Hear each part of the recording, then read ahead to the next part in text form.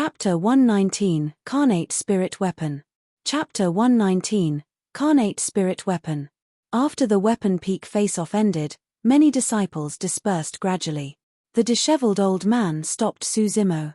Coming before the spirit weapon chamber, he laughed and said, "The prize for the number 1 of weapon peak is to be able to get a spirit weapon of his choosing in the spirit weapon chamber. Go on in." Susimo's achievement of attaining the number 1 of weapon peak was an honor for the disheveled old man as well. The way he looked at Susimo was filled with pride. The spirit weapon chamber in weapon peak was filled with pseudo and inferior grade spirit weapons. As for middle grade spirit weapons, only inner sect disciples of Foundation Establishment Realm were qualified to obtain them on ethereal peak. Actually, given Susimo's current ability in weapon refinement, inferior grade spirit weapons were no longer attractive to him. However, since it was the sect's spirit weapon chamber after all, he decided to go take a look inside. There are various types of spirit weapons in the spirit weapon chamber. "Do you have anything in mind?" the disheveled old man asked. Susimo shook his head and questioned, "Do you have any suggestions, master?" "Indeed, I do have one." The disheveled old man pondered for a moment before saying, "You have a fight left with Feng Haoyu after the 5 peaks face-off. To be fair, you don't stand much of a chance winning." That was obviously an euphemistic statement. All 5 peak masters felt that Susimo had 0 chance of winning. The disheveled old man continued, "Therefore, I suggest you choose an inferior grade defensive spirit weapon. That way, you won't be injured badly even if you lose." In general, spirit weapons were divided into 3 types. For offensive spirit weapons, the most common were flying swords. There were also defensive spirit weapons such as shields, armor, and heart-protecting mirrors. Lastly, there were support spirit weapons that came in all shapes, sizes, and uses. For offensive spirit weapons, the more spirit patterns and the higher grade they were, the more killing power they possessed. Vice versa, the higher the grade of defensive spirit weapons, the more damage they can prevent. Susimo did not comment. Nodding his head, he entered the spirit weapon chamber. Rows of spirit weapons were displayed within the spirit weapon chamber with flying swords taking up the majority. There were less defensive and support spirit weapons. Susimo looked through the entire place and did not find anything of particular use to him. For defensive spirit weapons, he could refine them at any moment and he did not have to choose from one here.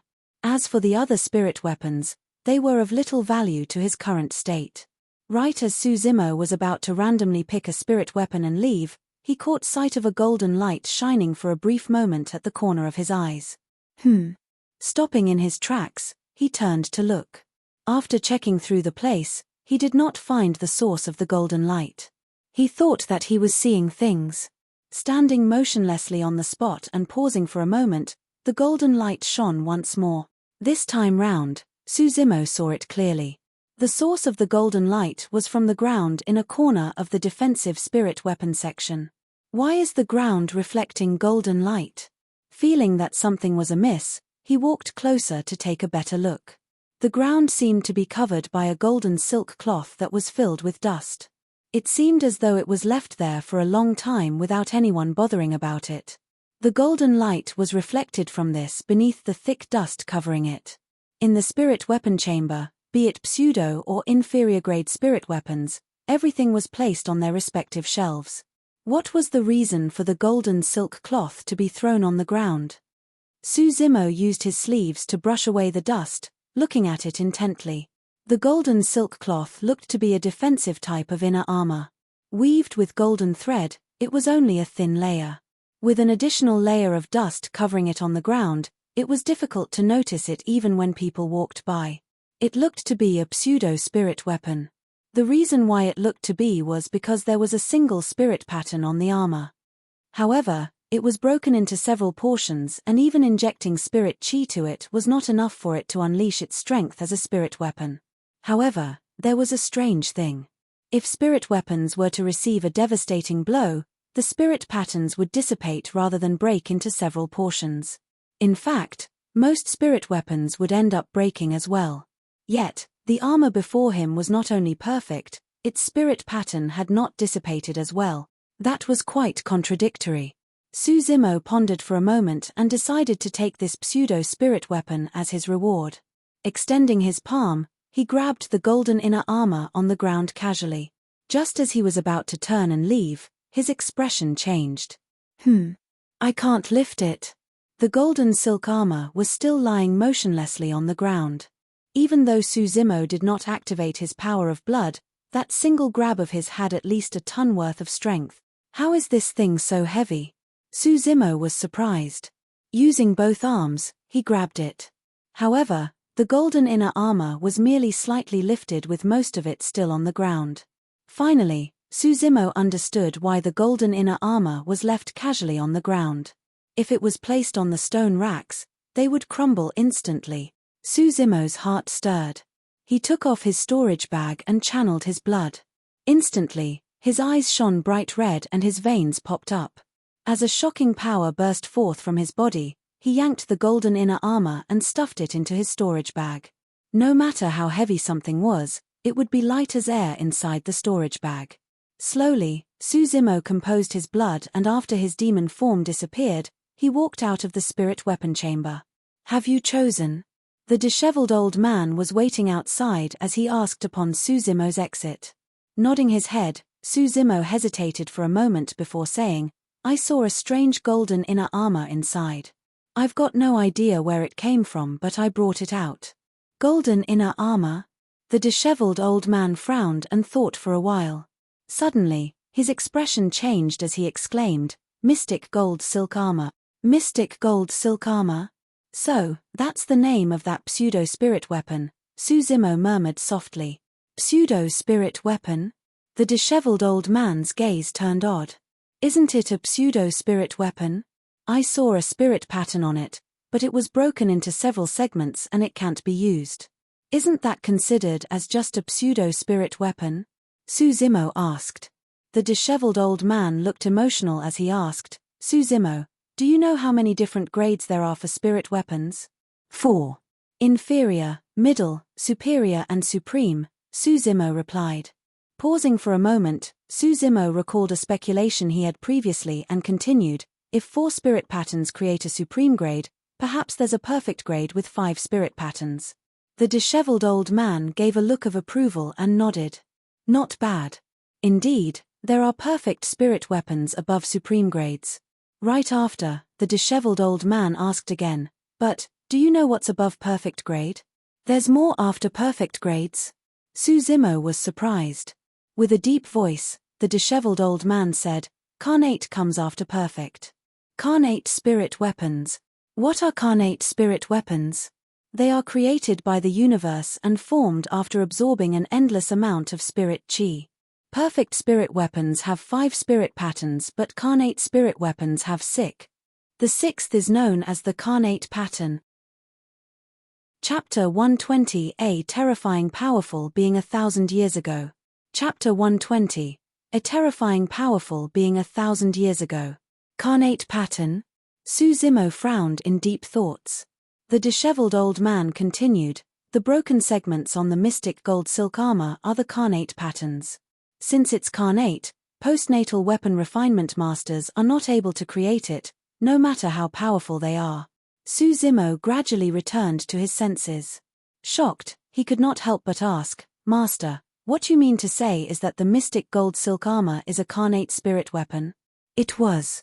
The disheveled old man drowned in reminiscence as he related slowly. It was said that 1,000 years ago, the mystic gold silk armor was one of the strongest defensive spirit weapons and was well known through the cultivation world.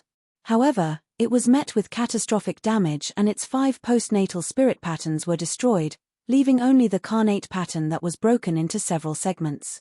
Since a carnate spirit weapon is so strong, what destroyed it? Suzimo could not help but ask. There are many things that can. The disheveled old man laughed. A carnate spirit weapon is just a spirit weapon at the end of the day. Above spirit weapons are dharma weapons. 4 golden cores, spirit weapons are the best type of equipment. However, once you reach nascent soul realm, you will naturally be able to create dharma weapons and will no longer use spirit weapons. A strong dharma weapon is able to obliterate a carnate spirit weapon. Those are items on completely different levels. Suzimo roughly understood. No matter how sharp weapons in the mortal world were, they were easily destroyed by spirit weapons of cultivators as well. So, why is this mystic gold silk armor in Weapon Peak's spirit weapon chamber?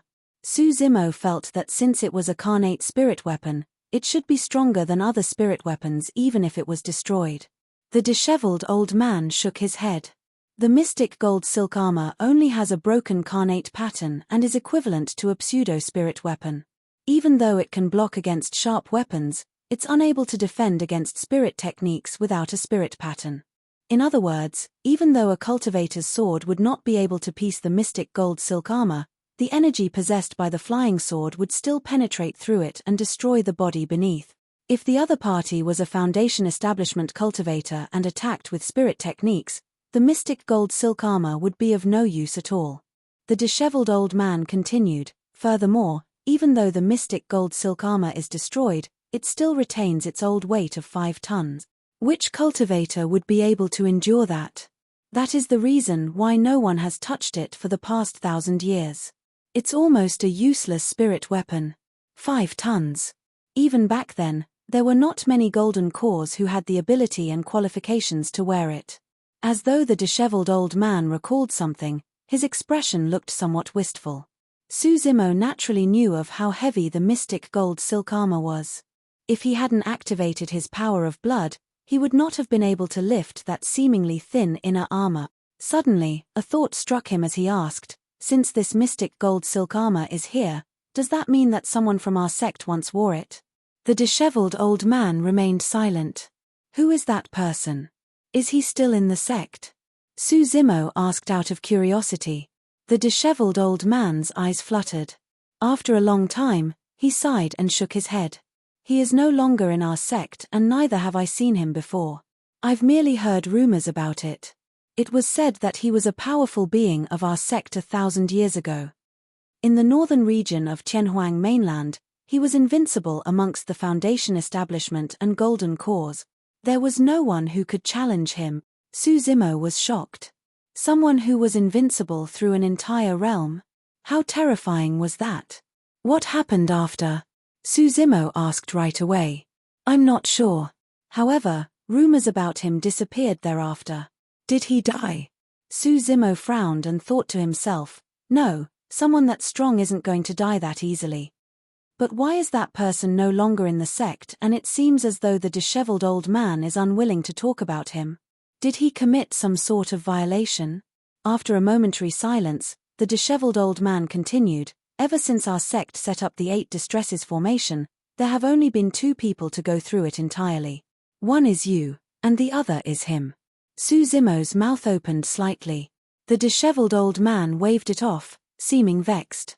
Return the mystic gold silk armor and choose another item.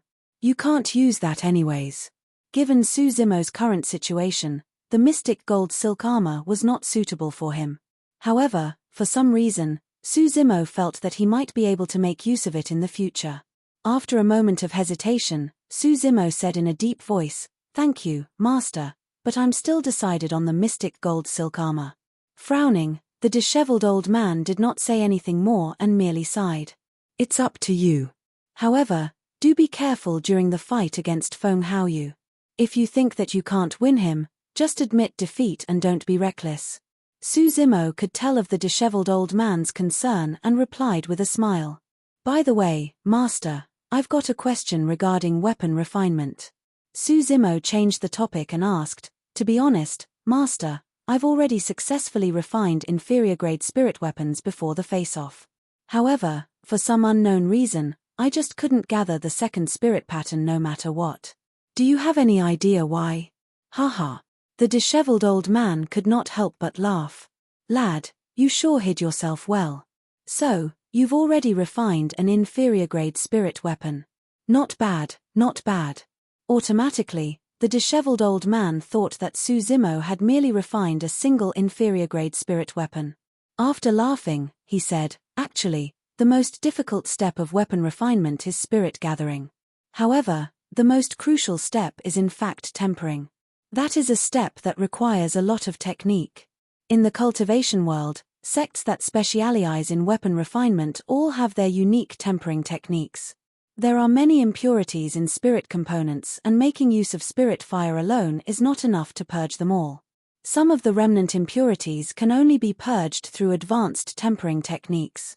If your tempering skill is weak and there are too many impurities, the forged spirit weapon would not be able to endure the immensity of a forcefully gathered second spirit pattern. That is why the spirit gathering will fail and the spirit weapon will explode. Suddenly, Suzimo was enlightened. The reason why he couldn't gather his second spirit pattern wasn't because of his spirit gathering method or the quality of his spirit components, it was because his tempering skill was not good enough. The disheveled old man said, "Right now, our sect doesn't have any really good tempering techniques. But, don't worry about that.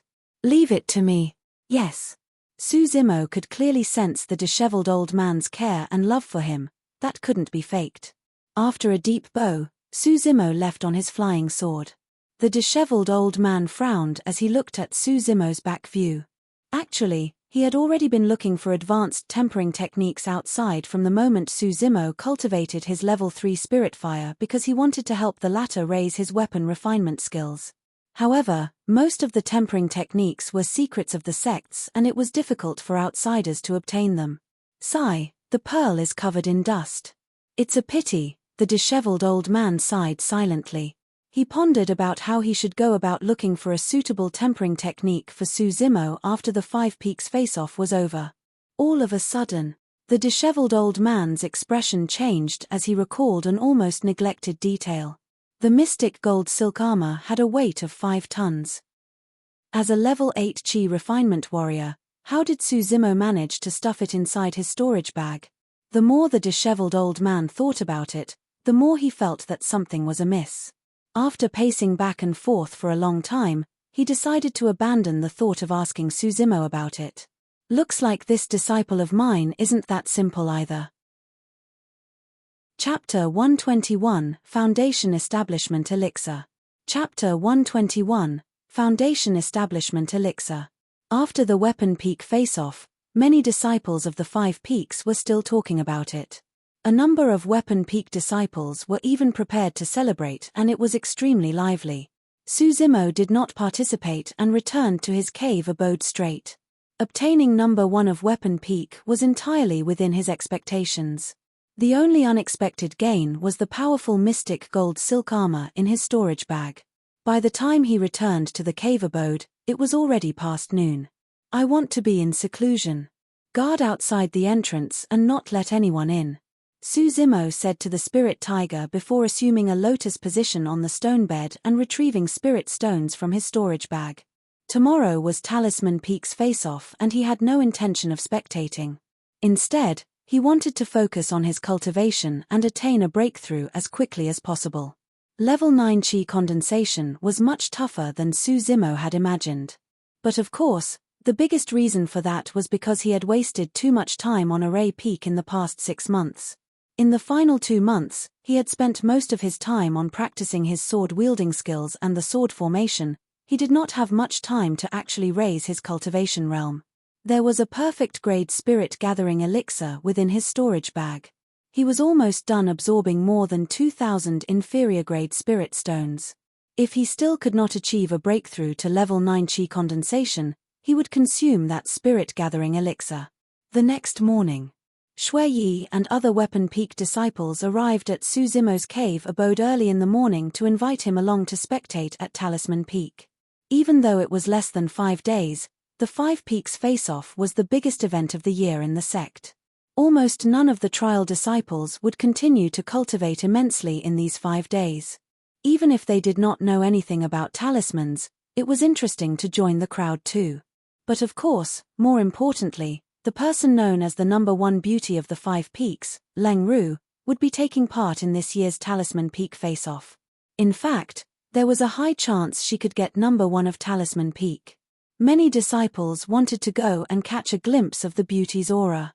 However, Shui Yi and the others were prevented from entering by the spirit tiger. They tried to explain things to the spirit tiger but to no avail and finally, they could only leave. Before long, Little Fatty arrived too. However, He had to leave as well against the snarling growls of the spirit tiger. Su Zimo was completely oblivious to everything happening outside. He was immersed in cultivation till the third day of the 5 Peaks face-off. Third day, Elixir Peak face-off. This was Su Zimo's second round of challenge against Feng Haoyu. Everyone knew that Feng Haoyu had lost the first round on Weapon Peaks face-off. Today's challenge would definitely be more intense than ever. Su Zimo pushed his door open and walked out of his cave abode. Even after a day and night with the spirit stones in his storage bag emptied out, he was still at the peak of level 8 Qi condensation. Su Zimo was in no hurry. He still had time. After the Elixir Peak face-off, he would continue to cultivate and attempt for a breakthrough by consuming the spirit-gathering elixir. Early in the morning, many disciples had gathered on Elixir Peak.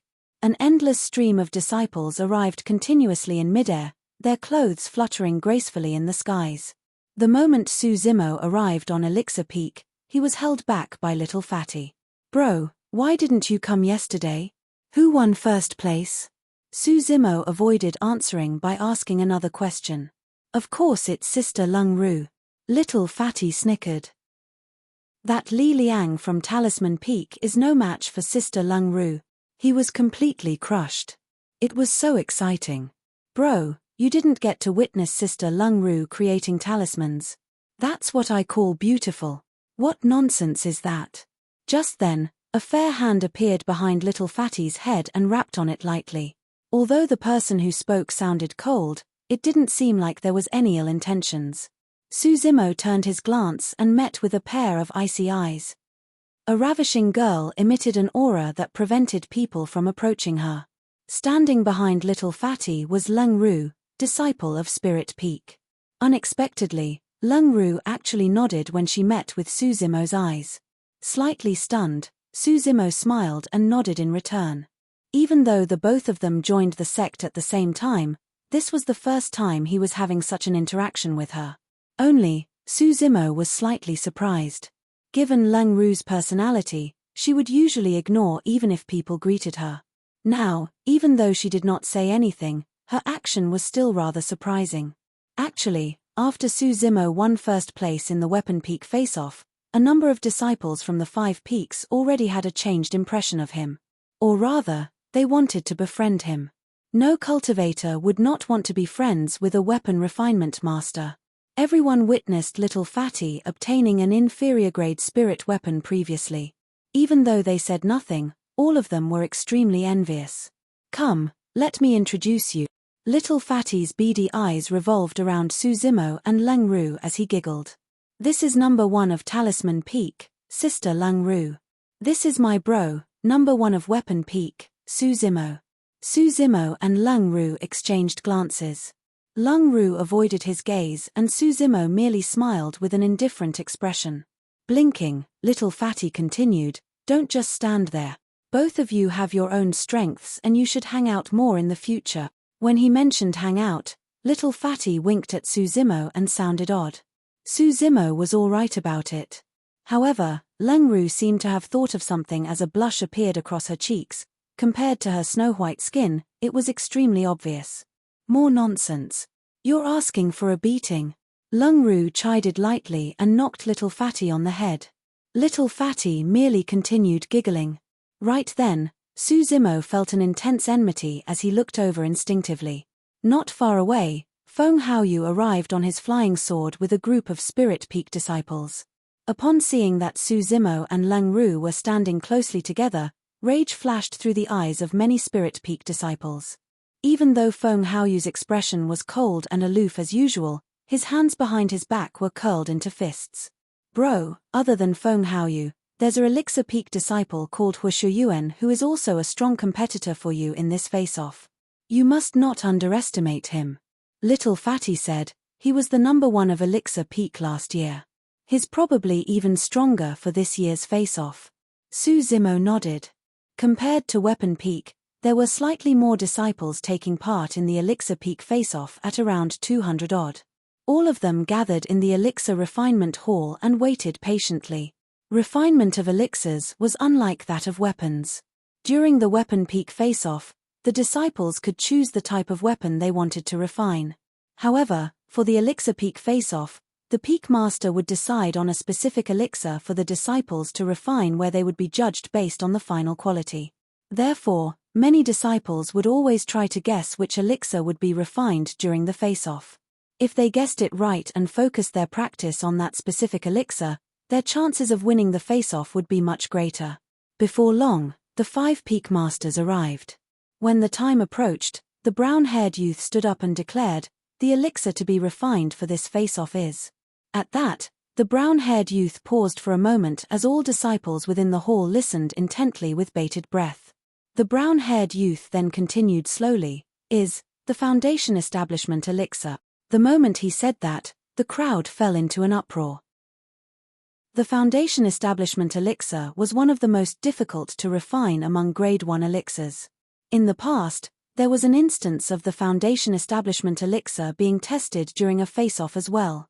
However, all participating disciples at that time failed to refine the pill, and as such, it turned out to be the dramatic outcome of having no number 1 for that face-off. After that, in order to prevent such a situation from happening again, there had been no more requests for foundation establishment elixirs. To think that this year's elixir peak face-off would ask for the foundation establishment elixir once more. Chapter 122, Perfect 5 Patterns. Chapter 122, Perfect 5 Patterns. Many disciples in the hall frowned upon hearing foundation establishment elixir. Everyone had guessed wrongly. Within the 5 peaks, few disciples would attempt to refine the foundation establishment elixir. It required more than 10 types of ingredients, and the refinement process was overly complex. Usually, only intermediate elixir refinement masters would have more confidence to try it. Out of the 200-odd disciples, Su Zimo, Feng Haoyu, and the previous year's number 1, Hua Shuyuan, were the only ones who were still calm. During that period of time, some cultivators had already started placing plates of spirit herbs at the front of the hall. The brown-haired youth said in a deep voice, "Everyone's only allowed to take a single set, nothing more." Only a single set of spirit herbs. That was another increase in difficulty. Since the foundation establishment elixir required more than 10 types of spirit herbs, a mistake in extraction for any one of them would result in a wrong ratio for the recipe and a failure to refine the pill. "Peak Master, this is too difficult." "That's right. What if we were to make a mistake while extracting out of nervousness? Wouldn't that mean we won't have a chance anymore?" Many disciples could not help but start to grumble. The brown-haired youth replied coldly, "The ingredients required for the foundation establishment elixir are still considered common, and our sect has them planted all around. But, do you know that some elixirs require spirit herbs that are extremely rare? For those, you only get 1 shot.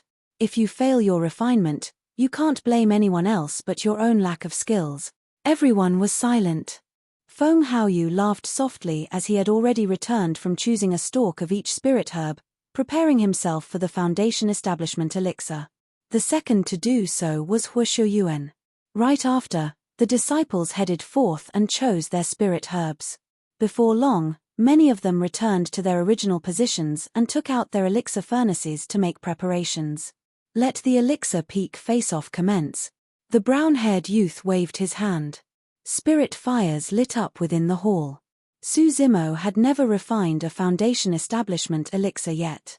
However, he was no stranger to the spirit herbs used. They were all ingredients used for other elixirs as well. He was in no hurry as he picked up a stalk of spirit herb before him and closed his eyes to recall. As he went through his memories, he recalled the temperature required for the spirit herb as well as every single detail of the extraction process.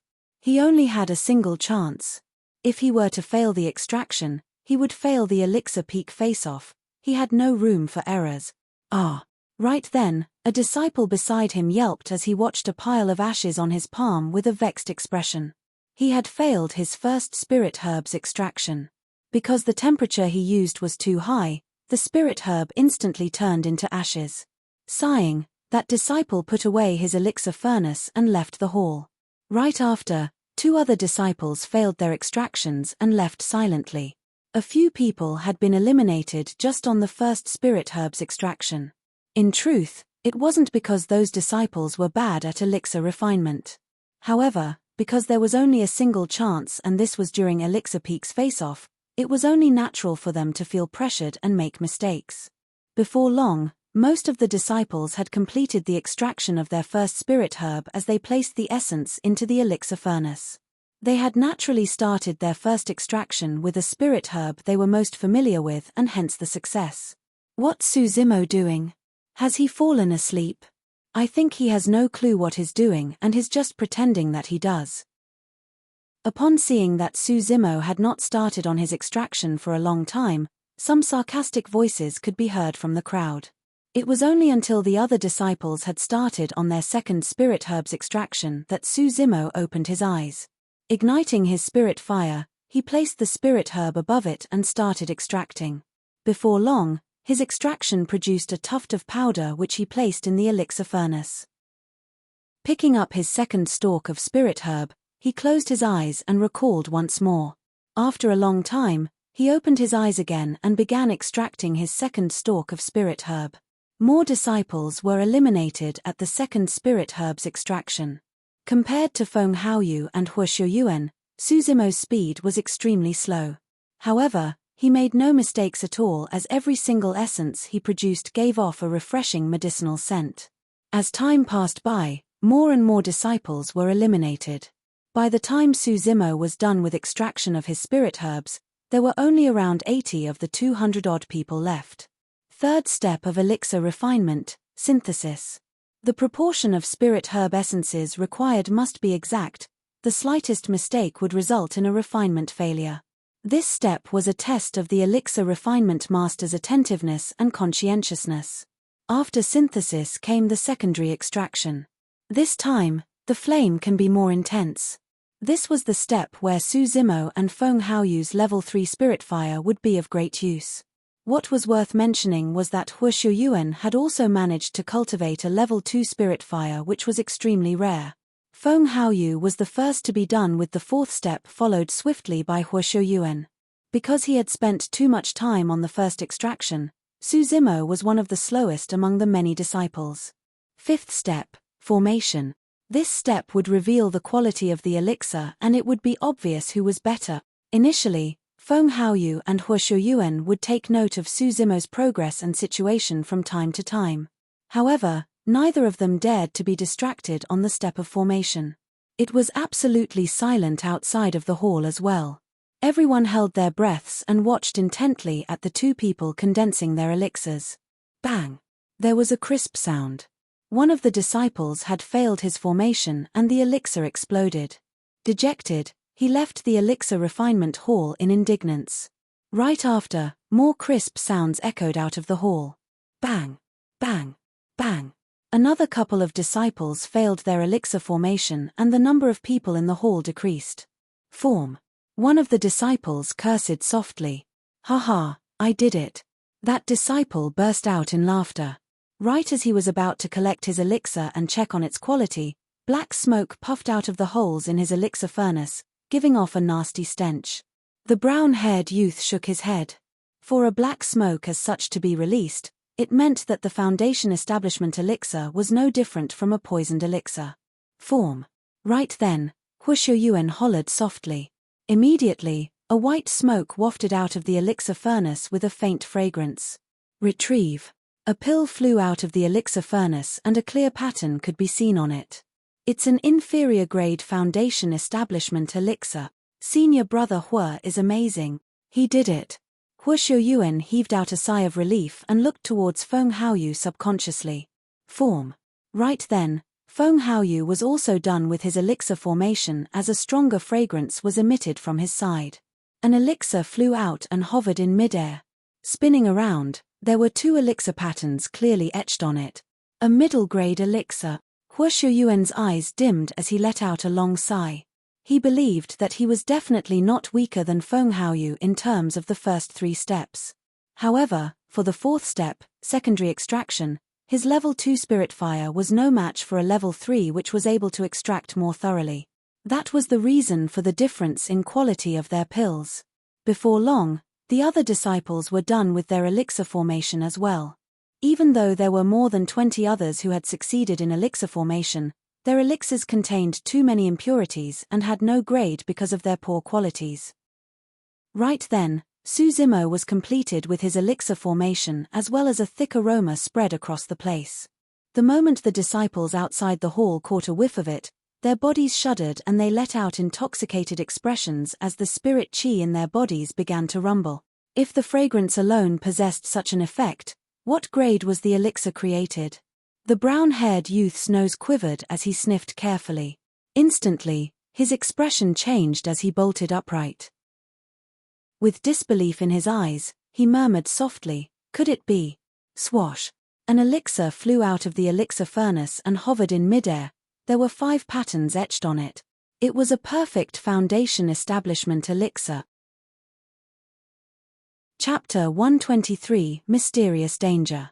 Chapter 123, Mysterious Danger. Looking at the foundation establishment elixir that hovered in midair, it was pure silence both in and outside the hall.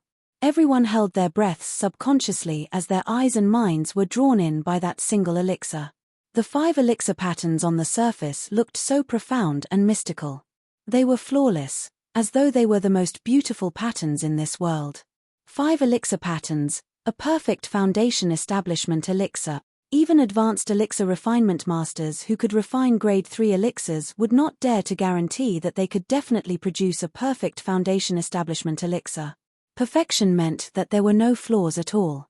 This proved that every step and every detail of an elixir refinement master during the entire pill refinement process had reached perfection. With such a foundation establishment elixir, even chi refinement warriors with a pseudo-spirit root would have a chance to rise to foundation establishment rel. At that moment, most of the disciples forgot about victory or defeat. They forgot that this was Elixir Peak's face-off as they were all smitten by the elixir. That was the case until Suzimo put away the foundation establishment elixir. Thousands of disciples let out a long sigh at the loss of that spectacular sight. That sigh contained many complicated emotions. Disappointment, jealousy, envy, and respect. No doubt. He won without any doubt. I thought that Elixir Peak's face-off would be an even more intense challenge between Suzimo and Feng Haoyu. To think that it would be this one-sided. The 5 peak masters nodded in approval as their eyes could not conceal their admiration for Suzimo. Elixir Peak's number 1 of 2 peaks. More importantly, this year's number 1 of Elixir and Weapon Peak was much stronger than previous years. For so many years, there had never been a number 1 of the Weapon Peak face-off who could successfully produce an inferior grade spirit weapon. For so many years, there had never been a number 1 of the Elixir Peak face-off who could create a perfect elixir even for elixirs with easier recipes. Compared to the other sects, Ethereal Peak was much weaker in terms of elixir and weapon refinement. In the Immortal meet of the Great Ju dynasty held once every 10 years, Ethereal sect has never had anyone leave their names on the rankings of elixir and weapon refinement for the sect competition. But this time, the 5 peak masters saw hope through Suzimo. Perhaps, he might be able to leave his mark on the ranking list for elixir and weapon refinement during the sect competition. That would bring them immense prestige. Elixir Peak's Hua Shuyuan came before Suzimo and laughed bitterly, cupping his fists. "Junior brother Su, you're really amazing. I've truly lost against you." "I was just lucky," Suzimo smiled. At that moment, everyone's gazes landed on Suzimo. A look of admiration flickered through Lung Ru's eyes as well.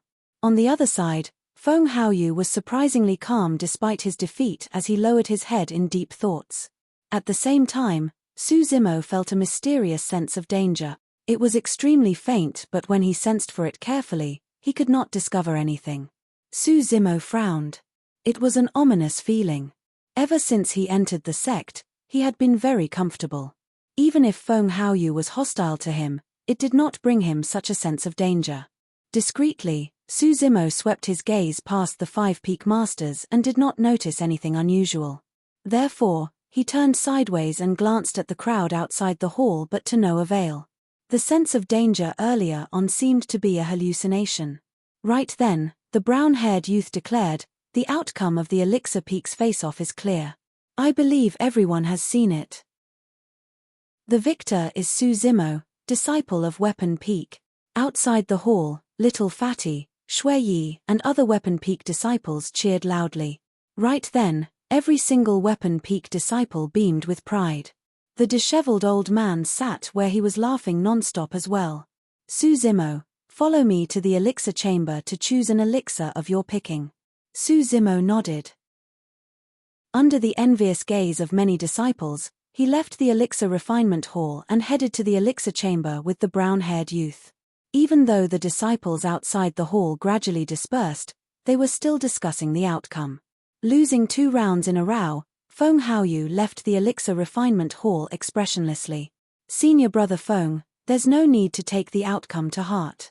In any case, you can still teach that guy a lesson after the Spirit Peak face-off. A Spirit Peak disciple remarked consolingly. Feng Haoyu smiled calmly. Elixir and weapon refinement are merely supplementary skills at the end of the day. I hadn't spent much effort on them to begin with. If I lost, so be it. That doesn't matter to me. You're right, senior brother Feng. That's right. In the cultivation world, it doesn't matter how amazing you are at elixir and weapon refinement. If you meet with danger, you will still die all the same. Only true strength is what matters. Many Spirit Peak disciples responded in unison. After leaving Elixir Peak, Feng Haoyu suddenly said, "You guys can head back first. I'll spend some time alone." Thinking that it was because Feng Haoyu was in a bad mood, the many disciples did not say anything else and left one after another. Once everyone left, Feng Haoyu turned around slowly and glared towards the elixir chamber. His calm gaze suddenly changed, emitting a chilling aura. On the other side, there were still some disciples lingering on Elixir Peak discussing things. Feng Haoyu had lost completely for both challenges. That's right. He boasted that he wanted to get number 1 of 3 peaks before the 5 peaks face-off. Now, I guess only Spirit Peaks left for him. I heard that Su Zimo had not intended to take part in the Elixir Peak face-off to begin with. Feng Haoyu was the one who provoked him into doing so. A disciple at the side shook his head. In my opinion, this may not be a good thing for Su Zimo. What do you mean? Someone asked. That's right. His number 1 for 2 peaks. The rewards aside, the honor itself is immense.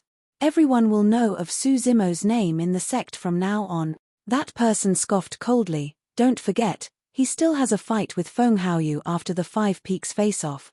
Upon saying that, everyone suddenly realized. Feng Haoyu was at perfected chi condensation while Su Zimo was only at level 8. Both of them were not on the same level. That person continued, Su Zimo's 2 consecutive victories must have already angered Feng Haoyu. In their final fight, Su Zimo is mostly going to be crippled or dead. As everyone was discussing, Su Zimo came forth from the elixir chamber. This time, he had chosen a perfect spirit-gathering elixir. Coupled with the existing perfect spirit-gathering elixir in his storage bag, he was confident that he would be able to reach level 9 chi condensation within the next 2 days. Just as Su Zimo was about to leave, the brown-haired youth held him back and asked, "How confident are you for your last fight against Feng Haoyu?" Not confident, Su Zimo shook his head. "I've got a suggestion," the brown-haired youth said. "Now that you're number 1 of 2 peaks, there's no need for you to fight against Feng Haoyu. Even if you admit defeat, it's nothing much. After all, there's no long-lasting hatred within the same sect." Su Zimo did not reply to the question and merely nodded. "Yes, I will consider it again." "All right, you can go back now," the brown-haired youth nodded. Chapter 124, Array Peak Face-Off. Chapter 124, Array Peak Face-Off. Su Zimo had not left far from Elixir Peak on his flying sword when he caught sight of a person who seemed to have been waiting for him for a long time. "Su Zimo, I didn't think much of you at first. But, I have to admit that the surprises you've given me weren't too small," Feng Haoyu said with a fake smile. Su Zimo paused for a moment and ignored him, wanting to leave on his flying sword. Feng Haoyu continued, "Oh yes, there's something I need to remind you about." "Oh," Su Zimo remarked softly without turning back. "From now on, you'd better keep your distance from Leng Ru. Or else," even though Feng Haoyu did not continue, there was a chilling coldness in his tone. Suddenly, Su Zimo laughed. He and Leng Ru were merely acquaintances. However, Feng Haoyu's threatening tone disgusted him. Su Zimo asked indifferently, "Or else, what? Or else, you will die." Since there was no one else around them, Feng Haoyu had no qualms and did not conceal his killing intent. With his back facing Feng Haoyu, Su Zimo's gaze narrowed. He had indeed sensed Feng Haoyu's killing intent at that very instant. Su Zimo's expression remained unchanged as he laughed. Ethereal Peak forbids internal killing of disciples. You are no exception to that rule, Feng Haoyu. Fufu, it's fine. Feng Haoyu replied coolly, as long as you're in the sect, I'll play with you till you die. Su Zimo turned around slowly and looked at Feng Haoyu silently. He said expressionlessly, "Do you believe that I'll kill you right now?" For some reason, Feng Haoyu felt a chill run down his spine as Su Zimo stared at him. That feeling was as though he was being targeted by a ferocious ancient demon beast that could tear him apart at any moment. Frowning, Feng Haoyu dispelled the weird sensation within him. After all, Su Zimo was only at level 8 Qi condensation and was no threat to him. When he saw that Feng Haoyu did not reply, Su Zimo turned around to leave, and before long, he disappeared from the former's vision. When Su Zimo returned to his cave abode, he stopped in his tracks. His eyes flickered as he pondered deeply. He gradually noticed that something was amiss. Previously, Feng Haoyu was indeed extremely hostile towards him. However, after the weapon and elixir peak face-offs, that hostility had gradually transformed into killing intent. Even though it seemed normal, there was something ridiculous about it.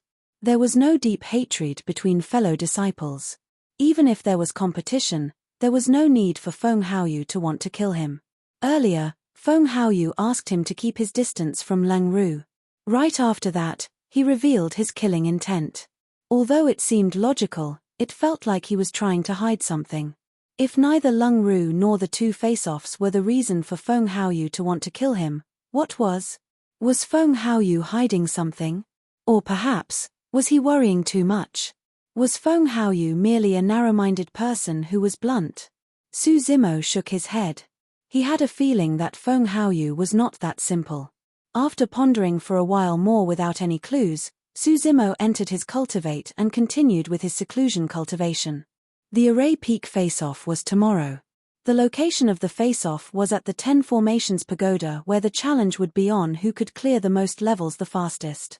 Su Zimo had no intention of taking part in it. First, he did not have much time and he had to focus on raising his cultivation. Second, even though clearing the 10 Formations Pagoda would not expend too much spirit qi, it would take a toll on his mental health and energy. It would take him more than 2 days to recover from it. He had to do his best to prepare for the battle against Feng Haoyu 2 days later. On the other side, Feng Haoyu had just returned to his cave abode when a hoarse voice suddenly sounded in his ears. It was hard to tell if it was a male or female. "Feng Haoyu, you said too much to that lad." The voice sounded deep and sinister, making one's hair stand on end. Feng Haoyu spun around suddenly, but there was no trace of anyone. "You don't have to doubt me. If I'm here to look for you, I naturally know of your identity. I'm just in time to remind you to be careful and not expose yourself. Also, don't forget about your mission." The voice sounded once more erratically. Feng Haoyu was finally relieved upon hearing that. Letting out a long breath of air, he laughed. "You're worrying too much, senior. I intentionally requested for him to keep his distance from Leng Ru. That Su Zimo must definitely think that she is the reason for my killing intent. Don't underestimate anyone." Understood, Feng Haoyu nodded his head obediently. "That Su Zimo is a hidden danger. We cannot keep him alive." Feng Haoyu lowered his head and replied in a low voice, "Don't worry, senior. Leave it to me. Senior, may I know who you are in Ethereal Peak?" After pausing for a moment, Feng Haoyu asked. "That's not for you to know now. If need be, I will tell you." "Yes." After a moment, that voice no longer sounded and Feng Haoyu knew that the other party had left. Arranging his attire, he looked around before entering his cave abode. 4th day, Array Peak face-off. Each year, there were not many disciples spectating Array Peak's face-off. After all, The challenge was to clear the 10 Formations Pagoda. Prior to this, there was already a record on the 10 Formations stele and everyone already knew who the number one would be. But it was different this year. Just 3 months ago, a mysterious challenger had appeared and destroyed every single record in the 10 Formations stele's history. Cleared level 10, 7 days 18 hours. That row of words was still at the first row of the 10 Formations stele. It was eye-catching, but its name was completely blank. Out of curiosity, everyone wanted to know the identity of that mysterious challenger. To many disciples, they felt that the reason why that person had kept his identity hidden was because he wanted to shock everyone during the Array Peak face-off. As such, many trial disciples had already gathered on Array Peak early in the morning because they wanted to see his true identity. The 5 Peak Masters had arrived early on as well. Seated in a row, they conversed idly. "Xian Yi, you're still unwilling to tell us even now?" When Xian laughed and asked. The brown-haired youth urged as well, "That's right. Since we're going to find out today, we'll at least be prepared if you tell us beforehand." Xian Yi's gaze swept through the crowd, but he did not see Su Zimo. After pondering for a while, he shook his head. "Forget it, you guys can see for yourself." Since Su Zimo did not choose to announce it, Xian Yi had no intention to reveal it either. Zhong Wen of Array Peak came before the 10 Formations stele and looked at the first row of words with a complicated expression. "Are you finally going to show yourself today?" He murmured softly, "Let me see who you are so that I can accept my defeat thoroughly." Before long, the Array Peak face-off began. Doves of disciples challenging the 10 Formations Pagoda entered it together. Everyone outside was waiting for that one person to walk to the 10 Formations stele and tap his sect badge. As long as that person appeared, there would be no need to take part in the Array Peak face-off and he would also be the true number one of Array Peak. At that moment, Su Zimo was in seclusion within his cave abode, attempting to reach level 9 Qi condensation. Chapter 125, Number 1 of Spirit Peak. Chapter 125, Number 1 of Spirit Peak. Time passed by gradually and in the blink of an eye, a day had passed. The lights of the 10 Formations Pagoda's formation patterns shone repeatedly through the day. The first row on the 10 Formations stele still had a blank column where the name was supposed to be. By the time the last person was sent out of the 10 Formations Pagoda, there were still no changes on the 10 Formations stele. Not to mention the many trial disciples gathered before Array Peak, even the 4 Peak Masters looked to be slightly disappointed. Just who is that person? Why is he not here? Could that person truly think nothing of fame at all? The disciples were at the peak of their curiosity towards the mysterious challenger such that they were getting anxious about it. Xian Yi stood up and declared, "The face-off is over. The victor is Zhong Wen, disciple of Array Peak." Sparse cheers rang out through the crowd. Everyone knew that the reason why Zhong Wen could obtain the number 1 position was because the mysterious challenger had not appeared. At that moment, Zhong Wen looked at the 10 Formations stele and smiled bitterly too. His title as number 1 of Array Peak this year was probably the least convincing. The 5 Peak Masters were the first to leave. In midair, when Xian was still disgruntled and asked, "Xian Yi, stop leaving us hanging. Just who is it?" Xian Yi smiled and did not reply. After pondering for a while, he asked, after the 5 Peaks face-off, "Where are you guys intending to set the location for the fight between Su Zimo and Feng Haoyu?" "The location doesn't matter since the outcome will not change," when Xian replied indifferently. Xian Yi shook his head. "This match is the focus of everyone's attention. In fact, the hype might not even be less than the 5 Peaks face-off itself. We had better take it more seriously. Su Zimo is forbidden from entering Spirit Peak, so we can't use the Spirit Arena there. Since Su Zimo is a disciple of Weapon Peak, it wouldn't be appropriate to hold it there either. That leaves us with the Spirit Arenas of Talisman, Array, and Elixir Peak," the brown-haired youth said. Xian Yi suddenly said, "Let's hold it at Array Peak then." "All right," when Xian nodded. The other Peak Masters did not have any objections and so the matter was settled. Each year, Spirit Peak's face-off was always placed on the last day. It was also the most valued event of the sect and all the cultivators. Be it array formations, talismans, weapons, or elixir refinement, Their ultimate goal was to raise the fighting strength of a cultivator. The cultivation world was a place where it was survival of the fittest and the strongest reigned supreme. The degree of cruelty was even more brutal than the jungle mountains where fierce beasts were rampant. This was also the reason why Dai Yu had Su Zimo survive in Kanglang mountain range for a year. Now, Su Zimo had barely just stepped foot into the cultivation world and had yet to truly explore it and experience the threats within. 5th day, Spirit Peak Face-Off. Almost all disciples of the 5 peaks were present. Many inner sect disciples who were in seclusion and even some elders turned up as well. The rules of the face-off were simple. Sect disciples would head up to draw lots for one-on-one fights. Finally, the eventual winner of the brackets is the number 1 of Spirit Peak. Even though Feng Haoyu had lost consecutively in the weapon and elixir peak face-offs, he was still the one who received the most cheers during the Spirit Peak face-off. At the same time, all 5 peak masters thought the most highly of him too. In the process of competing with his opponents, Feng Haoyu had indeed displayed the strength expected of him. He won consecutively from the start to the end and no one posed much of a challenge to him. Many disciples had heard that he was already cultivating one of the 3 major secret skills of the sect, Ethereal Sword, and wanted to catch a glimpse of its glory during Spirit Peak's face-off. However, Feng Haoyu did not use it at all. Other than Feng Haoyu, Leng Ru's performance was rather shocking too. Even though she did not possess an inferior-grade spirit weapon, she had a firm foundation in sword wielding. Coupled with her talisman usage, she defeated many strong opponents of Spirit Peak. Leng Ru's flying sword carried a chilling aura. If one was careless and made contact with the sword, they would be covered in a layer of frost, reducing their mobility. Of course, Little Fatty was still the one who surprised everyone the most. He was only at level 9 chi condensation and did not have much of an advantage in sword kinesis. However, with the help of the inferior-grade gigantic axe given to him by Su Zimo and his powerful body tempering technique, he had managed to close the gap and obtain victory against quite a number of perfected chi refinement warriors. The final battle was still between Feng Haoyu and Leng Ru. Even though Leng Ru deployed a myriad of different talismans, Feng Haoyu was still stronger in terms of sword kinesis.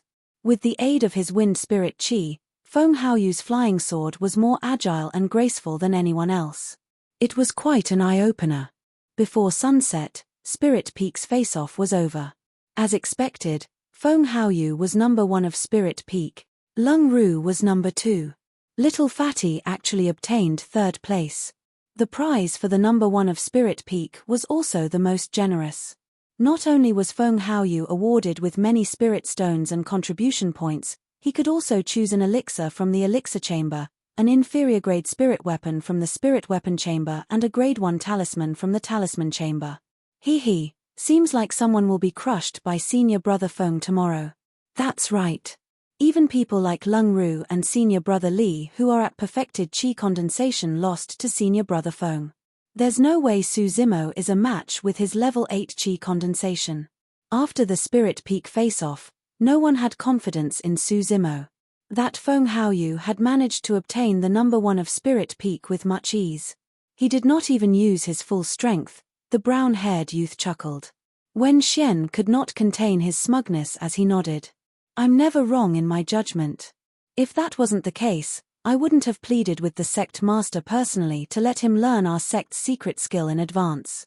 To be fair, someone like Feng Haoyu with a wind spirit root is truly the best candidate to cultivate ethereal sword, the cold-faced lady nodded. Wen Xian laughed. Before this battle, I already told Haoyu that if he were to win his fellow seniors and juniors using the secret skill, he would have lost even if he got number 1 since no one would be convinced of his victory. Not bad, Haoyu had not let me down. The disheveled old man remained silent and looked slightly worried. The stronger Feng Haoyu was, the worse Su Zimo was going to be defeated tomorrow. As his beloved disciple, he could not bear to see Su Zimo suffer such a blow. Wen Xian, give me some face. Why don't you tell Feng Haoyu to forget about the battle tomorrow?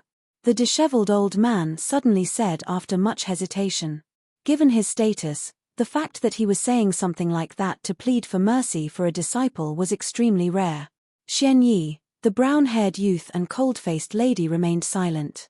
It was inappropriate for them to interfere in something like this. Wen Xian remained silent for a moment before replying, "The arrow is already on the bow and has to be shot. I can't do anything about this matter." But, right as the disheveled old man was about to continue, Wen Xian frowned and cut him off. "Su Zimo won Haoyu twice in a row, but Haoyu's not even allowed to win one? Your disciple is dear to you, but mine isn't dear to me." With that, Wen Xian turned to leave and left the four of them alone. Slightly awkward, the disheveled old man sighed. The brown-haired youth coughed gently. Don't blame him. Wen Xian had poured too much effort into Feng Haoyu. Even though he did not say anything, he's definitely feeling upset about Feng Haoyu's 2 consecutive losses. It's only normal. Xian Yi patted the disheveled old man's shoulder and comforted him. It's all right. It's good to let Su Zimo suffer some setbacks too. His future achievements might not be any weaker than Feng Haoyu's. The road ahead is still long. Xian Yi's eyes flickered mysteriously as he said that. Chapter 126, 3 Flying Swords. Chapter 126, 3 Flying Swords. For the past 2 days, Su Zimo had not appeared at all. He was in seclusion attempting to reach level 9 Qi condensation. On the night after Spirit Peak's face-off, Su Zimo consumed the second Spirit Gathering elixir. His body seemed to have transformed into a whirlpool as a steady stream of Spirit Qi flowed through his right hand into his body, wildly surging towards his dantian. The Spirit Qi within Su Zimo's dantian expanded rapidly, vast as the seas. After a long time, his body shuddered as his eyes jerked wide open. In the darkness, 2 rays of divine light shone and rapidly disappeared. Level 9 Qi condensation. In less than a year after he joined the sect, Su Zimo had finally reached level 9 Qi condensation. His cultivation speed was definitely not slow even in the entire cultivation world. At the moment, Su Zimo carefully sensed the changes in his dantian with confused eyes. Based on the Qi condensation manual, the Spirit Qi within one's dantian would experience a change upon reaching perfected Qi condensation. In other words, the dantian would form a vast sea of Qi. That was also the reason why it would take more time, resources, and difficulty to attain a breakthrough from level 9 to perfected Qi condensation. But right now, Su Zimo's dantian had already formed a vast sea of Qi despite having just attained level 9 Qi condensation. This was completely different from what the Qi condensation manual had described. This also meant that in terms of Spirit Qi, Su Zimo's level 9 Qi condensation might not be weaker than Feng Haoyu's perfected Qi condensation. Su Zimo smiled to himself. Suddenly, he was filled with anticipation and confidence towards tomorrow's battle. The next morning, when Su Zimo walked out of his cave abode, there were already many cultivators waiting for him to come out of seclusion. Little Fatty, Shui Yi, and many other Weapon Peak disciples awaited him. "Bro, you're finally out of seclusion. Hey, you're already at level 9 Qi condensation?" Little Fatty's eyes lit up. Su Zimo smiled and nodded. "Was Feng Haoyu the number 1 of Spirit Peak?" Su Zimo asked. Everyone nodded. When they recalled Feng Haoyu's performance yesterday, everyone's expressions turned solemn. They looked at Su Zimo with a hint of worry in their eyes. To everyone, even at level 9 Qi condensation, the gap between Su Zimo and Feng Haoyu was way too great. Little Fatty said in a low voice, "Feng Haoyu obtained number 1 yesterday without even using the sect's secret skill. Clearly, he did not use his full strength. Bro, you've got to be careful today." "Oh, so powerful?" Su Zimo laughed. Shui Yi smiled as well. "Junior brother Su, don't be too stressed in this battle. Just give it all you've got. If you lose, let it be. You're already the number 1 of 2 peaks anyways." "That's right. Even if Feng Haoyu wins you, so what? Weapon Peak disciples are not good at fighting to begin with, so it's nothing embarrassing if he wins." Su Zimo smiled and asked, "Where's the venue of today's battle?" "Array Peak's Spirit Arena," Little Fatty replied. "Array Peak." Su Zimo muttered softly with a strange look flashing through his eyes. Ever since he left Array Peak 3 months ago, he had not returned. Sensing that Su Zimo's expression was odd, Little Fatty was worried and asked hurriedly, "What's wrong, bro? Is there anything wrong with Array Peak?" "Nothing's wrong." Suzimo shook his head and did not explain. He waved his hand and said, "Let's go. Time to try out the skills of Spirit Peaks number 1. In just one day, Array Peak was once again filled with many disciples. Other than the trial disciples of the 5 peaks, some of the inner sect disciples also rushed over to watch the bustle. Chen Yu of the disciplinary hall, who had a grudge against Suzimo, was among them. The 5 peak masters were all present. Array Peak Spirit Arena was right beside the 10 Formations Pagoda and was close to the 10 Formations Stele too. Feng Haoyu arrived bright and early. He stood on the Spirit Arena with hands behind his back, looking proud and haughty. Before long, Suzimo and the others arrived on their flying swords and descended in front of the Spirit Arena. Suzimo's appearance instantly attracted countless stares. "Fufu, I was wondering why he hasn't appeared for the past 2 days. So, he's been cultivating in seclusion and has actually reached level 9 chi condensation." The tone of the disciple who spoke did not sound surprised. Instead, it was filled with obvious mockery. So what if he's at level 9 chi condensation? He's still asking to be humiliated. I'm betting that Suzimo's going to lose within 3 moves. Forget it. If senior brother Feng goes all out, Suzimo won't be able to withstand even a single move. There was a flurry of discussion in the crowd. Even though Suzimo attained number 1 of weapon and elixir peak, it did not mean that he was strong. No one thought highly of him for this battle. Many of the Spirit Peak disciples were just waiting to see Suzimo make a fool of himself. Under countless scrutinizing gazes, Suzimo entered the Spirit Arena. Right from the beginning, Suzimo's expression was extremely calm. His eyes were peaceful and clear, as if they were unmoved entirely. "Hey, Suzimo. If you kneel and beg for mercy now, senior brother Feng might let you off out of kindness." Among the crowd, Sun Dao shouted and caused a burst of laughter. He was the Spirit Peak disciple who was knocked out by Suzimo with a single slap. Suzimo cast a sideways glance at Sun Dao indifferently and said, "Why? Do you think you haven't embarrassed yourself enough last time?" That incident had always been a disgrace for Sun Dao. Now that Suzimo was mentioning it in front of everyone, Sun Dao's face turned green and red. He gritted his teeth and spoke coldly, "Suzimo, I haven't settled things with you for what happened back then. You ambushed me first, but yet you dare to shamelessly flaunt it here?" "Flaunt?" Suzimo laughed and shook his head. "What's there to flaunt about beating someone like you?" Anyone could tell of the casual and contemptuous tone in Suzimo's voice. Instantly, Sun Dao's eyes were bloodshot as he hollered, "Suzimo, fight me fair and square if you've got the gut. I'll let you witness what I can do." Right then, Little Fatty sneered, "You want to fight? Sure, I'll fight you." Sun Dao immediately wilted. During the Spirit Peak face-off, Little Fatty's strength was obvious to all. Sun Dao was no match for him. "Alright, that's enough. Feng Haoyu, Suzimo. You guys can begin." Right then, Wen Xian shouted softly and suppressed the crowd.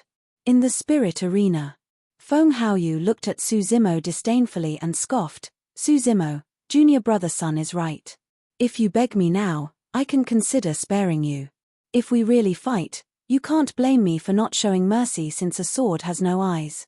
When he heard that, the disheveled old man frowned and could not help but declare, when fellow disciples spar, one must not go overboard and threaten the other party's life. Feng Haoyu laughed. "Don't worry, Peak Master. I'm just going to teach junior brother Su a proper lesson about what it means to be a cultivator." Right as he said that, Feng Haoyu slapped his storage bag gently and summoned an inferior-grade flying sword.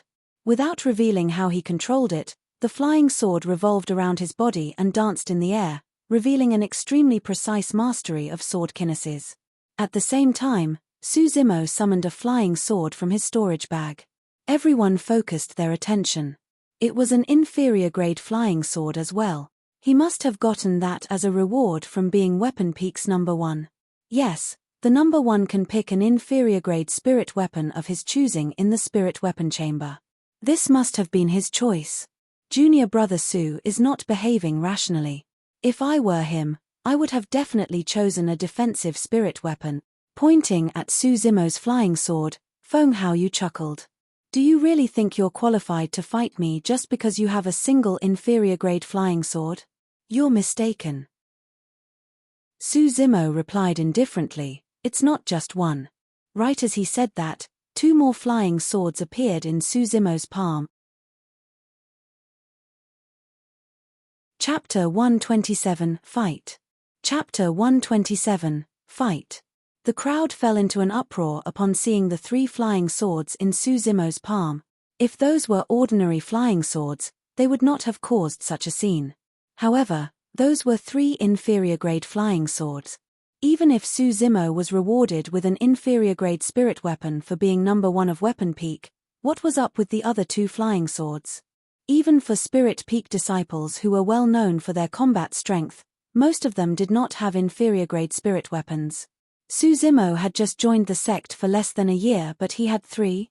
The many trial disciples below instantly turned green with envy. The Peak Master is way too biased. Why did he give Su Zimo 3 inferior-grade spirit weapons? It might be because Su Zimo was number 1 for 2 peaks this year. So what if his number 1 of 2 peaks? Our sect doesn't have such a rule. That's right. Can't they give us one instead? I've joined the sect for 2 years now, but I haven't even gotten a single inferior-grade spirit weapon. The disciples were not the only ones, even the 5 peak masters were stunned for a moment. Xian Yi's heart skipped a beat as a strange glint flashed in his eyes. He thought to himself, could that lad have already mastered the tripartite sword formation? He thought again, but it's impossible. How could he possibly have done so in such a short period of time? When he heard the discussions below, Wen Xian frowned and looked sideways to the disheveled old man. Sensing Wen Xian's gaze, the disheveled old man harumphed lightly, don't tell me you also think that I gave Su Zimo those 3 flying swords. The brown-haired youth suddenly said, the 3 flying swords are almost identical in terms of shape and size. They should have been made by the same weapon refinement master. We shouldn't have 3 almost identical flying swords in the spirit weapon chamber. In other words, does that mean Su Zimo refined those 3 flying swords himself? The cold lady raised her eyebrows in surprise. Xian Yi nodded. That should be the case. Using the vision of a golden core, they could naturally discern with a closer look that Su Zimo's 3 flying swords were almost identical and couldn't have been from the spirit weapon chamber. The brown-haired youth smiled. No wonder he was refining an inferior-grade gigantic axe for that little fatty of Spirit Peak during the Weapon Peak face-off. It was because he already had 3 flying swords. I've got to acknowledge that he does have an extraordinary attainment in weapon refinement. To think that he could manage to refine 3 inferior-grade spirit weapons in less than a year. Seems like that unique spirit-gathering method of his is rather useful. On the spirit arena. When he saw Su Zimo's 3 flying swords, Feng Haoyu was stunned for a moment as well. However, the surprise in his eyes disappeared as quickly as it appeared. He then laughed mockingly. Su Zimo, my dear Su Zimo. Do you really think you can win me just because you've got 3 flying swords? You can try me. Su Zimo replied nonchalantly. Swash, swash, swash. 3 flying swords floated before Su Zimo, trembling slightly as they hummed incessantly. Well played. Feng Haoyu's eyes lit up as he hollered softly, I'll show you what true strength is today. Go. Standing motionlessly on the spot, Feng Haoyu waved and injected a stream of spirit qi into his flying sword. The spirit pattern on his sword shone brightly. Swoosh. Turning into a stream of light, it burst towards Su Zimo's head with lightning speed. Before the sword even arrived, its cold aura was already striking. Su Zimo's heart skipped a beat. In a sense, this match was his first battle making use of immortal techniques after he stepped foot into the cultivation world. Feng Haoyu's sword was much faster and unpredictable than he had expected. Su Zimo's expression was unchanged as he split 2 flying swords to receive the incoming sword. His 3rd flying sword was then sent to attack Feng Haoyu. Feng Haoyu narrowed his gaze. He had not expected that Su Zimo would try to retaliate instead of using everything as defense. You must be courting death. Pointing his fingertips into the distance, he commanded, Go! The flying sword, which was initially speeding through the air, shone brightly and accelerated. It broke through the defense of Suzumo's two flying swords before arriving right in front of him in an instant. In the blink of an eye, Suzumo's defending flying swords became nothing but a decoration. Well played. Many disciples below could not help but exclaim upon seeing that. If it was any other chi refinement warrior, they would have been petrified at the sight of a chilling, bedazzling flying sword appearing right before their faces. However, Suzumo was not flustered in the slightest bit.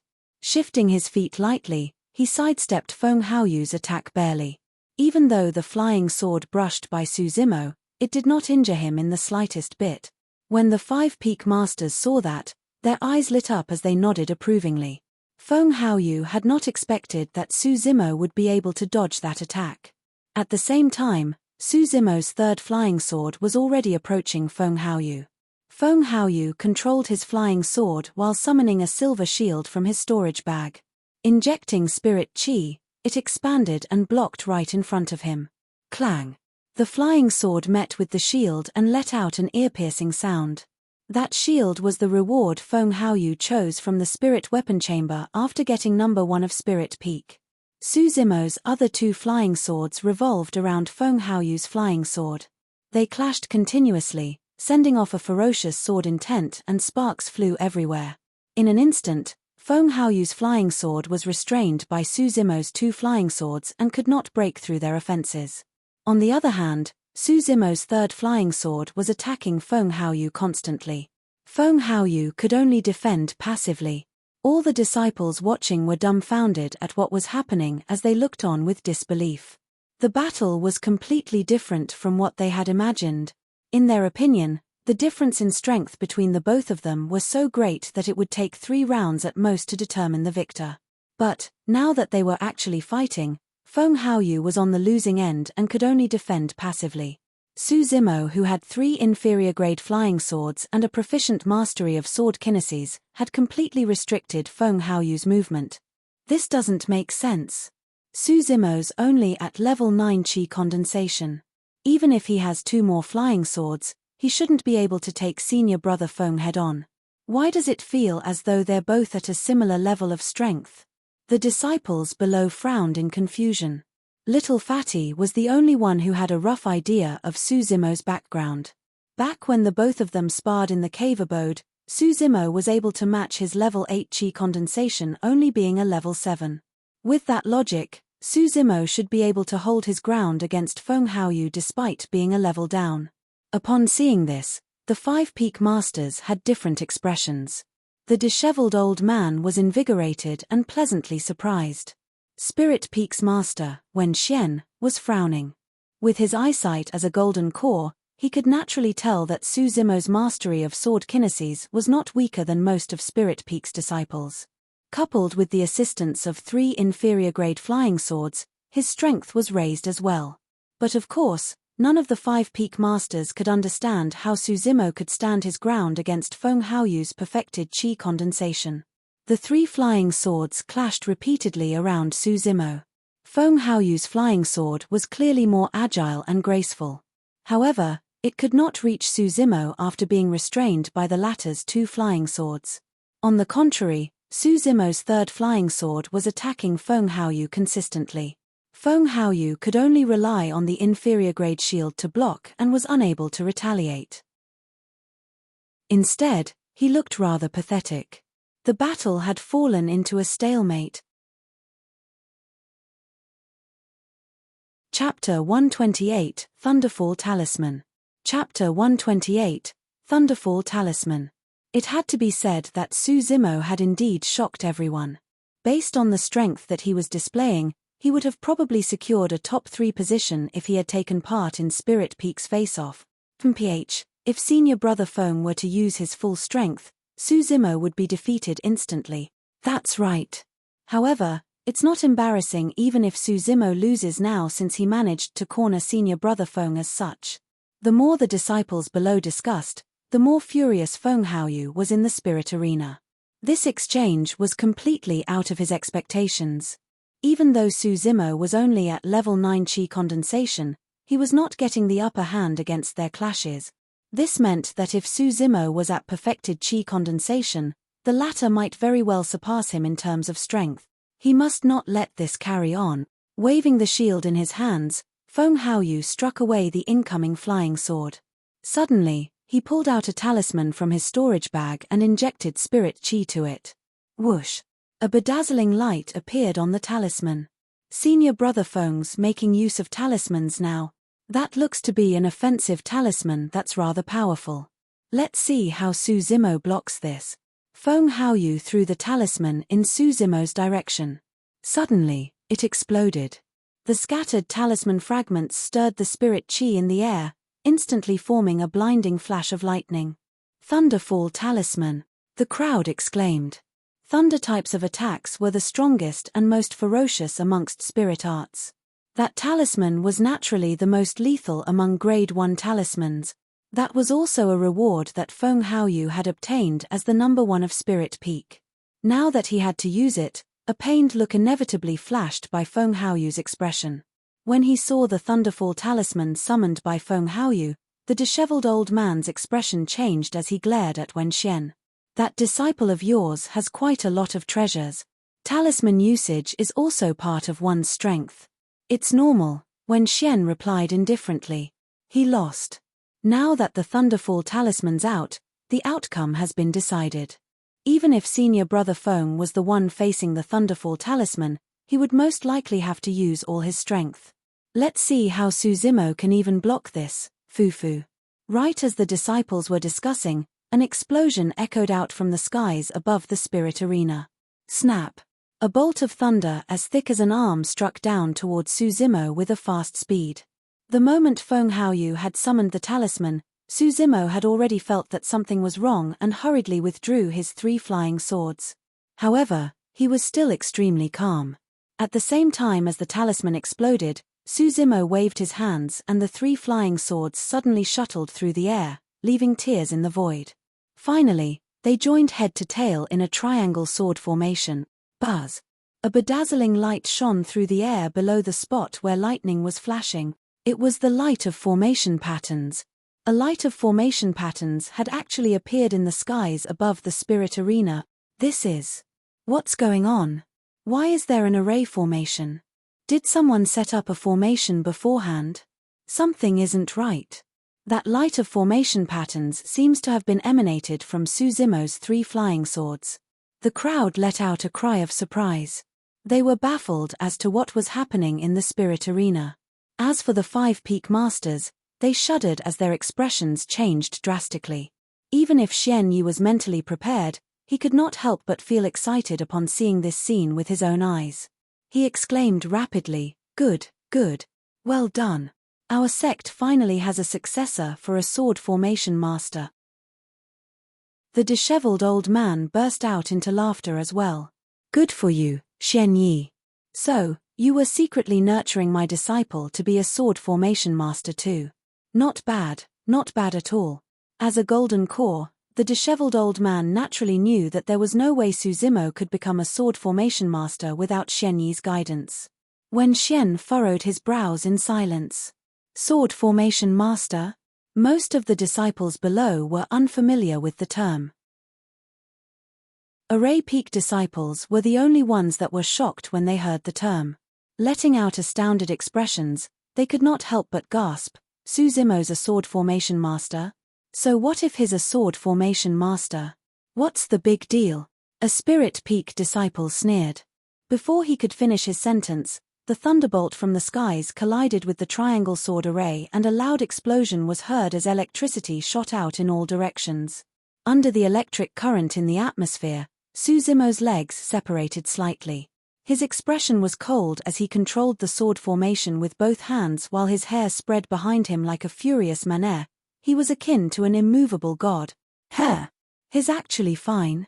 Many disciples were dumbfounded as their eyes nearly popped out. Suzimo had managed to block the power of the Thunderfall talisman completely with his triangle sword array and was completely undamaged. A disciple secretly exclaimed, "Is a sword formation master that powerful? What's a sword formation?" Someone could not help but ask. If I'm not wrong, That's our sect's tripartite sword formation, Array Peaks Zhong Wen said in a low voice. Why tripartite? Someone asked him. Zhong Wen explained, the tripartite refers to heaven, earth, and man. With the three swords joined head to tail as a foundation, they form the tripartite sword formation. The head is the tail and the tail is also the head. Every single corner of the sword formation has the sharpness of a sword and can both attack and defend. If one were to say that controlling three flying swords meant that Su Zimo's strength was increased. A sword formation made up of the three flying swords and made use of their combined strength was an exponential increase in strength. The tides had turned entirely. Everyone thought that Feng Haoyu would definitely win after summoning that Thunderfall talisman. However, no one expected that Su Zimo would summon the tripartite sword formation to guard against the Thunderstrike entirely. As Lung Ru watched below, she could not help but lament internally, if I were to go against junior brother Su, I wouldn't be able to break that defense of his sword formation either. In the spirit arena, Feng Haoyu's eyes flashed with surprise when he saw that Su Zimo was able to withstand the Thunderfall talisman. Right then, Su Zimo controlled the tripartite sword formation with both hands. Pointing forward, he commanded softly, "Go." A triangular sword formation that carried a chilling aura tore through the voids and sped towards Feng Haoyu with a blinding light. Instantly, Feng Haoyu retracted his flying sword and blocked himself from the tripartite sword formation. Clang! When the flying sword met with the sword formation, there was a clashing sound of metals. Feng Haoyu's flying sword was sent flying immediately. However, the tripartite sword formation merely paused momentarily in midair before clashing heavily against Feng Haoyu's silver shield. Bam! With a loud bang, Feng Haoyu's entire body was shaken as he stumbled a couple of steps back. He felt a sweetness in his throat as blood oozed from the corner of his mouth. He was injured. Even in Spirit Peak's face-off, Feng Haoyu was not injured once against the many strong competitors of Spirit Peak. Yet, against a Weapon Peak disciple that was a cultivation realm lower than his, Feng Haoyu was actually injured. Su Zimo's eyes gleamed brightly as he controlled the tripartite sword formation from afar. They hummed and quivered endlessly in the skies, sending forth a massive sword aura and could attack at any moment. It was only at that moment when the crowd realized that the outcome of this match was unpredictable. Su Zimo's strength was enough to pose a threat to Feng Haoyu. Everyone had underestimated the strength of this Weapon Peak disciple. Ha ha ha ha. Suddenly, Feng Haoyu laughed. It was a deep laughter filled with anger.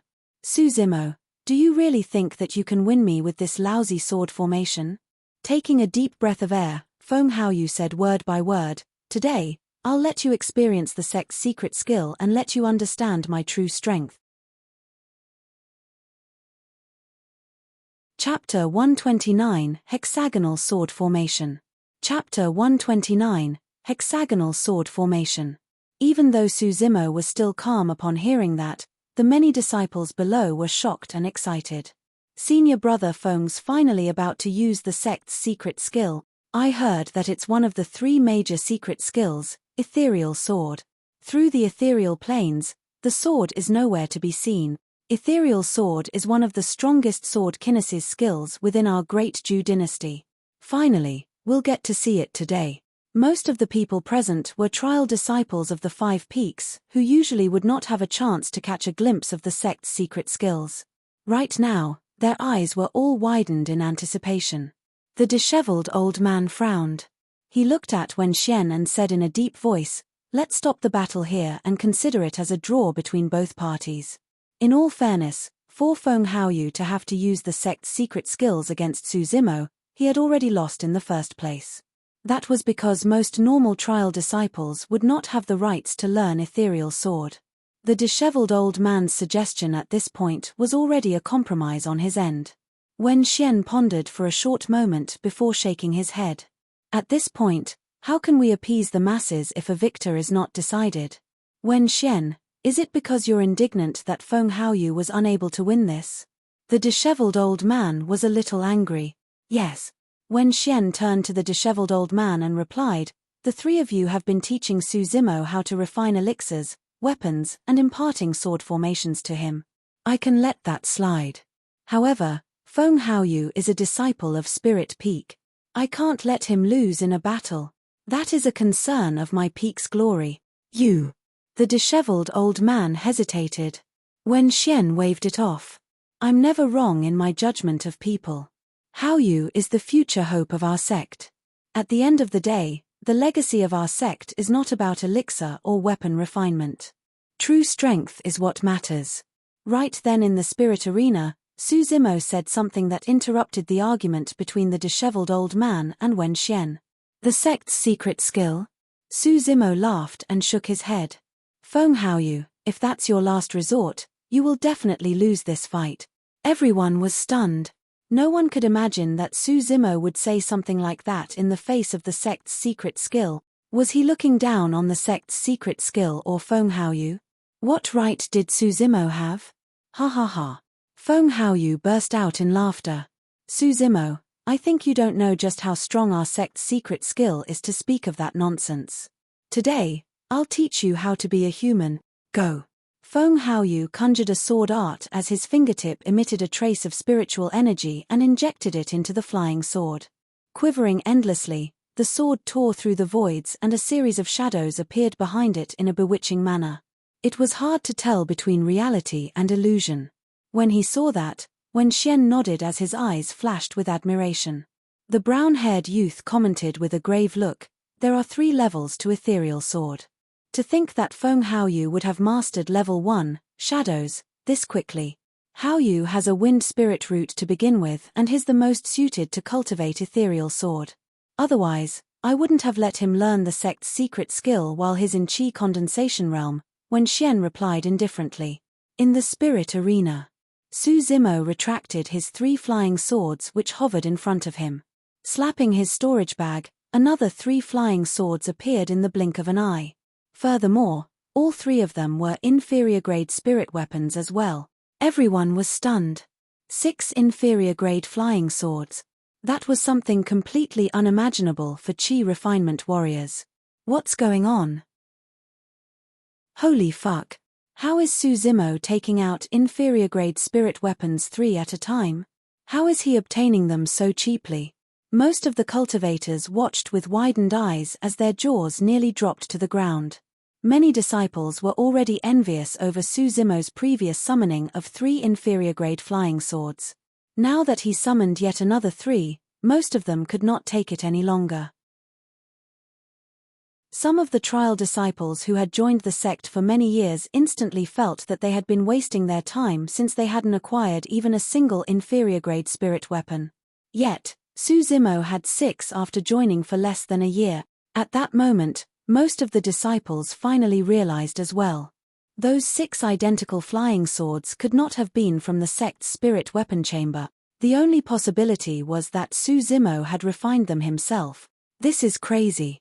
Had I known this would be the case, I would have gotten closer to junior brother Su. Perhaps I might even get an inferior-grade spirit weapon from him. Why would I need to learn sword kinesis if I had 6 inferior-grade spirit weapons? I'll just toss them at any opponent I meet and smash them to death. Don't spout nonsense. Senior brother Feng is in possession of our sect's secret skill. That isn't something that can be defended against by spirit weapons. The crowd was buzzing but the 5 peak masters remained silent. The disheveled old man furrowed his brows even tighter. Even though having 6 inferior-grade spirit weapons was amazing, they were not match against the sect's secret skill. Sensing the disheveled old man's worries, the brown-haired youth comforted, no matter what, that lad is truly talented in weapon refinement still. As long as we nurture him well, he can still make waves through the sect competition. What the brown-haired youth meant was that even if Su Zimo lost this match, it would not affect his status in the sect. After all, everyone had their own specialties. Su Zimo was talented in weapon and elixir refinement while Feng Haoyu was good in fighting. The both of them had different advantages. However, no one realized that Xian Yi, who was standing beside the brown-haired youth, was incomparably nervous. He watched Su Zimo fixedly with a deep excitement in his eyes. Indeed, 6 flying swords alone won't be enough to defend against the sect's secret skill. But, it was. In the spirit arena.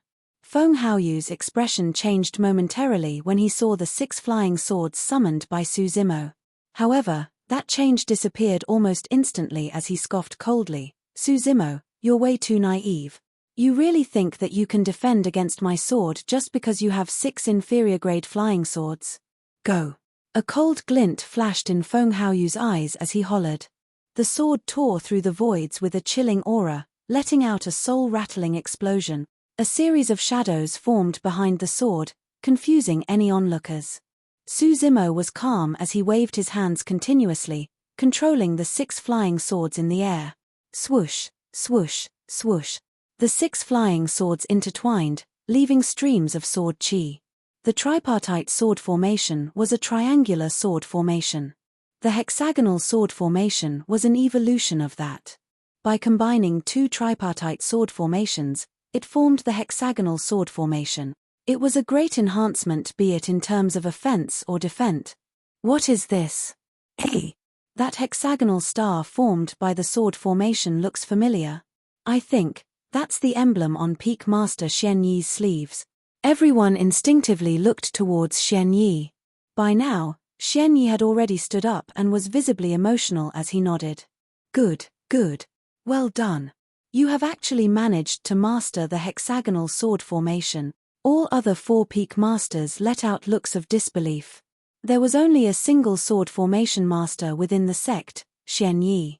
As golden cores, they naturally knew how difficult it would be to become sword formation masters. The hexagonal emblem etched on Xian Yi's sleeves was a display of his pride. And now, the hexagonal sword formation has appeared once more. However, it came from the hands of a chi refinement warrior. That shocked everyone. Ethereal peak, within ethereal palace. Sect Master Ling Yun's heart skipped a beat as he suddenly opened his eyes. A strange glint flashed in his eyes as he murmured, the hexagonal sword formation? Above the clouds in the skies of Array Peak, a gigantic pair of wings were faintly visible. A pair of eyes were also silently watching everything unfold in the spirit arena. Fufu, that lad. Not bad at all. Chapter 130, Defeat. Forced Foundation Establishment. Chapter 130, Defeat. Forced Foundation Establishment. The 6 flying swords formed the hexagonal star sword formation, and a bedazzling light of formation patterns blocked in front of Su Zimo. Feng Haoyu's attack was extremely swift as shadows were produced endlessly from his sword. It was difficult to distinguish where the sword was through vision anymore. However, the advantage of a sword formation was reflected at this moment as well. The sword formation formed by 6 flying swords was enough to block Su Zimo's body entirely. Feng Haoyu's attack that came right for him would definitely hit the sword formation. Clang. True enough. A crisp sound was produced when Feng Haoyu's flying sword struck the sword formation. Both sides exerted their strength. Break it. Feng Haoyu controlled the flying sword and injected spirit chi continuously. His eyes were wide with anger as his body trembled. He was using his full strength to break the hexagonal sword formation's defense. Behind the sword formation, Su Zimo was calm as usual. He pushed his hands forward and twisted them. The light of the formation pattern shone. Instantly, the hexagonal sword formation spun and sent Feng Haoyu's sword flying in the blink of an eye. It's impolite not to reciprocate. Feng Haoyu, have a taste of my sword formation's power too. Let's see if your secret skill can block this. Su Zimo stopped the hexagonal sword formation from spinning and pointed forth with his finger. In midair, the blinding light of the gigantic hexagonal sword formation tore through the voids and smashed towards Feng Haoyu. All disciples of the 5 peaks felt their hearts pounding as they watched with bated breath. Everyone realized that this may very well be the move that reveals the outcome of the fight. At that moment, the 5 peak masters were solemn as well. The hexagonal sword formation was considered as a grade 2 formation. Even with the sect's secret skill, Feng Haoyu was unable to face the might of the hexagonal sword formation head-on. From the point of view of the golden cause, Feng Haoyu had no chance of winning at all. If Feng Haoyu were to give up on defense at that moment and continued to control his flying sword to unleash the sect's secret skill to strike at Su Zimo, he might stand a shot at victory. However, that would require a kind of fearlessness to cast life and death aside. In a flash, Feng Haoyu's expression changed. Feng Haoyu subconsciously chose to defend himself against the terrifying might of the approaching hexagonal sword formation. Go!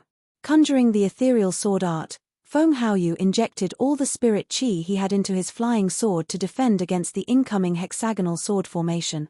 When he saw that, Wen Xian sighed gently with a look of disappointment. He was defeated. If Feng Haoyu chose to fight head-on, this was a fight he was bound to lose. Bam! The flying sword smashed against the hexagonal sword formation and it exploded with a loud boom. Sparks flew as a surge of heat spread out.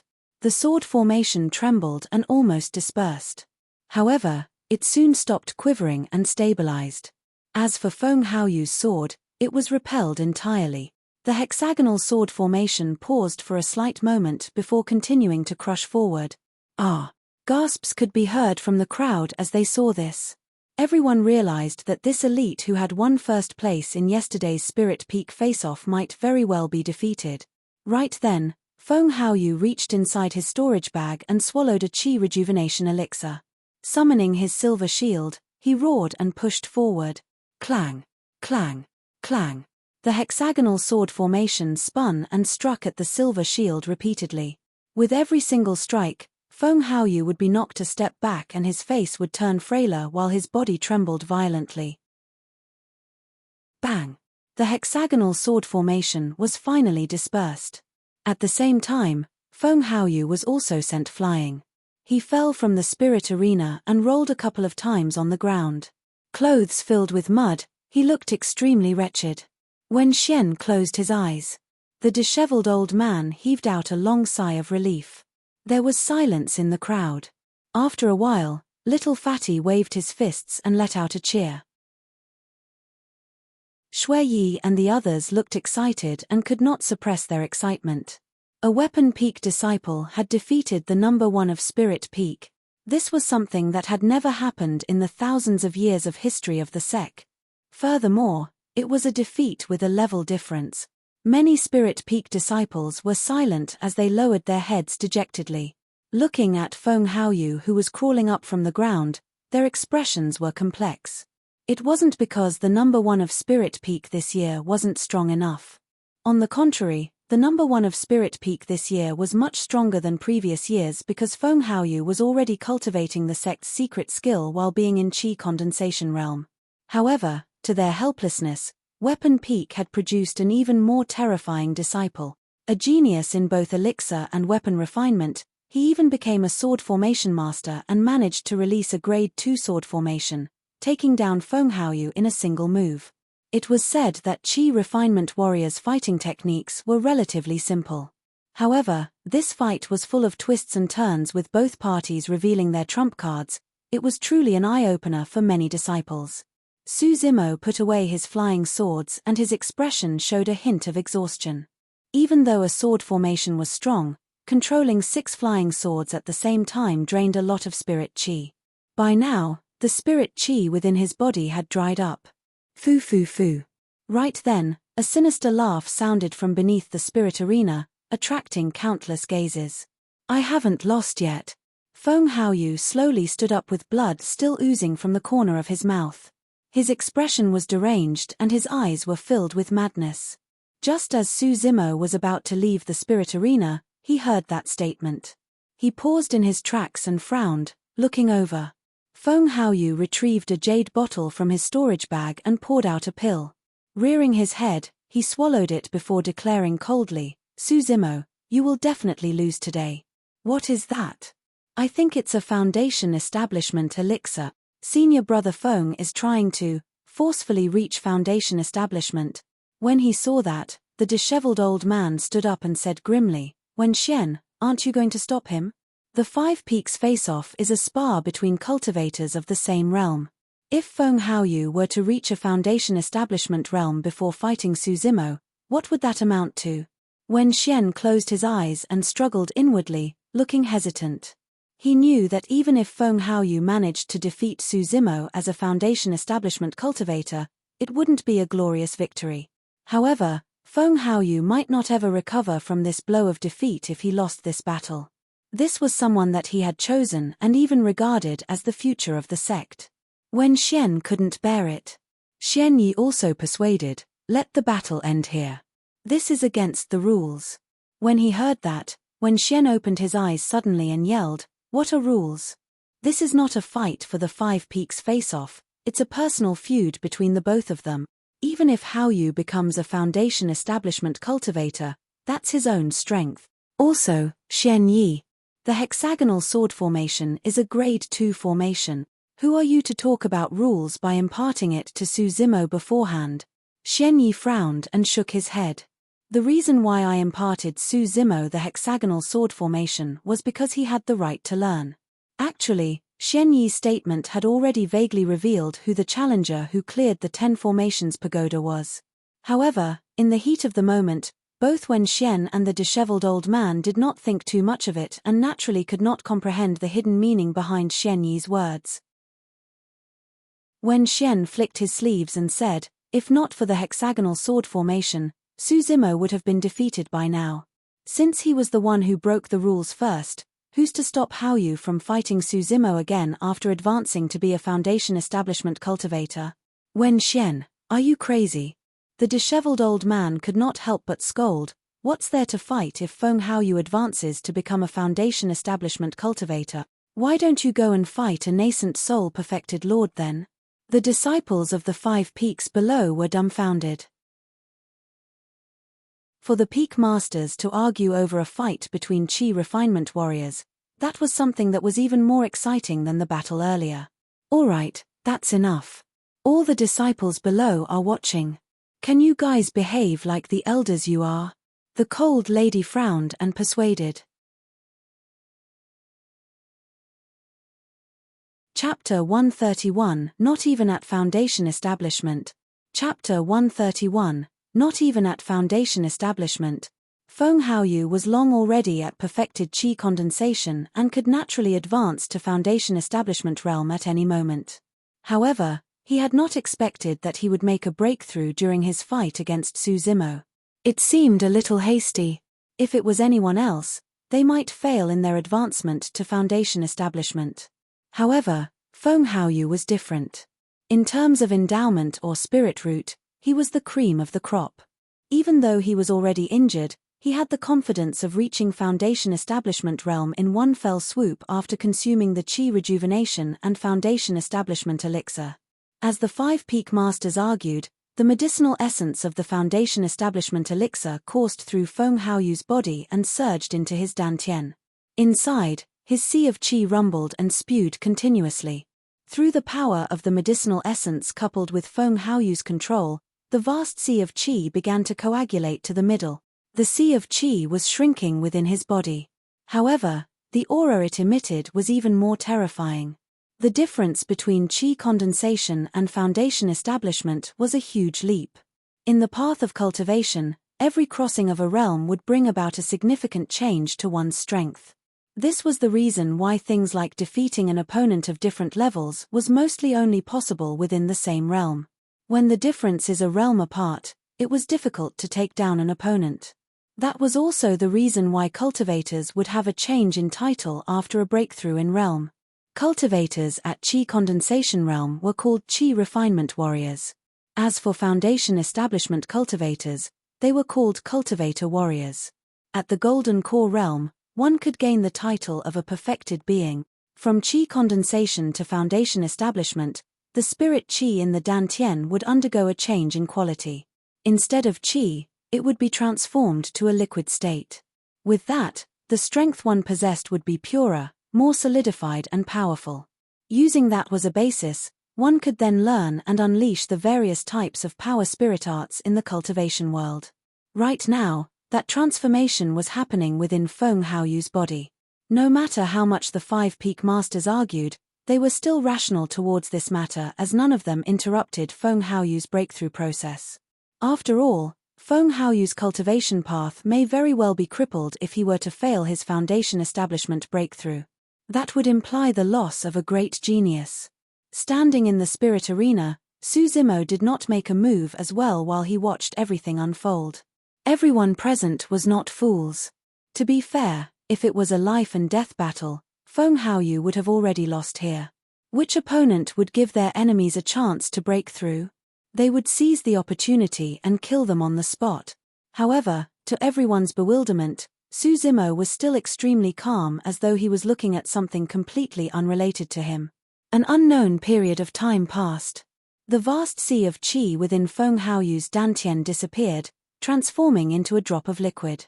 An even more terrifying aura spread out slowly, rippling through the crowd. From its size, that drop of spirit liquid was small. However, in terms of power, it was many times larger than the sea of qi. Feng Haoyu let out a long sigh. By the time he walked back into the spirit arena, he had gone through a complete transformation. His aura was incomparably sharp with a torrential fighting spirit. Smiling, Feng Haoyu asked, Su Zimo, you don't have much spirit qi left in you after controlling those 6 flying swords, right? Su Zimo did not reply and merely looked at Feng Haoyu silently. On the other side, Wen Xian and the disheveled old man were still arguing non-stop. The fight between Su Zimo and Feng Haoyu had become a battle between the two peaks. To Wen Xian, it no longer mattered if the fight was unfair to Su Zimo. Feng Haoyu was a disciple of Spirit Peak and this year's #1 to boot. He must not lose. What Wen Xian did not realize was that his attitude provoked the injustice in Su Zimo's heart. Since you want to let Feng Haoyu win, very well. I'll have him lose. Not just a loss. I'll have him suffer a complete defeat. Feng Haoyu waved his sleeves and his flying sword that had fallen nearby turned into a stream of light, returning to his side. The mere act of summoning his flying sword left many disciples' hearts palpitating. It was too fast. Now that he was a Foundation Establishment cultivator, Feng Haoyu's sword kinesis speed was more than twice as fast. Coupled with the support of his wind attribute alongside the sect's secret skill, Ethereal Sword, which Qi Refinement Warrior could defend against Feng Haoyu's next attack? Defending aside, they may not even be able to dodge it. The disheveled old man laughed coldly. No longer arguing with Wen Xian, he declared loudly, Su Zimo, let's not fight anymore. Since he wants the victory to be in Spirit Peak's name, so be it. It doesn't matter. Everyone knows who won or lost. With that, the disheveled old man left his seat and walked towards the spirit arena while remarking, what an eye-opener. A Foundation Establishment cultivator actually has the cheek to fight against a Qi Refinement warrior. Some people truly know no shame. Wen Xian's expression turned ugly. If Su Zimo had admitted defeat, he wouldn't have forced the fight to continue. When Feng Haoyu heard the disheveled old man's words, his cheeks burned with shame as well. Suddenly, Su Zimo laughed and asked, Master, it's already embarrassing enough for Foundation Establishment cultivators to pick a fight against Qi Refinement warriors. But, wouldn't it be even more embarrassing if they lose? The disheveled old man froze for a moment and paused in his tracks. He did not understand what Su Zimo meant. Su Zimo clenched his fists. His eyes shone brightly as he declared loud and clear, Feng Haoyu, let me tell you. Even at Foundation Establishment, you can't beat me. Such arrogant words. Prepare to die. A trace of ruthlessness flashed through Feng Haoyu's eyes. Conjuring a sword art in both hands, he hollered as his flying sword suddenly burst forth, leaving shadows in its wake. The sword qi was like ice that sent shivers down one's spine. Ah! A wave of shock and astonishment could be heard from the crowd. That strike was way too fast. Everyone had merely felt a flash before their eyes and the flying sword had already pierced right in front of Su Zimo. But the next moment, everyone's exclamations stopped. The disciples of the 5 Peaks discovered in shock that out of nowhere, Su Zimo had disappeared from where he was too. Bang! Suddenly, a loud bang echoed from the spirit arena. A footprint appeared where Su Zimo was originally standing, shattering the surrounding stone slabs and leaving a spiderweb-like crack. Everyone focused their attention. In midair, a green shadow burst towards Feng Haoyu with lightning speed. A crisp sound rang out as the flying sword crossed with that shadow. If the sword had pierced Su Zimo, it would definitely flash with a bloody glow. However, there were no traces of blood on the spirit arena. He had dodged it. Suzimo had actually managed to dodge an attack of a Foundation establishment cultivator using the sect's secret skill. But what was that crisp sound earlier on?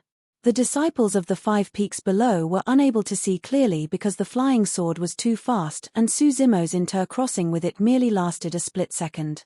However, the 5 peak masters saw everything clearly. The moment Feng Haoyu struck with his sword, Suzimo left his original position and charged towards the incoming sword. Right as the sword was about to stab him, Suzimo suddenly made an extremely strange dodge in midair and barely avoided the flying sword. It was a mere centimeter gap. As for the crisp sound, it was because the flying sword had struck Suzimo's sect badge on his waist. Chapter 132, It's Him, Number 1 of 4 Peaks. Chapter 132, It's Him, Number 1 of 4 Peaks. In the spirit arena. No one could understand Feng Haoyu's feelings at the moment. When he saw Suzimo charging at him, Feng Haoyu felt that he was not facing a human, but a savage and brutal demon. He could clearly see a red glint in the depths of Suzimo's eyes. Thick, dense veins also popped up on Suzimo's face. It was a shocking and horrifying sight. Losing his composure, Feng Haoyu subconsciously summoned his silver shield to block in front of him. When Suzimo arrived before Feng Haoyu, he took a last step and landed with a loud thud, causing the entire spirit arena to shake. Splash! Suzimo's blood rumbled and a shocking sound of waves could be heard by all the cultivators present. Swoosh! Suzimo raised his arm in midair. The clothes on his arm were all tattered and torn into pieces. What appeared before everyone was a muscular arm as thick as a python with green veins popping out and intertwining with the flesh. It was as though water was gushing forth with an explosive amount of power. When his fist was thrown out, his flesh expanded once more and it looked like a gigantic stamp was falling to the ground with a shocking aura. At that moment, everyone had an illusion. Even though Feng Haoyu was a Foundation establishment cultivator, he was insignificant as an ant against Suzimo's fist. Bam! The fist met with the silver shield and let out a deafening, earth-shattering explosion. The disciples felt their hearts pounding alongside the explosion as they could not help but gulp. Crack, crack, crack. A strange sound rang out. First, a gigantic crack appeared on the silver shield in Feng Haoyu's hands. It then slowly spread out and covered the entire shield. Shattered. An inferior-grade spirit weapon was shattered by Suzimo with his bare hand. The crowd was dead silent. Everyone watched this horrifying scene with widened eyes and even forgot to breathe. Falling far away from the spirit arena, Feng Haoyu rolled a couple of times on the ground and coughed out blood. Closing his eyes, his face was pale and it was unknown if he was alive or dead. Things had ended just like that. Everything had changed so quickly that it caught everyone off guard.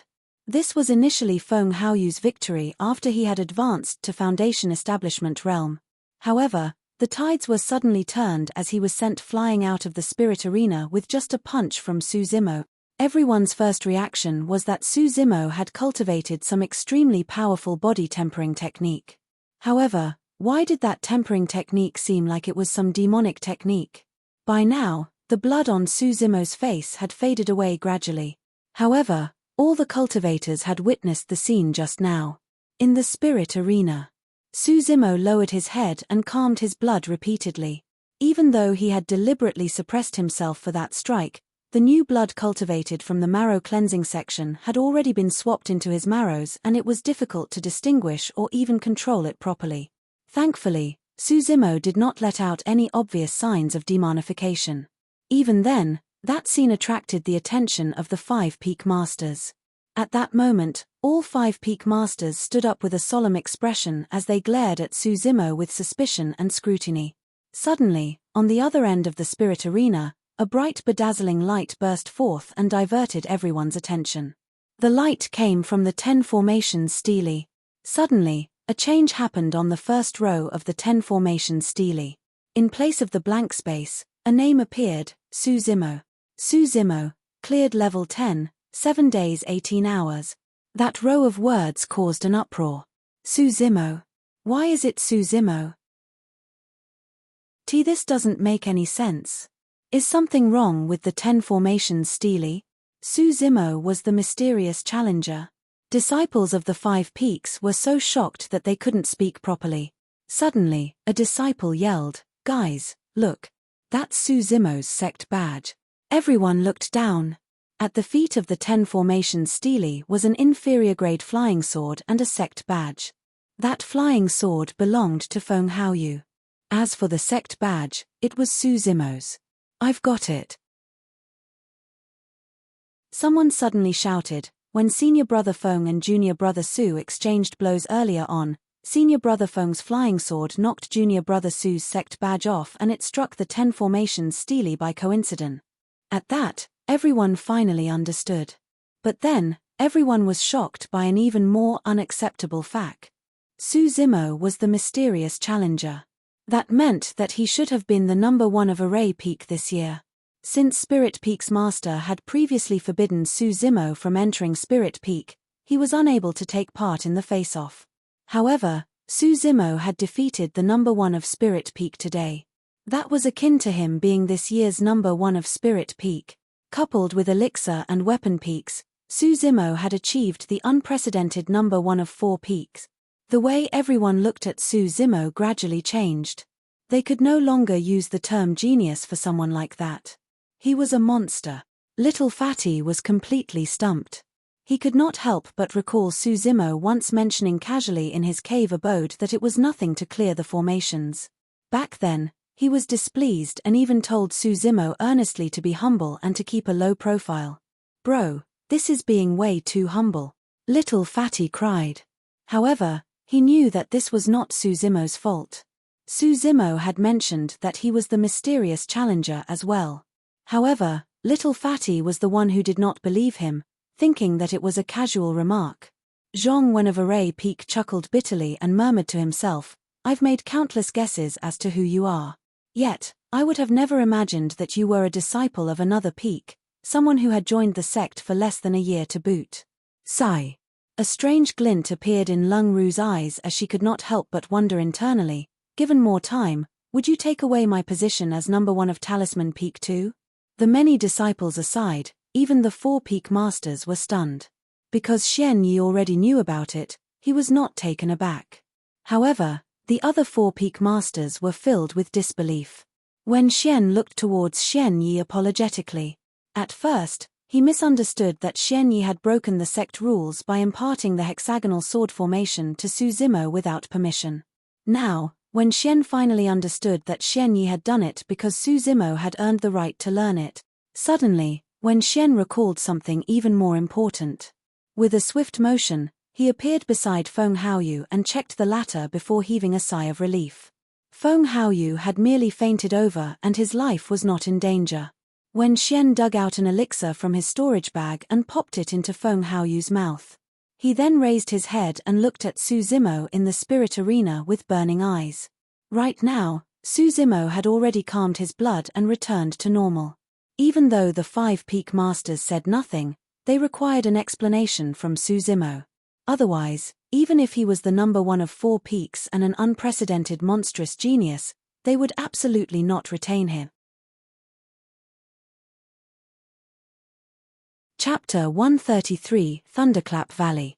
Chapter 133, Thunderclap Valley. Regarding Su-Zimo's matter, the 5 peak masters had a tacit understanding.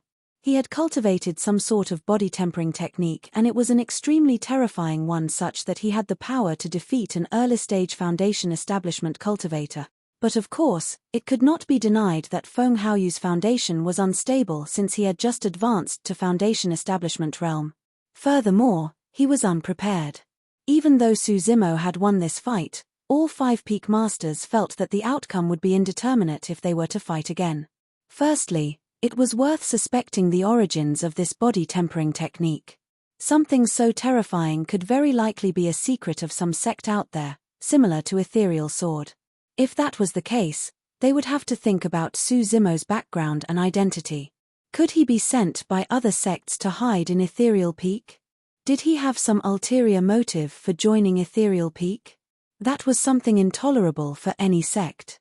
If they were to discover a spy, A light punishment would be to maim him of his cultivation or kick him out of the sect. Even a heavy punishment of killing him outright was considered to be normal. Secondly, that body tempering technique did not seem as though it was from the orthodox path. Instead, it seemed like a demonic technique. If that was the case and it was proven that Su Zimo was someone of the demonic path, all the more he shouldn't be kept. Despite admiring his talents, all 5 peak masters would have him killed on the spot. Something as such was non-negotiable. The path of immortals and demons was different to begin with and couldn't coexist. There was no way they would let someone of the demonic path stay in the sect to plot against them. They then recalled all the various abnormalities about Su Zimo since he had joined the sect. The explosion of the spirit testing gate, he ascended the peak against Little Crane's obstruction, he slashed at Xianyi after clearing the 8 distresses formation, he managed to cultivate a level 3 spirit fire right after joining the sect. Su Zimo, do you have anything to say for yourself? The cold lady asked frostily. A look of pity flashed through Xianyi's eyes. He had initially thought that Su Zimo could become the sect's second sword formation master. However, he would not permit it if that sword formation master was someone on the demonic path. Killing demons was the duty of orthodox cultivators. Since Ethereal Peak was one of the 5 main sects of the Great Zhou dynasty, this was naturally something non-negotiable. Furthermore, the talent displayed by Su Zimo was way too extraordinary. If he was truly someone of the demonic path, he must not be kept alive. He would definitely grow up to be a powerhouse of the demonic path and would turn into a great nemesis of all orthodox sect. Su Zimo did not know how he should explain things. However, through the gazes of the 5 peak masters, he understood that he could be met with a gigantic predicament he could not get through this. A calamity of life and death. Right as Su Zimo was about to speak, a loud and clear sound of a crane could be heard from the clouds above the heavens. Swoosh! The winds howled as a gigantic pair of wings covered half the skies, shrouding them with a large shadow. Everyone subconsciously looked up. A humongous crane descended from the skies. Flapping its wings, sand was blown everywhere. The clothes of many disciples fluttered in the wind. Some disciples even lost their footing against the strong wind and swayed. The mystical guardian beast had suddenly appeared. No one had expected that a match between 2 chi refinement warriors would trigger such an immense existence in the sect. In the eyes of many disciples, the crane was the most mysterious existence in the sect. Rarely seen, it was said that the crane was even older than the sect itself. However, one thing was certain, the strength and status of the crane surpassed even the 5 peak masters. Greetings, Senior. Instantly, the 5 peak masters bowed respectfully at the arrival of the crane. Hovering in midair, the crane did not move and swept its gaze across the crowd, finally fixing it on Su Zimo. Suddenly, it spoke in human language. Weapon peak disciple, Su Zimo, has resulted in chi deviation from his training. He shall be punished to an indefinite seclusion in Thunderclap Valley to reflect on himself. Everyone was stunned. The 5 peak masters were equally stumped. What surprised the 5 peak masters was that from the tone of the crane, it seemed as though it had no doubts about Su Zimo's background and was merely punishing him to reflect on himself in Thunderclap Valley. In other words, the crane was implying that Su Zimo had not cultivated demonic techniques. He had merely made a mistake in his path of cultivation, resulting in a chi deviation. However, the contradiction was that if Su Zimo's background and cultivation techniques were normal, there was no need to punish him at all, let alone send him to Thunderclap Valley to reflect on himself. If there was nothing wrong, why should he reflect on himself? If it was a mere chi deviation, all he had to do was to cultivate in seclusion within his cave abode with extra caution so that he could stabilize his foundation. Upon hearing the words Thunderclap Valley, the 5 peak masters exchanged strange glances. They simultaneously thought of someone. Trial disciples of the sect were no stranger to the Thunderclap Valley as well. Thunderclap Valley was a place between Ethereal Peak and the Back Mountains. The strange topography formed a mysterious valley where reverberating thunderclaps could be heard rumbling through the year. It wasn't a large place and it was barren. Every rainy day, it would even bring forth countless thunderbolts. Due to the thin presence of spirit chi alongside the endless thunderclaps, it was impossible for one to cultivate within. Being sent to Thunderclap Valley was a punishment akin to being kicked out of the sect. Suddenly, Little Fatty recalled something and mumbled to himself, "It's over, it's over. I already told Bro that he should release Little Crane. This is bad. This big crane must be making use of this opportunity to punish Bro." Naturally, Little Fatty knew that Little Crane was trapped in front of Suzimo's cave abode. Some disciples also recalled that Suzimo had once bullied Little Crane before he entered the sect. Now that the sect's guardian had descended personally, they could not help but relate both matters. Hee. That Suzimo sure is unlucky. He had just gotten first place of 4 peaks. Before he can do anything, he's already being thrown to Thunderclap Valley. Some disciples in the crowd laughed. It should be fine. He'll still be equally powerful when he returns. "Mph, didn't you pay attention to the main point of Senior Crane?" That person continued. Senior Crane mentioned an indefinite amount of time for him to reflect on himself. That means that Suzimo will not be able to leave without Senior Crane's permission. It can't be that ruthless, right? Another disciple jumped in fright. That person shrugged and said, even if that's not the case, he won't be able to cultivate within. If it locks him for a good 10 years, we'll all be Foundation Establishment cultivators and inner sect disciples by the time he comes out. Even if he's the number 1 of 4 peaks, so what? He'll still be just a level 9 chi refinement warrior. Many disciples could not help but feel secretly alarmed when they heard that. Suzimo remained silent in the spirit arena. In truth, he knew very well that the crane was not sending him to Thunderclap Valley as a punishment.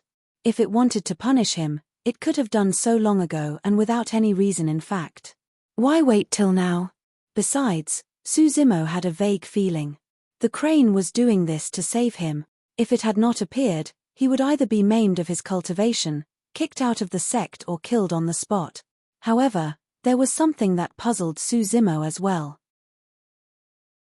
If the crane merely wanted to save him, why send him to Thunderclap Valley? Why was it doing this?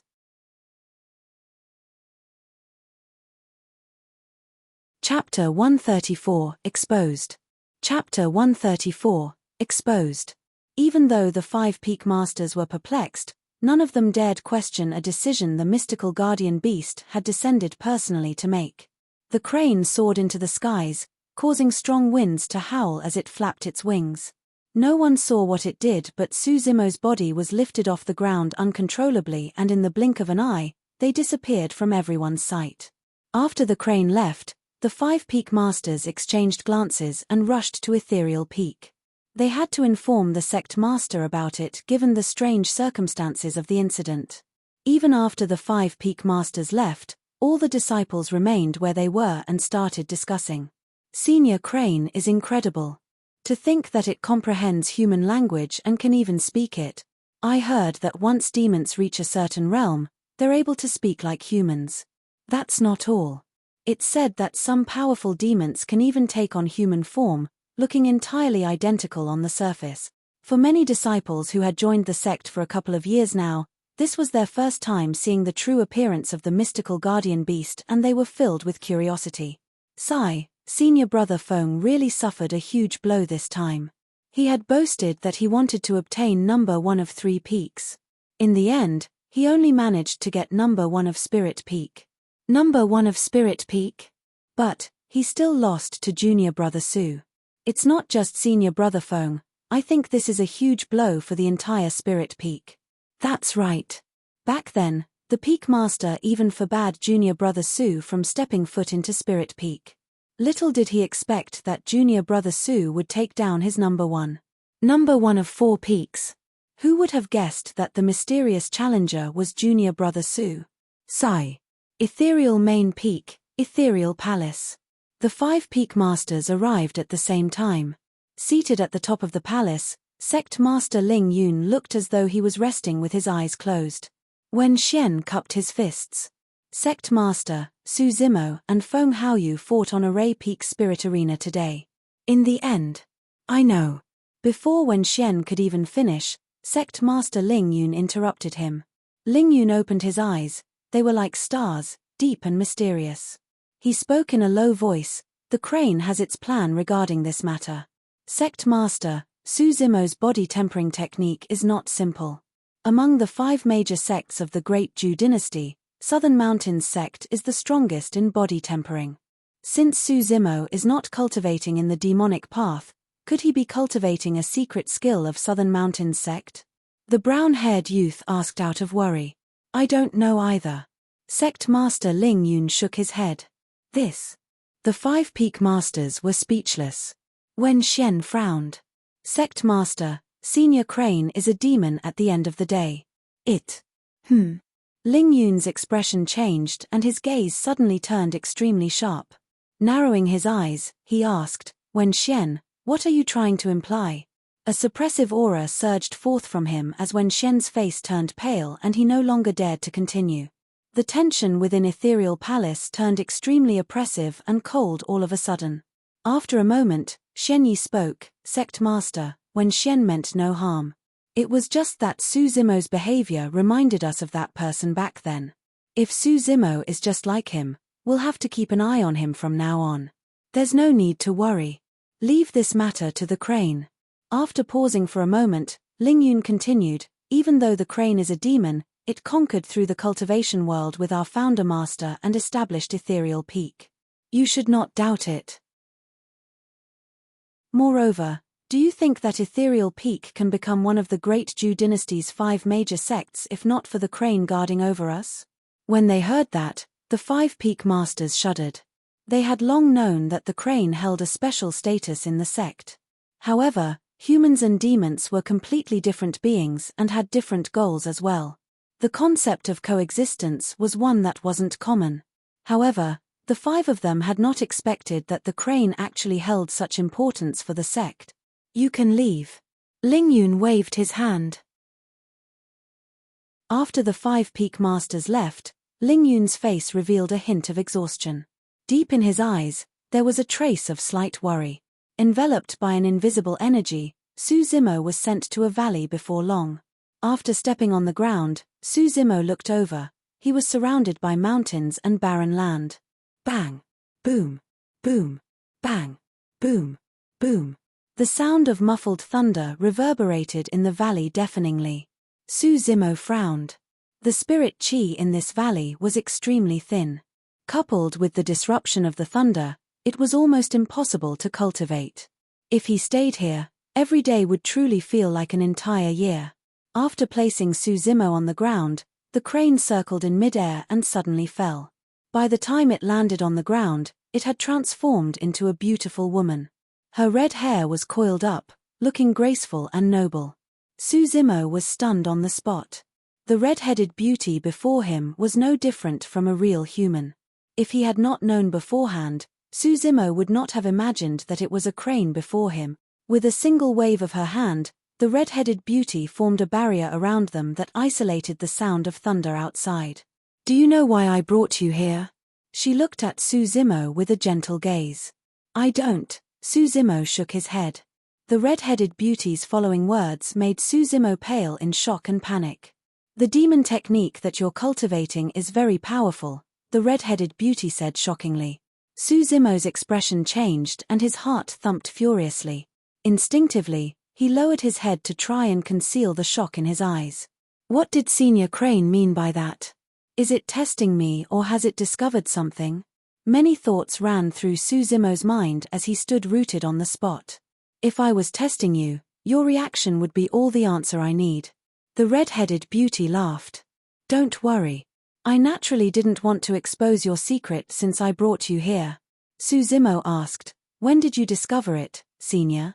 Half a year ago, you knocked out a spirit peak disciple with a single push.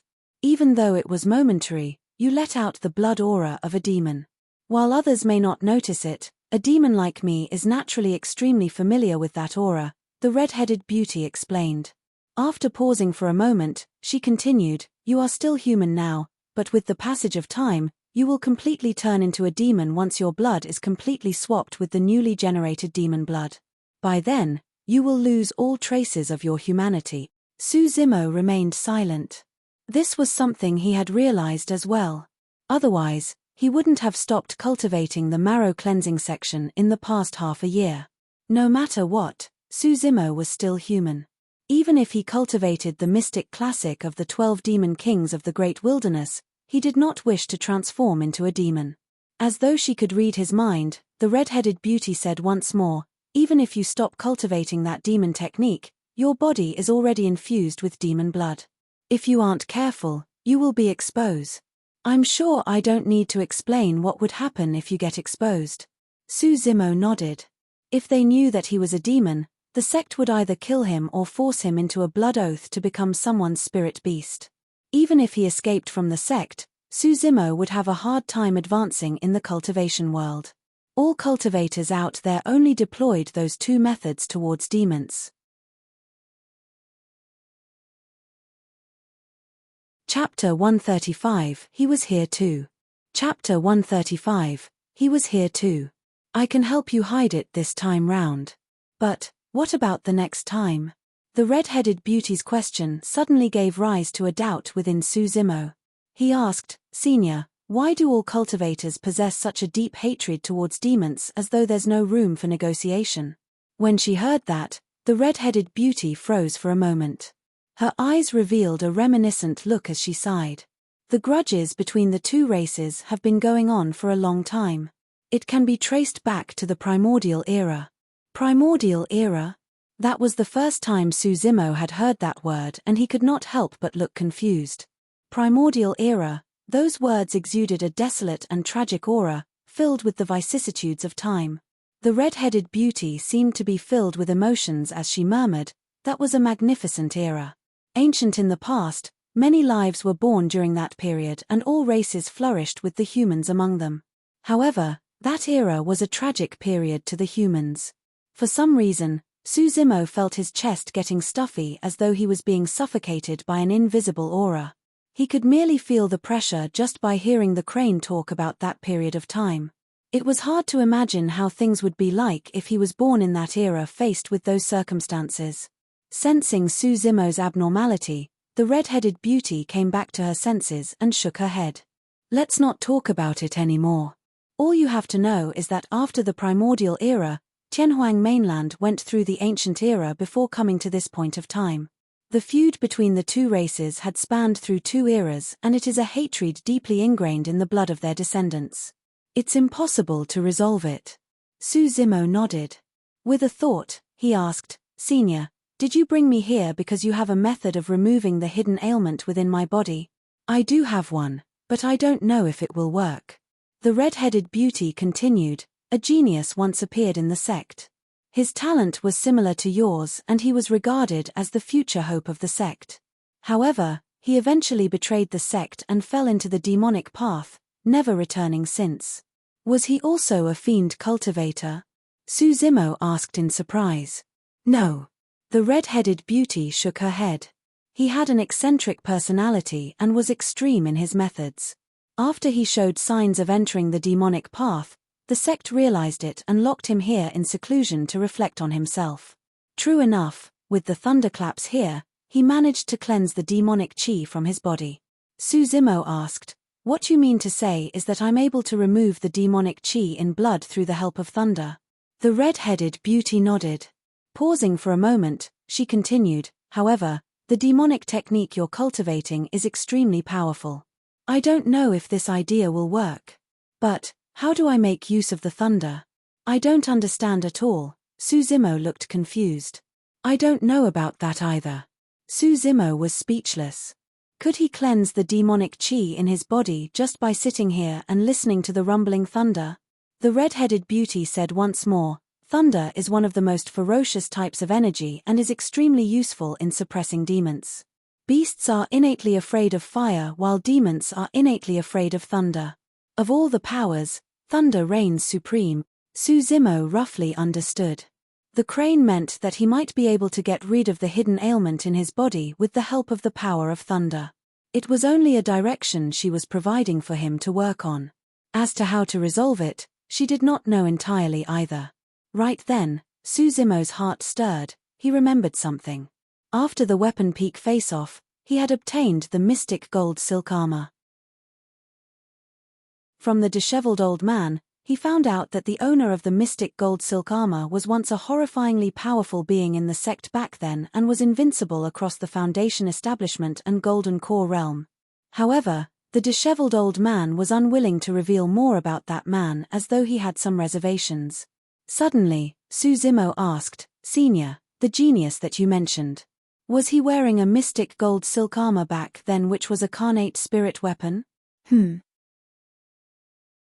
A look of surprise flickered through the red-headed beauty's eyes as she asked, "You actually know about this?" Bingo. The powerful being mentioned by the disheveled old man was the same genius the crane was referring to. "Senior, can you share with me about this person's past?" Suzimo suddenly felt a strong sense of curiosity towards this person. "It's actually nothing much." The red-headed beauty chuckled. "Ever since the sect set up the 8 Distresses formation, you were the second person to endure through it." "He was the first." Suzimo nodded. He had heard the disheveled old man mention this previously. "Do you know how he managed to endure through it?" the red-headed beauty asked. "I don't know. The 8 Distresses formation is an illusion formation. In it, you will encounter countless people, many of whom will be your dearest kin. You will also experience life, death, illness, the 8 distresses of life. And that person." At that point, the red-headed beauty paused for a moment before continuing. "He killed everyone he encountered within the illusion formation." "Ah!" Suzimo was shocked and could not help but exclaim. Those who are trapped in the 8 Distresses formation will not realize that they were in an illusion formation because everything they encounter would be too real. However, that person killed everyone in the illusion formation. How terrifying was that? Could it be that he has already discovered that he was in an illusion formation? Suzimo asked. "I'm not sure." The red-headed beauty shook her head. However, he had not started on chi condensation at that time, so he should not have realized it. "Forget it, these are all history of the sect. Just listen with a pinch of salt." The red-headed beauty said, "I vaguely guessed that you intend to cultivate both the immortality and demonic path in the future. However, that is a path no one had taken before and the future is unknown. The hidden ailment in your blood right now is only one of many. As you raise your cultivation realm, you will encounter even more trouble in the future." Sigh. Suzimo was also aware of this. Right now, it was the wisest choice to stop cultivating the mystic classic of the 12 demon kings of the great wilderness. However, that cultivation technique held a special meaning to him. It was this technique that had changed Suzimo's life.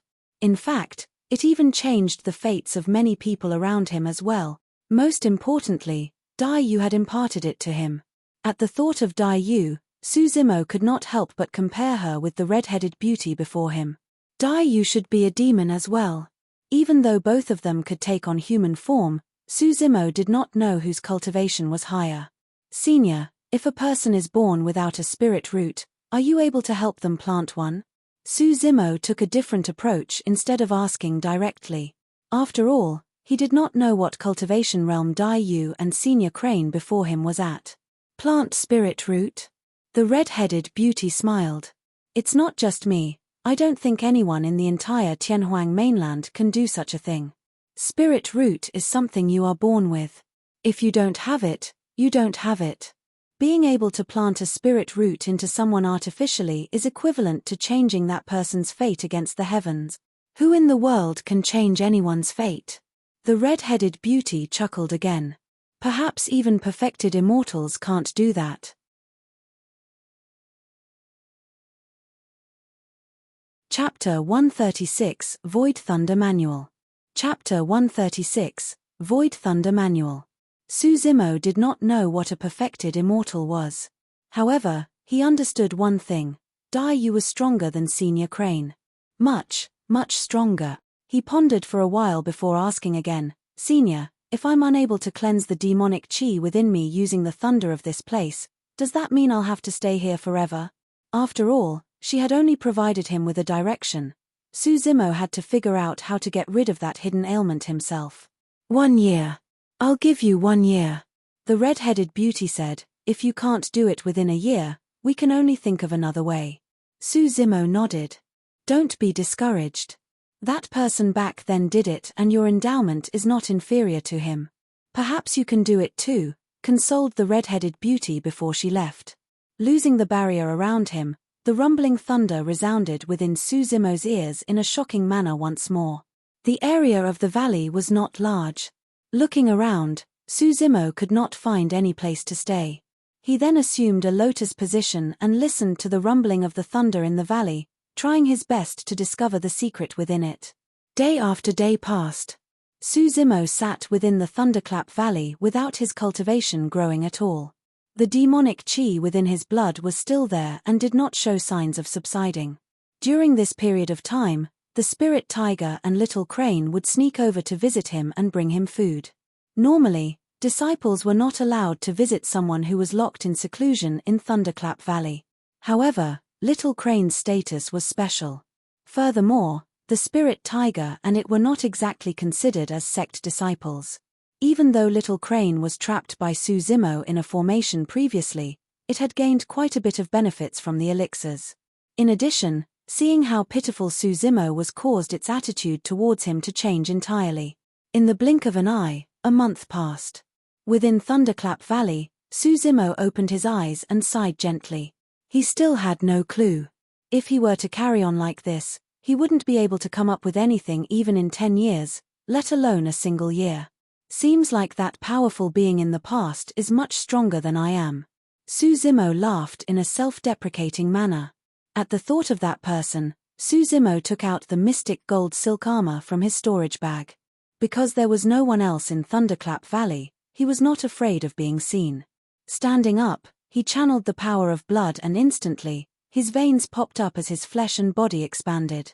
Suzumo could clearly sense the powerful energy cruising through his blood that seemed as though it could destroy the entire world. It was also that same energy that allowed him to defeat Feng Haoyu, who was in Foundation Establishment realm. Heaving a deep breath of air, Suzumo exerted strength in both hands and lifted the mystic gold silk armor, sizing it up and down. Ever since he had obtained that damaged carnate spirit weapon, this was the first time he was observing it so carefully. The mystic gold silk armor was very thin and extremely soft to the touch. It was hard to imagine that an inner armor so thin could actually weigh 5 tons. Just as Suzumo was sizing up the mystic gold silk armor, 2 pages of paper dropped out from within and floated to the ground. Suzumo remarked softly as he glanced sideways. Putting down the mystic gold silk armor, he picked up the 2 pieces of paper. Both pieces of paper looked a little old and exuded an ancient aura. One of the pages was tattered. It was obvious that someone tore away the bottom portion. On the first page was a single sentence while the second page was scribbled with writings. Suzumo took a look at the first page. This is a technique I obtained in an ancient ruin, the Void Thunder Manual. Even though it's incomplete, it has the Thunder Marrow Cleansing Sutra along with a couple of some other thunder arts that are rather powerful. I will leave it here for any fated individuals. When Suzumo saw that sentence, he understood. If he was not wrong, the torn second page should be a record of this Void Thunder Manual. These 2 pages of paper were left behind by that powerful being of the sect. With a complicated expression on his face, Suzumo felt a mix of emotions. For all these years, the mystic gold silk armor had been kept in the spirit weapon chamber and almost entirely covered in dust. If not for someone like him who joined the sect after starting on the path of demonic cultivation, no one else would have laid their hands on this armor, let alone discover its secret within. Every single chi refinement warrior who visited the spirit weapon chamber would select a spirit weapon useful for themselves. Who would choose the mystic gold silk armor? No chi refinement warriors would be able to make use of it. Even for golden cores who had cultivated body tempering techniques, they wouldn't be interested in a broken carnate spirit weapon as such given their strong bodies. However, Suzumo was able to refine his own inferior grade spirit weapons and as such, he was not interested in anything else in the spirit weapon chamber. That was the reason why he took such an odd equipment. It was a complete coincidence left to chance. The last 2 words of the sentence, fated individual, did seem rather appropriate at this moment. Suzumo smiled. This powerful being indeed had a rather weird temperament. Even though he betrayed the sect, He chose to leave this technique behind using such an indirect method. In reality, Suzimo had only just stepped foot into the cultivation world, and the only technique he had learned was the chi condensation manual. He hadn't even been in contact with any spirit arts, so how could he possibly comprehend anything just through the sound of thunder? It was the same for this powerful being of the sect back then as well. If he did not have this void thunder manual, he would not have been able to cleanse the demonic chi within him while he was trapped in Thunderclap Valley. Just as Suzimo was deep in thought, the first page in his palm crumbled into dust and dissipated into the air. Too much time had passed and the piece of paper had already been corroded by time, turning to dust under the rumbling of the thunderbolts. Logically speaking, the second piece of paper was even older. However, nothing happened to it at all. Suzimo rubbed the paper carefully and discovered that it was made with a unique material. Despite being rough, it was flexible. While so many years have passed, the writing on it was still clearly visible. Looking at the bottom part of the paper which was torn, a thought suddenly struck Suzimo as he exerted strength in both hands and pulled the paper. It did not budge an inch at all. Right now, Suzimo was in a demonic state and his strength was enough to even break a pseudo-spirit weapon apart. However, the paper was completely intact. Ancient ruin. Suddenly, he recalled this point that the powerful being made in his message and fell into deep thought. Through Senior Crane, Suzimo knew that Tianhuang mainland had been through two eras, primordial and ancient. Since it was an ancient ruin, this void thunder manual was very likely a technique left behind from the ancient era. Suzimo's eyes lit up. In the ancient era, the paper alone that contained this void thunder manual was already extraordinary. If so, this technique must be incredible as well. He started looking at the page of paper. The first line of words, Thunder Marrow Cleansing Sutra. When he saw those 4 words, Suzimo nodded. What he was cultivating right now was the marrow cleansing section of the mystic classic of the 12 demon kings of the Great Wilderness. This page detailed another marrow cleansing sutra as well. The combination of these 2 sutras could very likely resolve the hidden ailment within his body. Suppressing the excitement in his heart, Suzimo began cultivating the Thunder Marrow Cleansing Sutra in the midst of the rumbling thunder.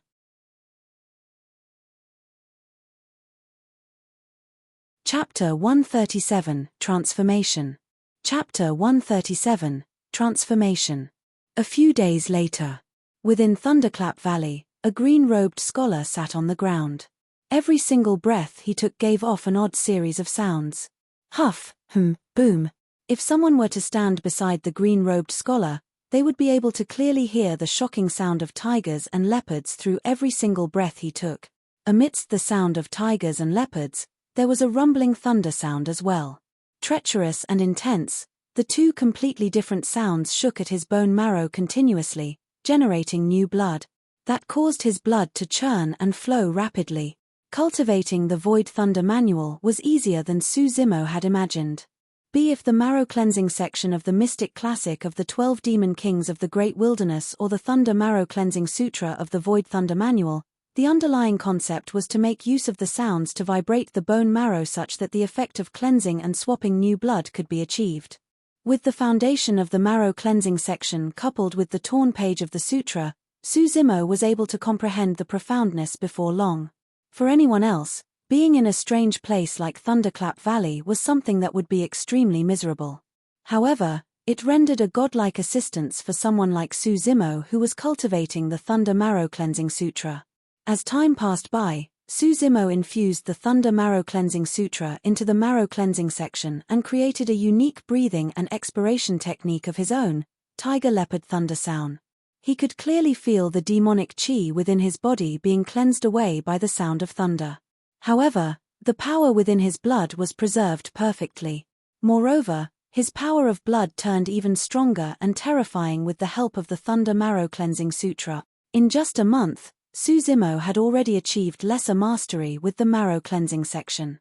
According to the mystic classic of the 12 demon kings of the Great Wilderness, a lesser mastery of the marrow cleansing section enables the user to kill an early-stage foundation establishment cultivator with ease. In fact, they can even stand against mid-stage foundation establishment cultivators. However, Suzimo's circumstances were different. Since the Thunder Marrow Cleansing Sutra enhanced his power of blood with an additional ferocious, thunderous power, he could even hold his own against late-stage Foundation Establishment cultivator. But of course, that was in terms of pure brute force. Strength was only one of the factors in a fight between cultivators. In the blink of an eye, Suzimo had spent 3 months in Thunderclap Valley. To his delight, most of the demonic chi within his blood had been cleansed in this period of time. The new blood generated by cultivating the tiger-leopard thunder sound would contain demonic chi. However, it would be cleansed away by the thunder sounds at the same time. From now on, Suzimo could not only continue to cultivate the mystic classic of the 12 demon kings of the Great Wilderness, he could even activate his power of blood without any additional considerations. This was going to be his greatest trump card. From this day forth, Suzimo wore the mystic gold silk armor under his green robes and underwent arduous cultivation in Thunderclap Valley bearing the heavy load. Initially, he was not used to it. Wearing the mystic gold silk armor was akin to carrying a mountain on his back. It was extremely difficult to move or dodge, much less cultivate the multiple killing techniques of the mystic classic of the 12 demon kings of the Great Wilderness. However, as time went by, his power of blood became stronger and Suzimo gradually adapted to things. All of his motions soon looked identical to how he normally was. Even if anyone saw him again, they would not notice that he was actually wearing an inner armor that weighed 5 tons. An intense cultivation as such had clear effects on the tempering of his skin, flesh, tendons, and bones. His body tempering, tendons transformation, bone strengthening and marrow cleansing sections all made progress at the same time. But of course, that was not the only surprise the ancient technique of the Void Thunder manual brought for Suzimo. On the Torn page, there were also a few other thunder arts. Initially, Suzimo paid no attention to them. After all, thunder arts were a type of spirit art. Because he had not reached Foundation Establishment realm yet, his spirit chi had not transformed into spirit energy. As such, even if he learned them, he would not be able to unleash their potential. However, after cultivating the Thunder Marrow Cleansing Sutra, Suzimo realized that there was a power of thunder within his blood. Hidden deep within his blood, that power did not belong to the scope of spirit energy. However, by making use of that power of thunder, Suzimo was able to cultivate the thunder arts on the Torn page as well as unleash them. This meant that Suzimo was not able to unleash spirit arts that only Foundation Establishment cultivators could use even as a chi refinement warrior. Furthermore, they were thunder arts, the most powerful type of spirit art. Since he did not have a thunder spirit root, Suzimo was not as sensitive towards lightning and it was difficult for him to cultivate in that direction as well.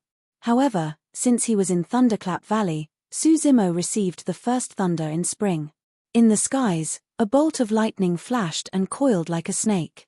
It seemed to tear through the sky as it plummeted, bringing with it an aura of destruction. In order to better understand the power of thunder, Suzimo decided to try and draw lightning into his body. This was an extremely dangerous act. Each time, Suzimo's body was charred black from the electricity. His skin was split open and his body was covered in wounds. Even though he was wearing the mystic gold silk armor, he could not withstand it at all. Fortunately, Suzimo's healing powers were astonishing after cultivating the mystic classic of the 12 demon kings of the Great Wilderness. He only needed a few days of rest to return to normal. Within this valley, Suzimo suffered unimaginable torture and pain. He wanted to become stronger, strong enough to take revenge for Zui Feng, strong enough to stand tall in front of Shun Mengqi once more, strong enough to pursue in Dai Yu's footstep. Each time Suzimo wanted to give him, he would recall what Dai Yu told him. To become one of the greatest, you have to work on the foundation and be willing to take hardship and serve others. The path of cultivation was a heavenly defying act to begin with, not to mention cultivating the immortality and demonic path at the same time. From the moment he started on this path, Suzimo was destined to suffer more hardships and pains than others. After cultivating the different thunder arts on that Torn page, Suzimo had memorized everything on that page in his mind. At the very end of that Torn page, there was mention of a unique thunder art, Thunderclap Kill. Most thunder arts were released by the unleashing of the power of thunder. However, Thunderclap Kill purely made use of the power of the sound of thunder. The power of sound. The power of sound was something that was easily neglected, but it contained unimaginable power. Making use of sound to shake the bones and rejuvenate the marrow was a manifestation of the power of sound. At the end of the day, thunder arts required hand seals and activation of mental cultivation to release. However, the power of sound was an instantaneous power. If used properly in battle, it would produce an unexpected effect. It was a pity that someone had torn away the page and Suzimo was unable to learn from the Thunderclap Kill section. However, back in Kanglang Mountain Range, Suzimo had witnessed a powerful spirit demon kill a spirit beast on the spot by erupting forth an indomitable roar. That memory was still fresh in Suzimo's mind till this day and it gave him some inspiration. Time flew and in the blink of an eye, Suzimo had spent half a year in Thunderclap Valley.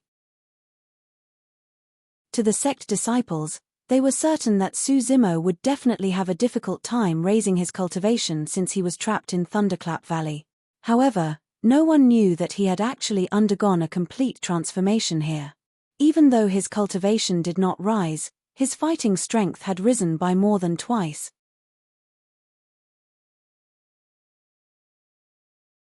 Chapter 138, Spirit Mine. Chapter 138. Spirit Mine. This day, a bright sound of a crane that even suppressed the thunderous sound of the valley echoed out. After half a year, the crane had descended in Thunderclap Valley once more. By the time it landed on the ground, it was already transformed into the red-headed beauty. Looking at Suzimo, she remarked softly in surprise, "You've succeeded." Suzimo nodded and bowed. "It's all thanks to you, Senior." Even though she was not the one who gave him the Void Thunder Manual, Suzimo would not have been in this place if not for her help half a year ago, let alone resolve the hidden ailment in his blood through the sound of thunder. "That's right." The red-headed beauty praised, "Let's go. There's no point in staying here anymore." With that, she swept her robes and left Thunderclap Valley, bringing Suzimo with her. The wind howled in their ears and in the blink of an eye, both of them arrived in the skies above Weapon Peak. "Go on down. Try to raise your cultivation to foundation establishment as quickly as possible to become an inner sect disciple." The red-headed beauty said, "Even though Ethereal Sword is no match for your sword formation, the real strength of Ethereal Sword does not lie in its power, but its unpredictability. First, Feng Haoyu did not manage to unleash the full power of Ethereal Sword and chose to fight you head-on. Second, he had only managed to cultivate level 1 of Ethereal Sword, Shadows." Suzimo nodded. For it to be one of the sect's 3 major secret skills and even the foundation of one of the 5 major sects, there was no way it would be an ordinary skill. Pondering silently for a while, the red-headed beauty continued, "After becoming an inner sect disciple, you must not slack off. You have to raise your cultivation as quickly as possible and fight for a position as a legacy disciple so that you have the rights to learn our sect's secret skills. Other than Ethereal Sword, the other 2 secret skills are extremely important for you as well. In fact, one of them can even raise your melee combat strength by a fair bit." When he heard that, Suzimo's eyes lit up. Melee combat was his trump card. The stronger his trump card was, the more powerful he would be and his journey through the cultivation world would be safer as well. After a few more reminders, the crane turned to leave as Suzimo descended slowly upon Weapon Peak. Weapon Peak did not change much after half a year. Around the Weapon Refinement Hall, Suzimo caught sight of a few familiar faces. "Hey, junior brother Su is back." Shuiyi looked at Suzimo with a bright smile and greeted him while rushing over. Some of the nearby Weapon Peak disciples looked towards Suzimo as well. After half a year, many of the Weapon Peak disciples had an improvement in their cultivation. Shuiyi was now at the peak of perfected qi condensation and could advance to foundation establishment at any time. Everyone knew that Suzimo must have suffered quite a bit in the Thunderclap Valley. As such, they did ask him about it and merely chatted with him casually about the changes in the sect. Feng Haoyu did not wallow in despair after his defeat half a year ago. Instead, he was even more focused in his cultivation and completely gave up on supplementary skills such as weapon and elixir refinement. After becoming an inner sect disciple, he reached mid-stage foundation establishment in less than half a year. Within the inner sect, he was also well known and strong. A month ago, right as he entered mid-stage foundation establishment, Feng Haoyu defeated a late-stage foundation establishment senior brother and rose to fame after that fight. Even though he was only at mid-stage foundation establishment, there were rumors in the inner sect that apart from being a legacy disciple, he was already the number one of the inner sect. It would not be long before Feng Haoyu became a true legacy disciple. Even Leng Ru, who also had a variant spirit root, could not match up against his terrifying cultivation speed. But of course, Leng Ru was now an inner sect disciple as well, and as at the peak of early stage foundation establishment. After chatting a little more with Shui Yi and the rest, Su Zimo left and returned to his cave abode. The spirit tiger and little crane were guarding the place. The moment they caught sight of Su Zimo returning, they were naturally elated. The tiger and crane pondered for a moment. They were going to have more elixirs in the future. The moment Su Zimo sat down, the sound of clothes fluttering could be heard from the skies outside. Right after descending at the cave abode's entrance, heavy footsteps echoed out. Su Zimo smiled and knew who it was immediately. Waving his robes, the entrance door opened. "Bro, I've missed you so much." Little Fatty ran over and gave Su Zimo a passionate bear hug. "Bro, you're really amazing. Nothing much happened to you despite spending half a year in Thunderclap Valley." Little Fatty laughed. "You aren't bad either. You're already at early stage foundation establishment." It was easy to check on Little Fatty's cultivation using the spirit peering art. Hee hee. Little Fatty chuckled. He saw that Su Zimo was still at level 9 chi condensation and had not made any progress for the past half year. Assuming that he would feel dejected over that fact, Little Fatty comforted Su Zimo. "Bro, don't be discouraged. Given your endowment, it's only a matter of time before you catch up to us." Su Zimo laughed. He had spent quite a lot of inferior-grade spirit stones to break through to level 9 chi condensation. If he wanted to reach perfected chi condensation, he would require even more spirit stones.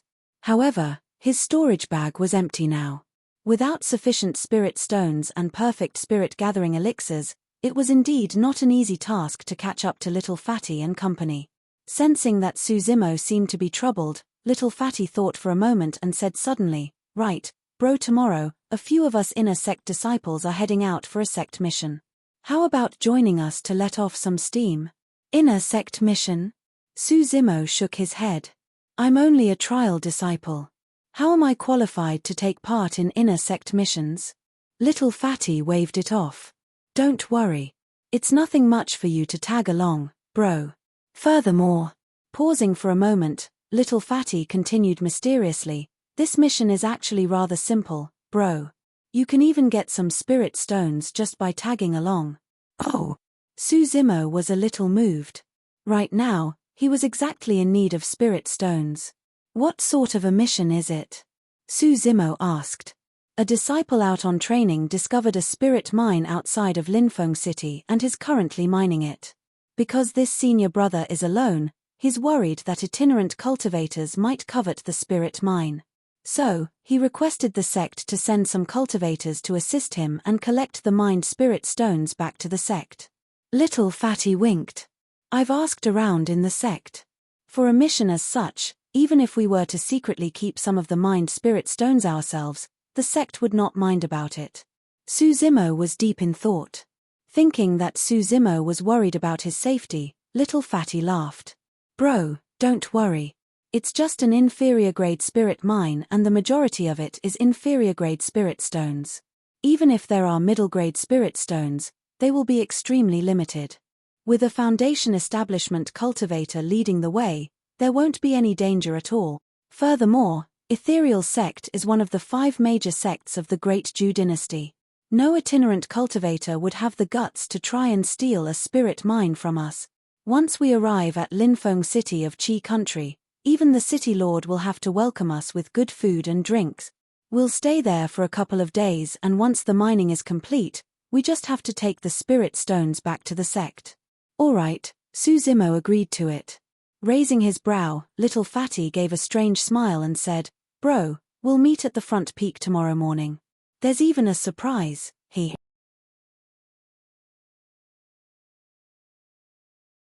Chapter 139, A Man's Name Grows Like a Tree's Shadow. Chapter 139, A Man's Name Grows Like a Tree's Shadow. The next morning. From the main peak of Ethereal Sect, 4 Foundation Establishment cultivators rode on their flying swords, speeding towards the front peak. There were 3 men and 1 woman. Among the 4, the woman was the most eye-catching. Her shirt was white as snow, untainted by any form of dust, and her beauty was unparalleled with glistening complexion. The only thing was that she had an extremely cold gaze that seemed impenetrable to all life. That woman was Lung Ru. Of the 3 men, one of them was rotund. He wasn't tall, but he had a chirpy face, smiling at anyone he saw in a kind manner. That was little fatty. One of the other 2 men was Lu Yongrong, a mid-stage Foundation Establishment cultivator. Finally, there was Guan Jin. Even though he was at early-stage Foundation Establishment, he was well-versed in talismans and was already a Grade 2 talisman master. Both of them were suitors of Lung Ru.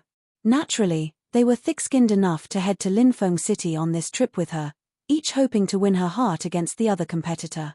"Sister Lung Ru, fellow senior brothers, I've also invited a friend along with us. I hope you guys don't mind," little fatty chuckled and said while they were on the way. Little fatty's social relations within the sect was pretty good and he was quite familiar with everyone. Upon hearing it, Lu Yongrong and Guan Jin merely frowned.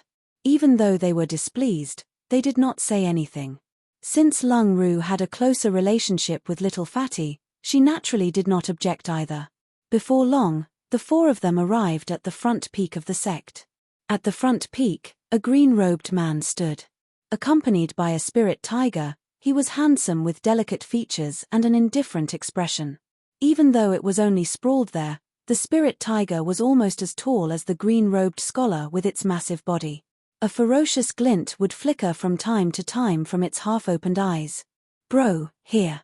When little fatty saw the green-robed man, he rushed down and beckoned to the latter. A look of disdain flickered through the eyes of Lu Yongrong and Guan Jin when they saw that the green-robed man was only at level 9 chi condensation.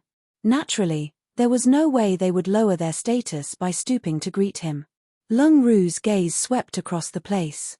When she caught sight of the green-robed man, she was stunned for a moment and a strange glint flickered deeply within her eyes. After not seeing him for half a year, the green-robed man did not seem to have changed much. Even his cultivation was still at level 9 chi condensation. But, for some reason, Lung Ru felt that the man had turned even more mysterious. If it was said that he shone with a bedazzling light half a year ago, right now, he was as deep and unfathomable as the ocean. Lung Ru descended slowly and retracted her flying sword. She came before the green-robed man and nodded. Little fatty hid behind Lung Ru and winked at the green-robed man lewdly. Even though he did not say anything, he mouthed silently, "Look, that's a surprise, right?" "Hee hee." The green-robed man smiled and nodded to Lung Ru. "Greetings, Senior Sister Lung." In the 5 peaks, statuses were ranked according to the order of time one joined the sect. However, all trial disciples would greet inner sect disciples as seniors. When Lu Yongrong and Guan Jin saw this in midair, they were shocked and dumbfounded. Lung Ru was known for being cold and aloof in the sect. Neither of them had ever seen her greet a fellow disciple in the sect. Furthermore, this person was only a trial disciple. Initially, Lu Yongrong and Guan Jin had no intention of descending. But now, they both had a tacit understanding and came to the ground at the same time. Who is this trial disciple? Lu Yongrong placed emphasis on the words trial disciple despite his seemingly casual question. Little fatty introduced immediately, "This is senior brother Lu Yongrong and senior brother Guan Jin." The green-robed man smiled and waved. "Greetings, senior brothers. I am Su Zimo." Su Zimo. Suddenly, both their expressions changed and their pupils constricted. The air around them suddenly became stale at the mention of Su Zimo's name. A man's name grows like a tree's shadow. While there were still inner sect disciples who had not seen Suzimo in real life after the Five Peaks face-off, there was nobody who hadn't heard of that name. It was unprecedented for anyone to be number one in Four Peaks. A chi condensation warrior who could defeat a Foundation establishment cultivator despite the gap in realm. Moreover, that Foundation establishment cultivator was none other than the current limelight who was thought to be the number one of the inner sect. After the fight half a year ago, many inner sect disciples gathered on Weapon Peak hoping to catch a glimpse of Suzimo only to be disappointed. After they heard that he was locked up in Thunderclap Valley for chi deviation, everyone merely laughed it off and stopped caring. All of them knew that one's cultivation could not be raised in Thunderclap Valley. Even if it was an unparalleled genius who was locked there indefinitely, it would spell the end of his path of cultivation. In just half a year, Suzimo was released. Lu Yongrong and Guan Jin were both secretly shocked. Given the talent that Suzimo was displaying, it was only a matter of time before he caught up to them. Lu Yongrong thought to himself, no wonder junior sister Leng has such a different attitude towards this person. So, he is Suzimo. He doesn't look like anything special. I heard that his body has been tempered to a strong degree, but why does he look just like a frail scholar? Guan Jin lamented internally as well, frowning as he sized up Suzimo. After a moment, Lu Yongrong suddenly said, "Junior brother Su, I've heard a lot about you." Pausing for a moment, he changed the topic. "I heard that you were already at level 9 chi condensation half a year ago. Why hasn't your cultivation improved after such a long time?" He was clearly pointing out the obvious and it was full of provocation. "Hey!" Guan Jin exclaimed with curiosity in his eyes. "Junior brother Su, I heard that you entered chi deviation in your cultivation. Why were you so careless? Since you were just released from Thunderclap Valley, let me give you a word of advice as your senior. You should go back to cultivate in seclusion lest you make any more mistakes and affect your own future." Suzimo was a smart man. From the way they looked at Leng Ru, he could vaguely guess what they were thinking. Towards their sarcastic questions, Suzimo smiled and replied casually, "Thank you for the concern, senior brothers." Little Fatty heaved a sigh of relief at Suzimo's reaction. Initially, he was so nervous that his palms were sweating entirely. Little Fatty understood Suzimo's temperament and was afraid that the latter might fight with those two over that unpleasantness. Back then, Suzimo dared to point his saber at Chen Yu of the disciplinary hall. These two senior brothers did not have what it takes to hold down Suzimo. However, things were different to Suzimo right now. Back in Spirit Peak, Chen Yu was obviously biased towards Feng Haoyu and even wanted to maim him of his cultivation despite the spirit tiger being injured. That was why Suzimo was unable to tolerate it.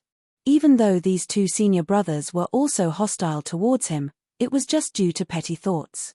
Since it was nothing much, Suzimo could naturally let it slide with just a smile. He no longer looked at Lu Yongrong and Guan Jin, merely reaching out to fondle the spirit tiger on the head. Instantly, Lu Yongrong and Guan Jin were furious. They were being ignored. However, what the both of them did not know was that Suzimo was actually comforting the spirit tiger. Otherwise, it would have lunged and attacked both of them given its wild nature.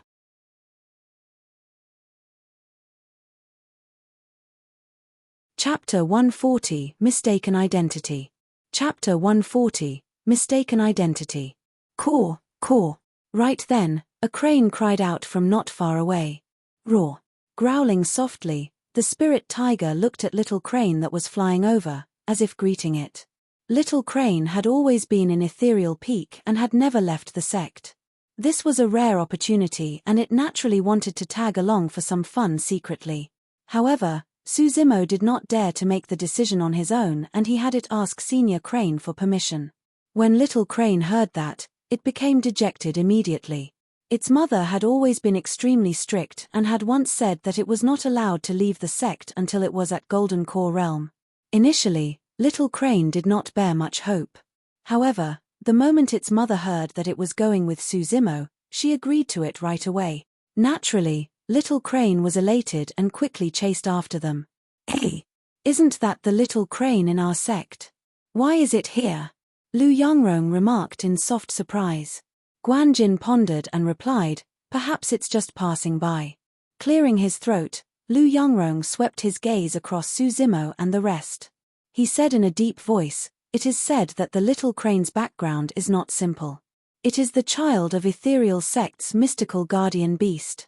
Guan Jin could tell that Lu Yongrong was boasting and could not help but scoff. Which inner sect disciple doesn't know about this?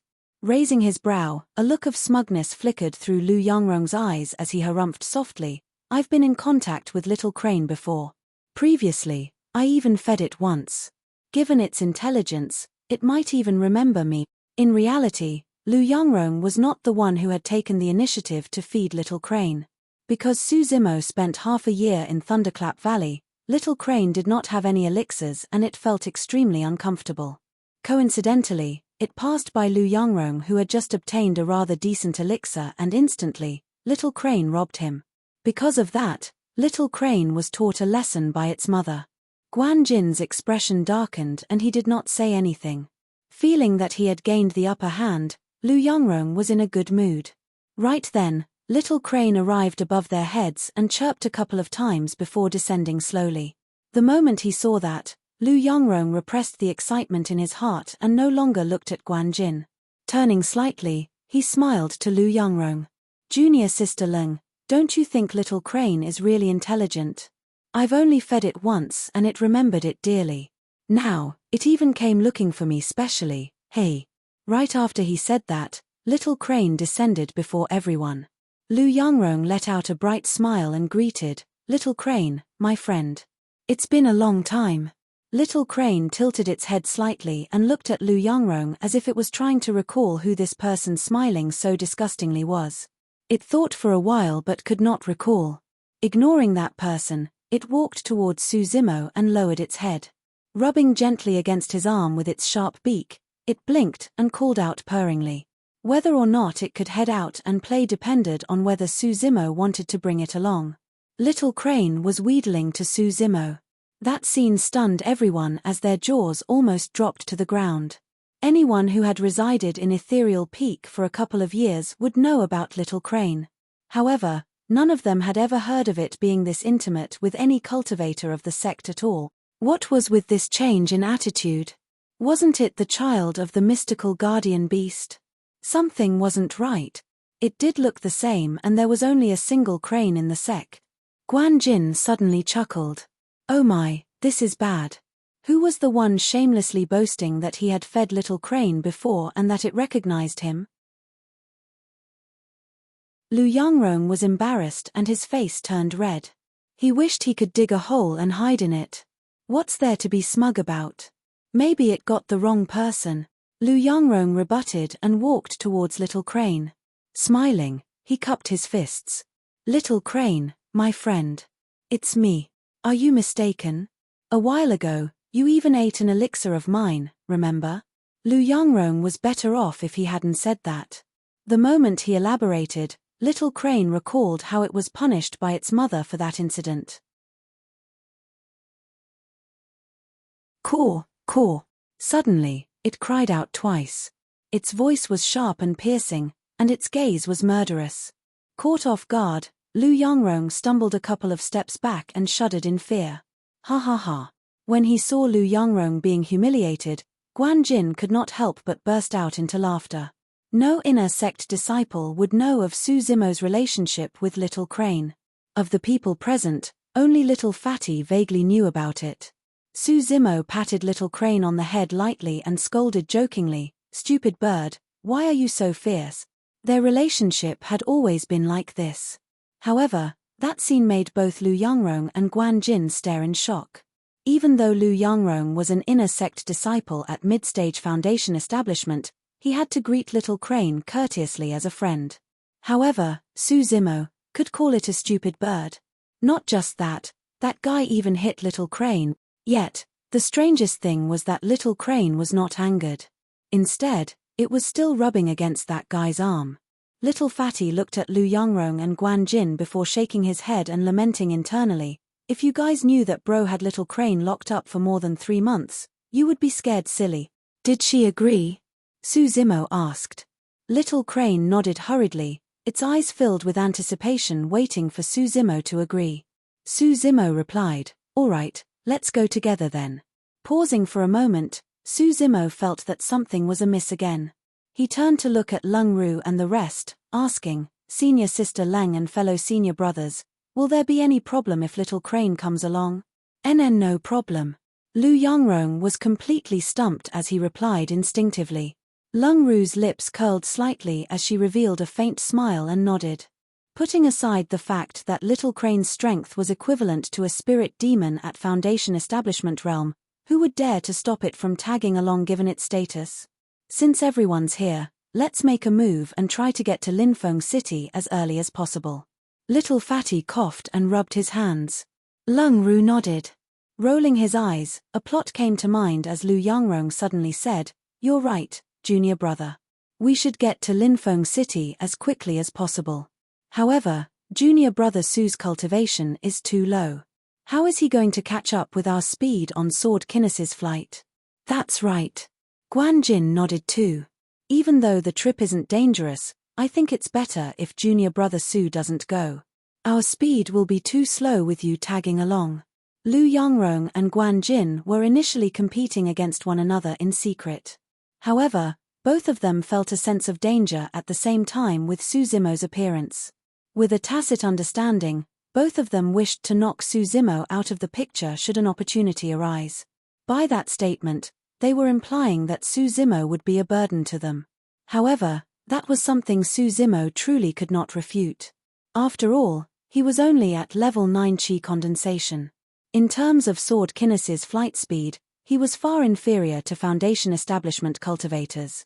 But if he were to run on the ground, without even using his power of blood, Suzimo would be even faster than the Sword Kinesis flight of Foundation Establishment cultivators by making use of his divine steed fleeting.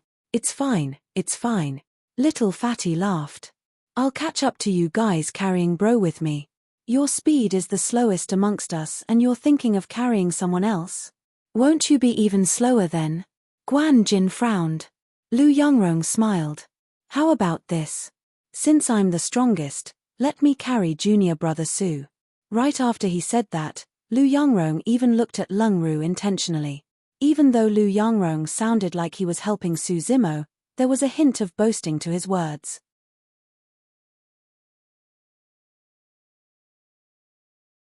Chapter 141, Dead Quiet Ancient City. Chapter 141, Dead Quiet Ancient City. The moment little Crane heard those people looking down on Suzimo's speed, it was displeased on the spot.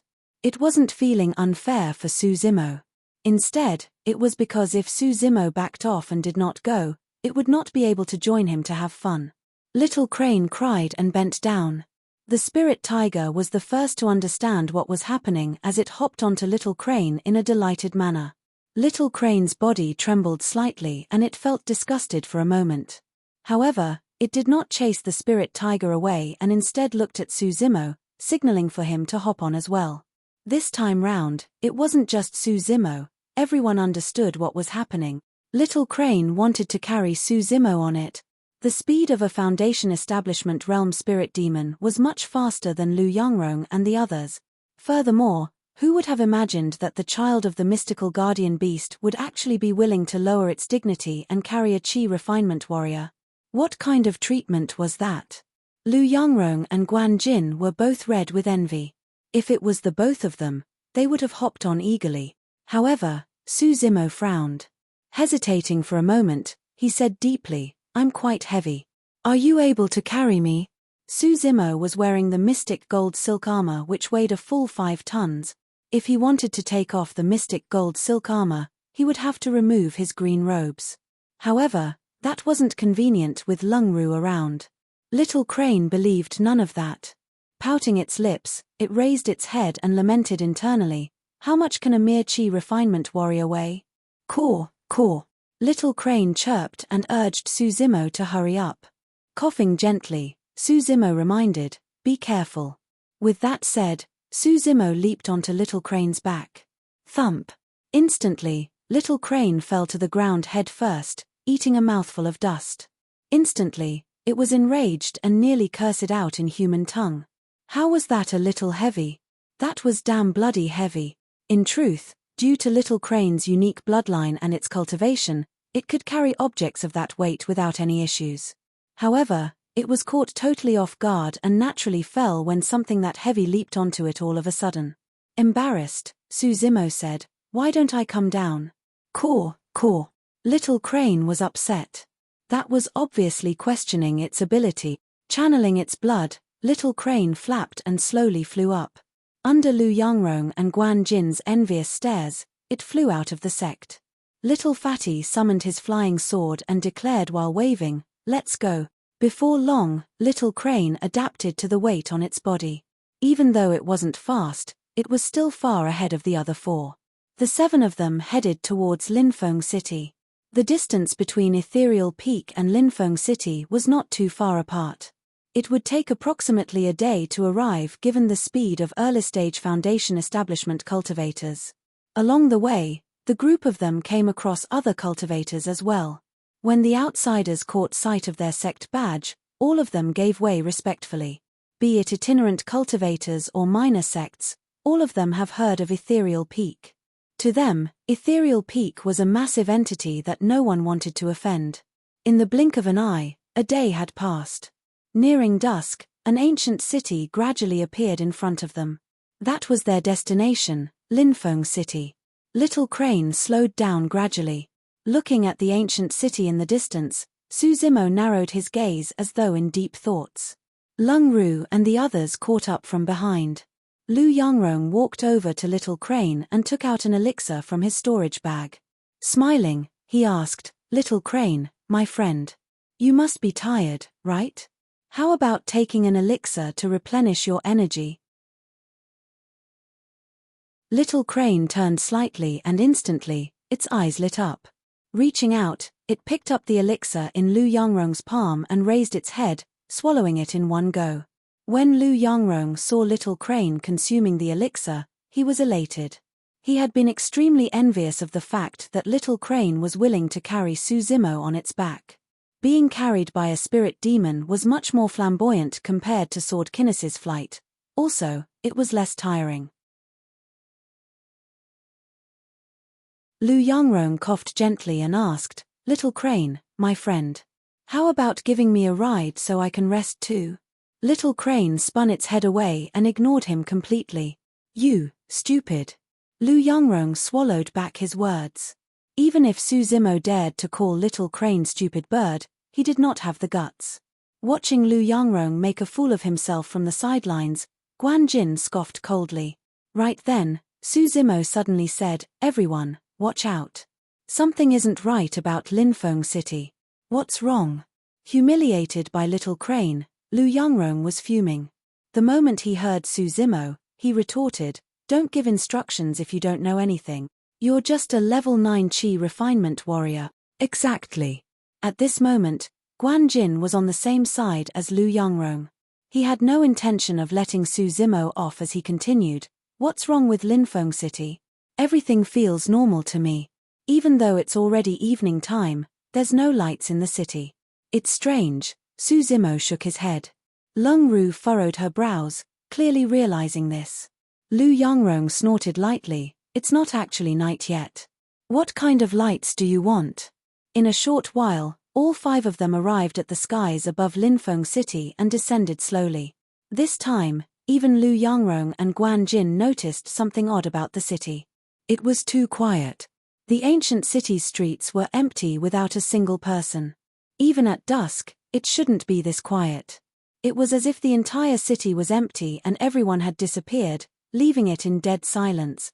The 5 of them landed in Linfeng City and looked around. Shops on either side of the streets were tightly shut, as though they hadn't been open yet. The atmosphere in the ancient city was strange and even sinister. Suzimo's nostrils flared, but he could not smell any blood. "What's going on?" Little Fatty asked with a stern expression. In theory, the city lord of Linfeng City should have prepared long ago to send someone to welcome them. Yet, there wasn't a single person to be seen in Linfeng City right now. Lu Yongrong shook his head.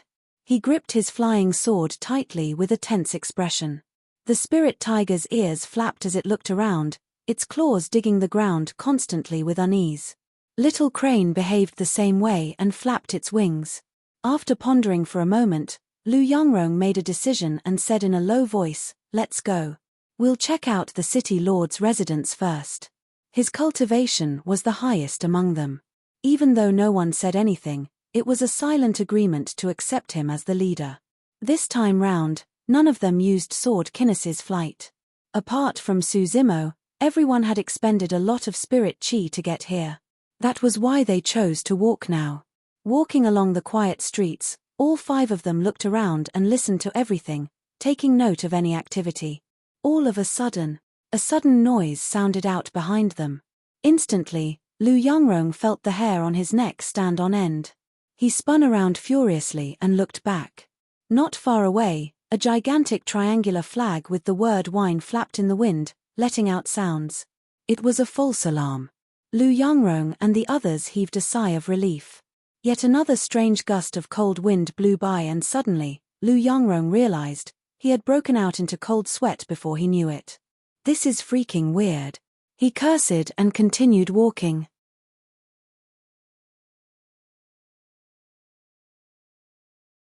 Chapter 142, Discovery. Chapter 142, Discovery. They hadn't walked far when Lu Yongrong stopped in his tracks. There were 2 people lying on the street not far ahead. Motionless, their faces could not be seen. One of them was holding a gong in his hand while the other had a tool. From the looks of it, they were probably the night watchmen of Linfeng City. However, why would they be here since night had yet to truly arrive? Why were they sprawled on the ground as well? "Hey, night watchman. Are you guys dead or alive?" Lu Yongrong grabbed his flying sword. He did not rush forward and merely asked on the spot. Guan Jin scoffed coldly at the side. "What could be up with an ancient city full of mortals to deserve such caution from us?" Even though he said that, Guan Jin clasped a protective talisman in his hand. Heading forth, he flipped one of them over. "Ah!" Guan Jin exclaimed and stumbled a couple of steps back. Su Zimo and others at the back could clearly tell that the person was dead. All of them had seen dead people before. Yet, this was the first time they had seen such a horrifying death. The night watchman's face was shriveled and his skin stuck to the bones. It was as though his flesh and blood were drained, leaving only grey eyeballs that watched ahead confusedly. Even when he died, that person most likely did not know the reason why. Guan Jin heaved a deep breath of air before flipping the other person over. It was an almost identical death. It felt as though the both of them were on their way to start on the night watch when they met with bad luck and were killed on the spot without any chance of reacting at all. Su Zimo narrowed his gaze and pondered for a moment. Suddenly, he walked to a house at the side and kicked the door open before looking around inside. The people inside were already dead.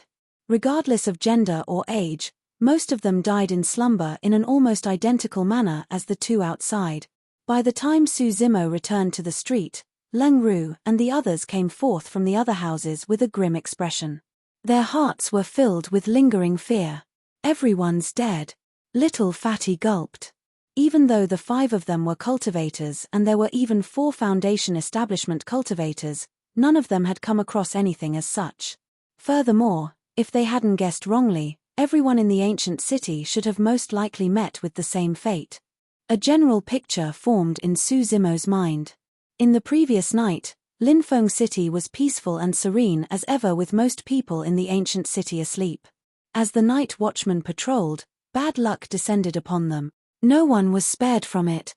Most people must have died in their sleep. There were at least 100,000 people residing in the city. Overnight, all of them perish. Lu Yongrong remarked grimly, "It must be done by a fiend cultivator." Yes, fiend cultivators are ruthless and unscrupulous. It's clear that their deaths were not committed by anyone on the orthodox path. Guan Jin nodded in agreement. Suddenly, Su Zimo asked, "The disciple who discovered the spirit mine near here. What did he mention in his message?" Little Fatty replied, "Nothing much. He merely mentioned discovering a spirit mine at the northern outskirts of Linfeng City. Mining had already begun and he could be done in about 2 days. That junior brother mentioned discovering some cultivators near to the spirit mine and he was worried that they might covet it. That's why he requested for the sect to send some Foundation establishment cultivators as reinforcements. After he replied, Little Fatty suddenly realized and asked with widened eyes, "Bro, are you going to say that the murderer of this ancient city's tragedy is after our sect's spirit mine?" "It's very likely." Su Zimo nodded. Something as such happened right after a spirit mine was discovered nearby Linfeng City. It's too coincidental. What should we do then? Should we still head to the spirit mine? Little Fatty asked. Su Zimo replied grimly, "Relay a message to the sect first telling them that a situation had arisen. You guys have expended quite a bit of spirit chi traveling here. We should recuperate before checking out the spirit mine. Junior brother Su, you're too weak. If you're afraid, you don't have to follow us." Before Su Zimo could finish, he was interrupted by Lu Yongrong's cold scoff. Guan Jin eyed Su Zimo in disdain and continued indifferently, "Junior brother Su, since you're so worried, why don't you hurry back? I've already advised you not to follow us, Fufu." Su Zimo frowned. Lung Ru suddenly said, "I agree with junior brother Su's suggestion." As she said that, she retrieved a paper crane from her storage bag and wrote a few lines of words using spirit chi. Releasing the paper crane, it flew to the skies and disappeared in the blink of an eye. When he saw that, Lu Yongrong comforted her, "Junior sister Lung, don't worry. There won't be any cultivator within the Great Ju dynasty stupid enough to covet Ethereal Peak's spirit mine." "That's right." Guan Jin analyzed calmly, "It's just an inferior-grade spirit mine containing mostly inferior-grade spirit stones that Foundation establishment cultivators won't be interested in. Even if anyone wanted the spirit mine, they would merely be chi refinement warriors. There's nothing to be afraid of." The spirit chi contained by inferior-grade spirit stones was not efficient in helping Foundation establishment cultivators. If Foundation establishment cultivators wanted to raise their cultivation realms, they would require middle-grade spirit stones. At Golden Core Realm, they would require superior-grade or even supreme-grade spirit stones.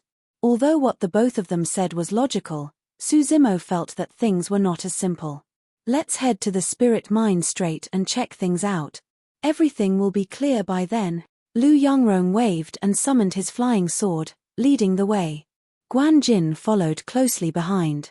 Carrying Su Zimo and the spirit tiger, Little Crane chased after them. Before long, all 5 of them arrived at the spirit mine. When they approached the pitch-dark entrance of the spirit mine, Lu Yongrong paused in his track and turned around.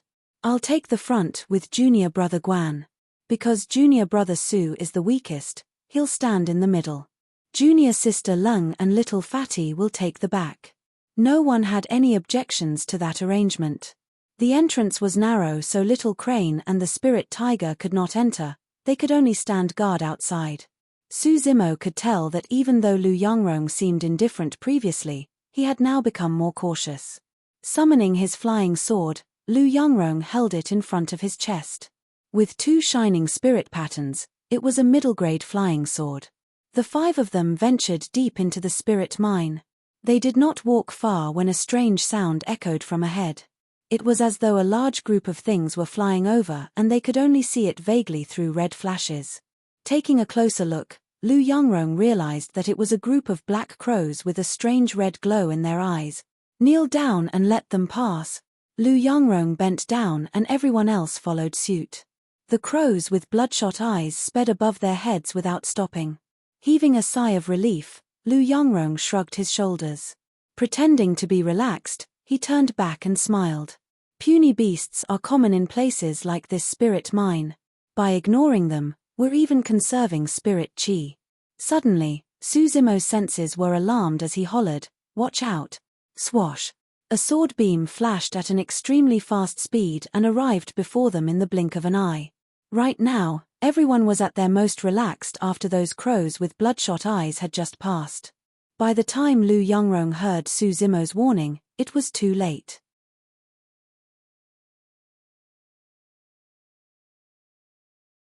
Chapter 143 Middle Grade Spirit Mine. Chapter 143 Middle Grade Spirit Mine. Poof! With a crisp sound, a bloody flash appeared. Lu Yongrong had just turned around when his head was pierced by a flying sword and he died on the spot. The flying sword continued its momentum and continued to stab at the people behind. Suzimo was the first to be targeted. Suzimo's spirit perception had long alerted him to it as he instantly drew his cold moon saber and slashed against the incoming flying sword, knocking it away.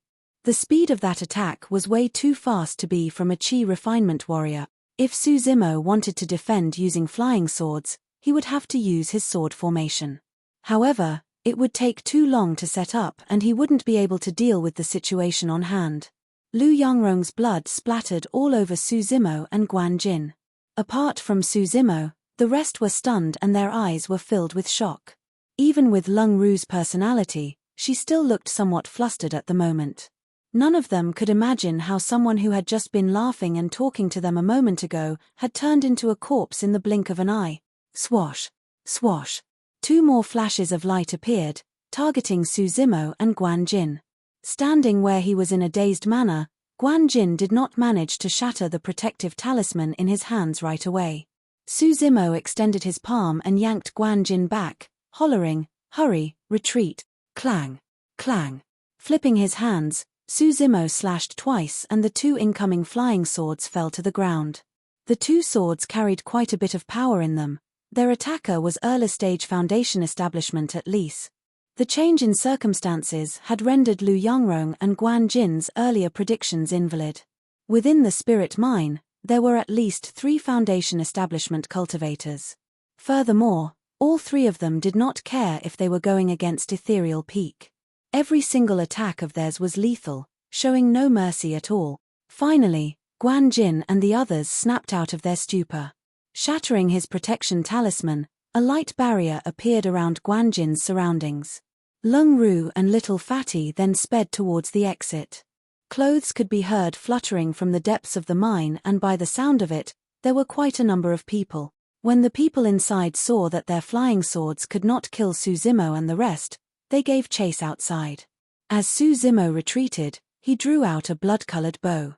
Before the 5 peaks face-off, Suzimo had already refined the cold moon saber and sanguine crystal bow into inferior-grade spirit weapons. In the blink of an eye, 3 arrows were loaded. Swoosh! Swoosh! Swoosh! The sound of arrows piercing through the air echoed as 3 flashes of light tore through the darkness of the mine. Ah! Ah! 2 shrieks could be heard while the 3rd arrow was blocked. "Be careful, everyone!" Someone yelled from the depths of the mine. Within that narrow mine, there was not much space for cultivators to dodge, and as such, Suzimo's arrows dealt quite a bit of damage. Running with all their might, Suzimo and the rest got out before long. Outside, all of them were rattled. The blood-eyed crows that flew by them earlier on were now surrounding and pecking at Little Crane and the spirit tiger. Because it was a spirit demon after all, Little Crane could defend itself against the attacks of the blood-eyed crows. However, the spirit tiger sustained a lot of injuries because it could not fly. Howling on the spot, it was trying to defend itself desperately. Frost wind. When Lung Ru saw that, she conjured hand seals and hollered, pointing towards the skies. A cold gust of wind appeared out of nowhere and swept through the blood-eyed crows. Instantly, a number of them were frozen and fell to the ground, shattering to their deaths. That was the power of spirit arts. Thanks to Lung Ru's assistance, Little Crane broke out of the encirclement and panted slightly, looking somewhat fearful. Residing in the sect most of the time, it had never seen such a bloody scene. "Ride on, Little Crane, and leave this place for now," Suzimo ordered swiftly. "Ha ha ha ha."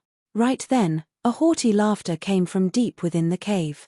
A group of people came forth. The leader, who was donned in grey robes, declared, "None of you will leave today. Stay here." Late-stage foundation establishment. Little Fatty's pupils constricted as he exclaimed. The grey-robed cultivator who spoke was at late-stage foundation establishment. Among them, Lu Yongrong, who was at mid-stage foundation establishment, had already died within the spirit mine. Not only that, a steady stream of cultivators continued out of the mine. At a glance, there were more than 30 people. However, what was terrifying was that all 30-odd of them were foundation establishment cultivators. Other than the grey-robed late-stage foundation establishment, There were 9 others at mid-stage and the rest were all at early stage. There wasn't a single Qi refinement warrior. It's over. Guan Jin looked at the 30-odd foundation establishment cultivators that surrounded them and despair gushed into his heart, draining all color from his face. Little Fatty wielded his gigantic axe in one hand and a flying sword in the other, looking nervous. Lung Ru's sword hovered in front of her. Even though she looked cold as usual, her palms were covered in sweat. Of the 4 people present, Su Zimo was the only composed one as he surveyed his surroundings. "We're cultivators of Ethereal Peak. Who are you guys?" Guan Jin took a deep breath before questioning sternly. "Fu." The grey-robed leader chuckled softly. His eyes were filled with mockery as he raised his brows. "Ethereal Peak? Big fuck. Yesterday, I just slaughtered an Ethereal Peak disciple who doesn't know what's good for him. Indeed, the messenger disciple had already perished. Back when Lu Yongrong died in the mine, Su Zimo had already sensed that today's events would not be easy to resolve. Still bearing a sliver of hope, Guan Jin tried to first show weakness. "Fellow Daoist, what you want is the spirit mine before us. Alright, Ethereal Peak will give up on it then. There's no need for you guys to kill us. Furthermore, isn't it just an inferior grade spirit mine? It's useless for us anyways." Fu. Guan Jin forced a laugh. "Inferior grade spirit mine?" The grey-robed cultivator scoffed coldly. "Let me correct you. This is a middle-grade spirit mine." "Ah!" Instantly, Guan Jin's expression changed. He finally understood why there were so many foundation establishment cultivators. If it was a middle-grade spirit mine, it would definitely be attractive to foundation establishment cultivators. If they knew beforehand that this was a middle-grade spirit mine, Ethereal Peak would have sent out the strongest of inner sect disciples or even have legacy disciples lead the team. Su Zimo remained silent and watched coldly.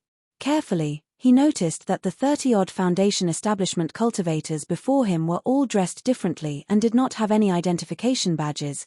They were clearly all itinerant cultivators. What was it that gathered all these itinerant cultivators here to snatch this spirit mine?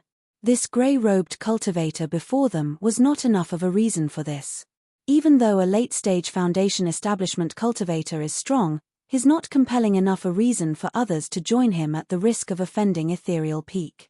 Guan Jin forced himself to be calm and said grimly, "Fellow Taoists, to be honest, we've already relayed a message back to the sect.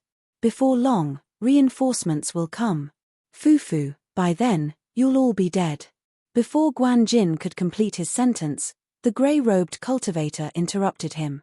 Scoffing coldly, he continued, "Besides, we would have left long ago by the time your reinforcements arrive." Ha. The surrounding foundation establishment cultivators roared with laughter. Watching Guan Jin's expression carefully, a strange glint appeared in the grey-robed cultivator's eyes as he smiled. "Fellow Daoist, haven't you noticed anything wrong in your body?"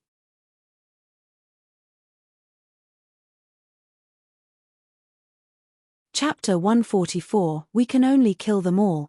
Chapter 144, We Can Only Kill Them All. When he heard that, Guan Jin's expression changed starkly as his body began to shudder.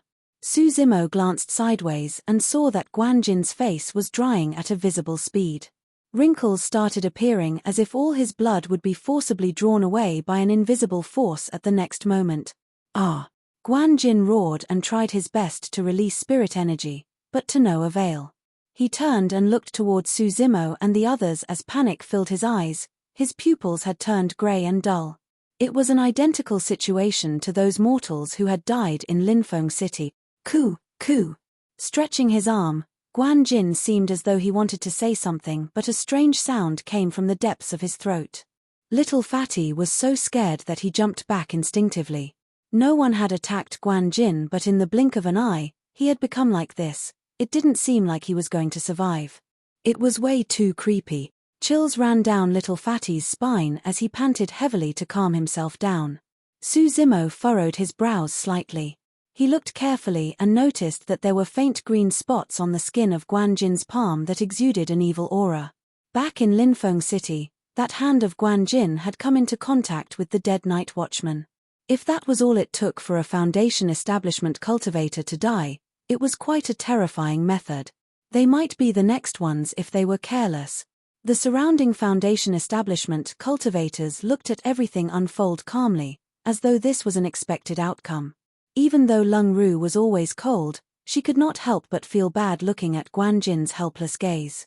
Retrieving a couple of elixirs from her storage bag, she wanted to feed them to Guan Jin. She did not know what had happened to Guan Jin. However, they were fellow disciples after all, and she couldn't just leave him in the lurch. Just as Lung Ru was about to step forward, someone grabbed her arm and yanked her back. "Don't go!" Su Zimo's voice rang in her ears. With a thud, Guan Jin fell to the ground, no longer breathing. Lung Ru froze on the spot. A ghastly green ball of light floated out of Guan Jin's body and flew into the depths of the spirit mine. A cold glint flashed across Su Zimo's eyes as he lamented internally, there should be someone else in the depths of the spirit mine. That person is the true murderer behind Linfeng City's tragedy. Here, the grey-robed cultivator said with a strange smile, "Oh, you have quite the tender heart for women. Beauty, if this punk hadn't pulled you back, you would have been dead by now." Lung Ru's heart jolted. Even though her cultivation was higher than Su Zimo, she had not been through any life and death situations. As such, she could not but lose her cool looking at the tragic death of her two senior brothers. Upon realizing this, Lung Ru looked at Su Zimo gratefully. Stroking his chin, the grey-robed cultivator said with a perverted look, "But, that's good too. It'd be such a pity for a beauty like you to die here. Hey, I happen to be in need of a maidservant to warm my bed. You look pretty suitable for it." Ha ha ha.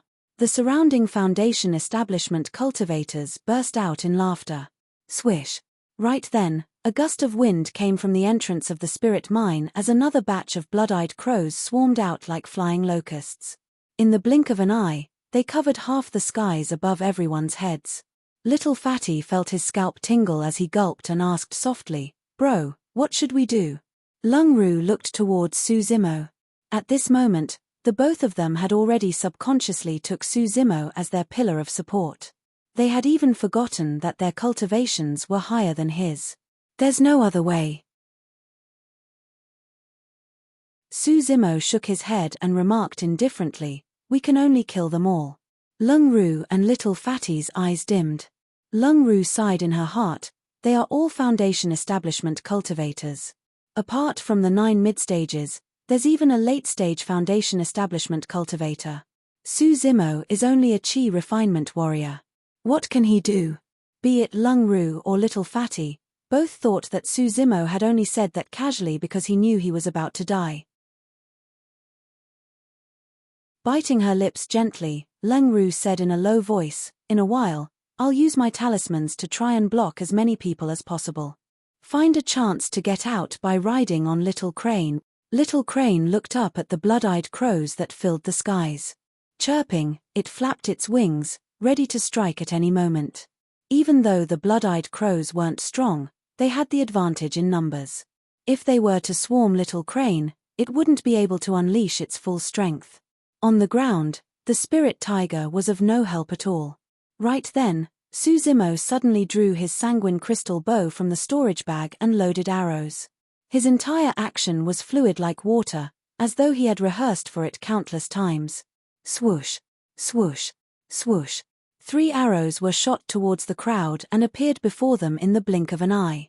Initially, the 30-odd Foundation establishment cultivators wanted to make fun of them. Most of their attention was on the 2 Foundation establishment cultivators in the group, Lung Ru and Little Fatty. None of them expected that the Chi refinement warrior was the first to strike. It was completely unintentional. 3 precise arrows tore through the throats of 3 early-stage Foundation establishment cultivators, causing blood to spurt out. The 3 of them were confused. Even in their final moments, they could not believe that they had just died under the bow of a Chi refinement warrior. "It's him!" someone from the crowd exclaimed. Back in the spirit mine, Su Zimo killed 2 people using his bow and arrows. As such, the Foundation establishment cultivators recognized him instantly. Swash, swash, swash. 30-odd Foundation establishment cultivators summoned their flying swords at the same time, shining sinisterly with their spirit lights.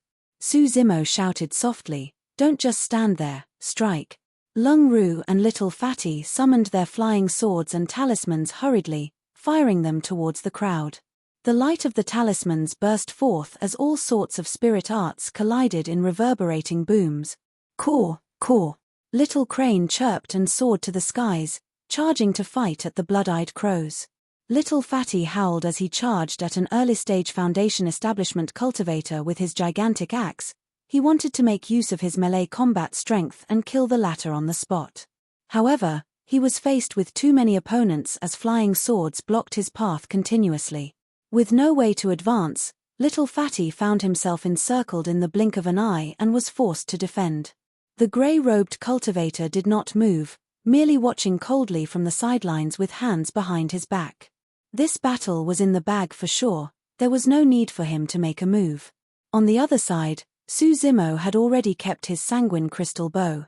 Even though arrows were sharp, it was difficult to continuously hit targets when the Foundation Establishment cultivators were ready for it. 6 flying swords hovered in front of his chest and sped through the voids, leaving sword scars in the air. Buzz! A gigantic hexagonal formation pattern shone with a bedazzling, bright light. In a swift move, Su Zimo had already set up the hexagonal sword formation. Making use of the tripartite sword formation was of no use given the current circumstances. Sword formation? The grey-robed cultivator's expression changed. A look of surprise flashed past his eyes as he murmured, "That Chi refinement warrior's a sword formation master?" An early-stage Foundation Establishment cultivator had been targeting Su Zimo from the start. Secretly, he summoned his flying sword and sent it flying to the back of Su Zimo's head. Just as the flying sword was about to strike Su Zimo's head, the latter suddenly dodged from the spot in a swift and agile manner. The person's expression changed. Right as he was about to change the course of his flying sword to continue chasing after Su Zimo, a gigantic hexagonal star sword formation descended, crashing upon him. Poof! A sanguine light flashed. The person was split into 2 by the hexagonal sword formation.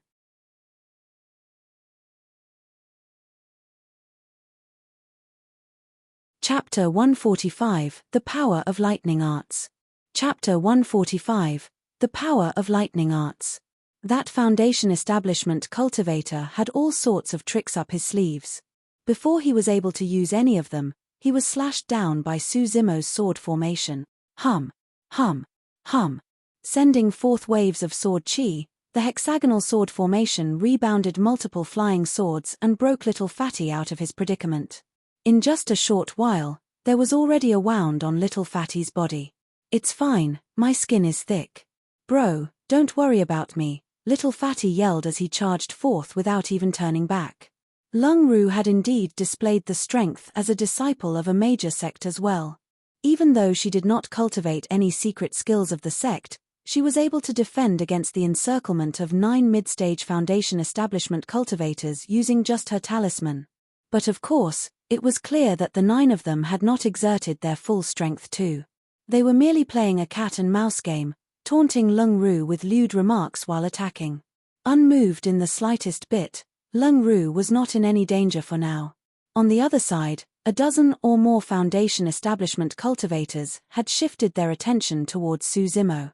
They surrounded him with all their might as flying swords tore through the voids while spirit arts exploded everywhere. No matter how strong the hexagonal sword formation was, it was unable to withstand the power of so many Foundation Establishment cultivators. In the blink of an eye, it was on the verge of collapse. Ha ha! One of the Foundation Establishment cultivators burst out in laughter. "I want to see how long a mere chi refinement warrior like you can last." Roar! Before he could stop laughing, a black shadow appeared beside him. It bit on that man's throat as blood gushed out. The spirit tiger had been waiting for an opportunity to attack, and as such, an early-stage Foundation Establishment cultivator's life was ended. Even though it was only a spirit beast, if it closed in on Foundation Establishment cultivators, they wouldn't stand much of a chance. That was also the reason why Dai Yu had once told Su Zimo that demon cultivators are the best at killing opponents through level gaps. "Beast, how dare you behave so insolently?" A few of the Foundation establishment cultivators cursed angrily. Invoking spirit arts, the spirit chi in the surroundings surged violently towards the spirit tiger. With the spirit tiger's current strength, it was unable to defend against the power of spirit arts at all. Suzimo narrowed his gaze and dodged a few incoming flying swords. Shifting the hexagonal sword formation, he blocked it in front of the spirit tiger and defended against a few types of spirit arts. Bam! There was a deafening sound. The spirit arts dispersed and Suzimo's hexagonal sword formation could no longer hold out as well. Struggling to form a proper pattern, all 6 swords fell to the ground and dimmed. Quick-witted, the spirit tiger seized the opportunity to hide behind Suzimo instantly and glared fiercely at the dozens of Foundation establishment cultivators on the other end. Kid, the spirit chi within you should be almost depleted by now, right? An early-stage Foundation establishment cultivator scoffed coldly. Even though the battle between both parties had been short, Suzimo had blocked too many flying swords. He had expended a lot of spirit chi and was indeed running short. Let's see how you can continue to be arrogant. Die. One of the Foundation establishment cultivators conjured hand seals and gestured towards Suzimo. Instantly, a fireball the size of a fist shot out. Even while it was traveling, the air was already crackling from the heat. Suzimo's eyes lit up as he suddenly reached out and grabbed the fireball. You must be courting death. When the Foundation establishment cultivator saw Suzimo receiving the spirit art with his bare hands, he could not help but scoff internally. Channeling his blood, a flash of dense lightning appeared in Suzimo's palm. What is that?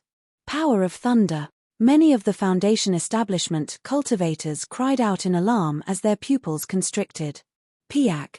The fireball was crushed by Suzimo's palm as the spirit chi within it dissipated into emptiness. Upon seeing that, the cultivators' expressions changed drastically. Even the grey-robed cultivator frowned in disbelief as he muttered confusedly, "Thunder art? Is he not actually a chi refinement warrior, but a Foundation establishment cultivator?" Activating the spirit-peering art, he scanned Suzimo once more. No, it shows him to be at level 9 chi condensation. Could he have cultivated some sort of technique to conceal his cultivation realm? No, that's not right either. The grey-robed cultivator shook his head. How is there no fluctuation in spirit chi when he released that thunder art? He would have never imagined that the source of power for Suzimo's thunder art came from the latter's blood. Even though Suzimo's spirit chi was indeed almost withered, the power of lightning in his blood was still present. Caw. At the moment, Little Crane, who was up in the skies, was met with danger. Its body was already severely wounded by the blood-eyed crows as it shrieked anxiously. Even though Senior Crane did not mention it explicitly, Suzimo knew that the reason why Little Crane could join him was due to Senior Crane's trust in him. Now that Little Crane was in danger, Suzimo unleashed his power of blood without second thoughts.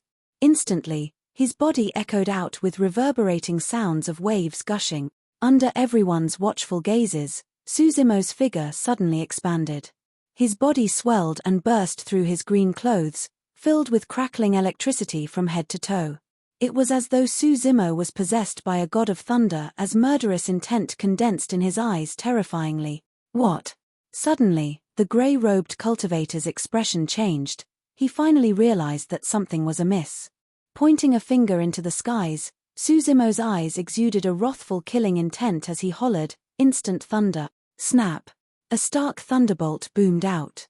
An extremely intense bolt of thunder struck the group of blood-eyed crow, extending like a python exuding a bedazzling shine.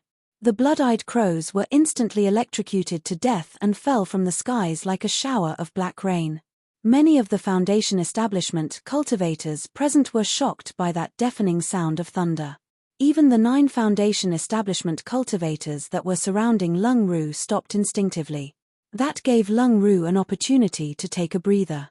Covered in sweat, her spirit chi was almost depleted as well. Little Fatty seized the chance to kill an early-stage Foundation establishment cultivator before him. Swinging his gigantic axe, he cleaved the man into two as blood splattered all over him.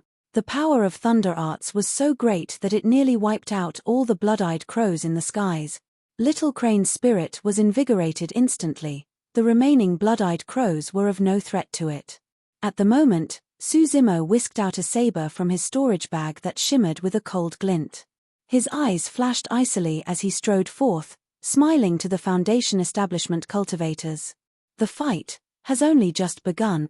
That single step of his closed a gap of 20 feet and he appeared before the many Foundation establishment cultivators in the blink of an eye. Poof! Poof! Suzimo slashed out in reverse. The two of them only felt a blur before their eyes. Before they could even react, both heads were lopped into the skies with blood spraying everywhere. Ah! The remaining Foundation establishment cultivators were frightened to death as they exclaimed and stumbled back instinctively. Do you think you can run?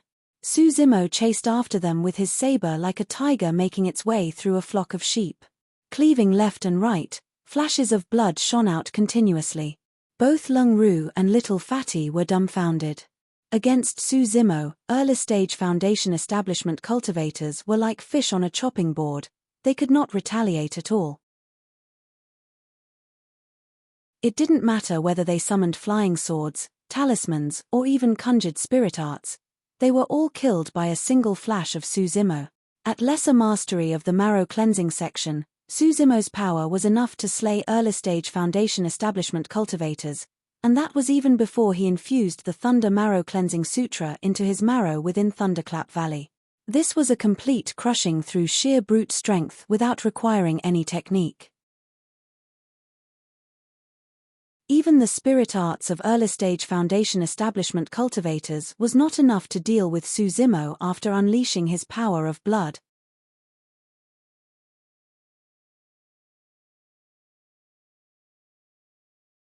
Chapter 146, Predicament. Chapter 146, Predicament. At the sight of Suzimo's unstoppable onslaught, the grey-robed cultivator could no longer sit and wait. With a holler, he burst forth with the might of a late-stage Foundation establishment cultivator and summoned a middle-grade flying sword, shooting it towards Suzimo's back.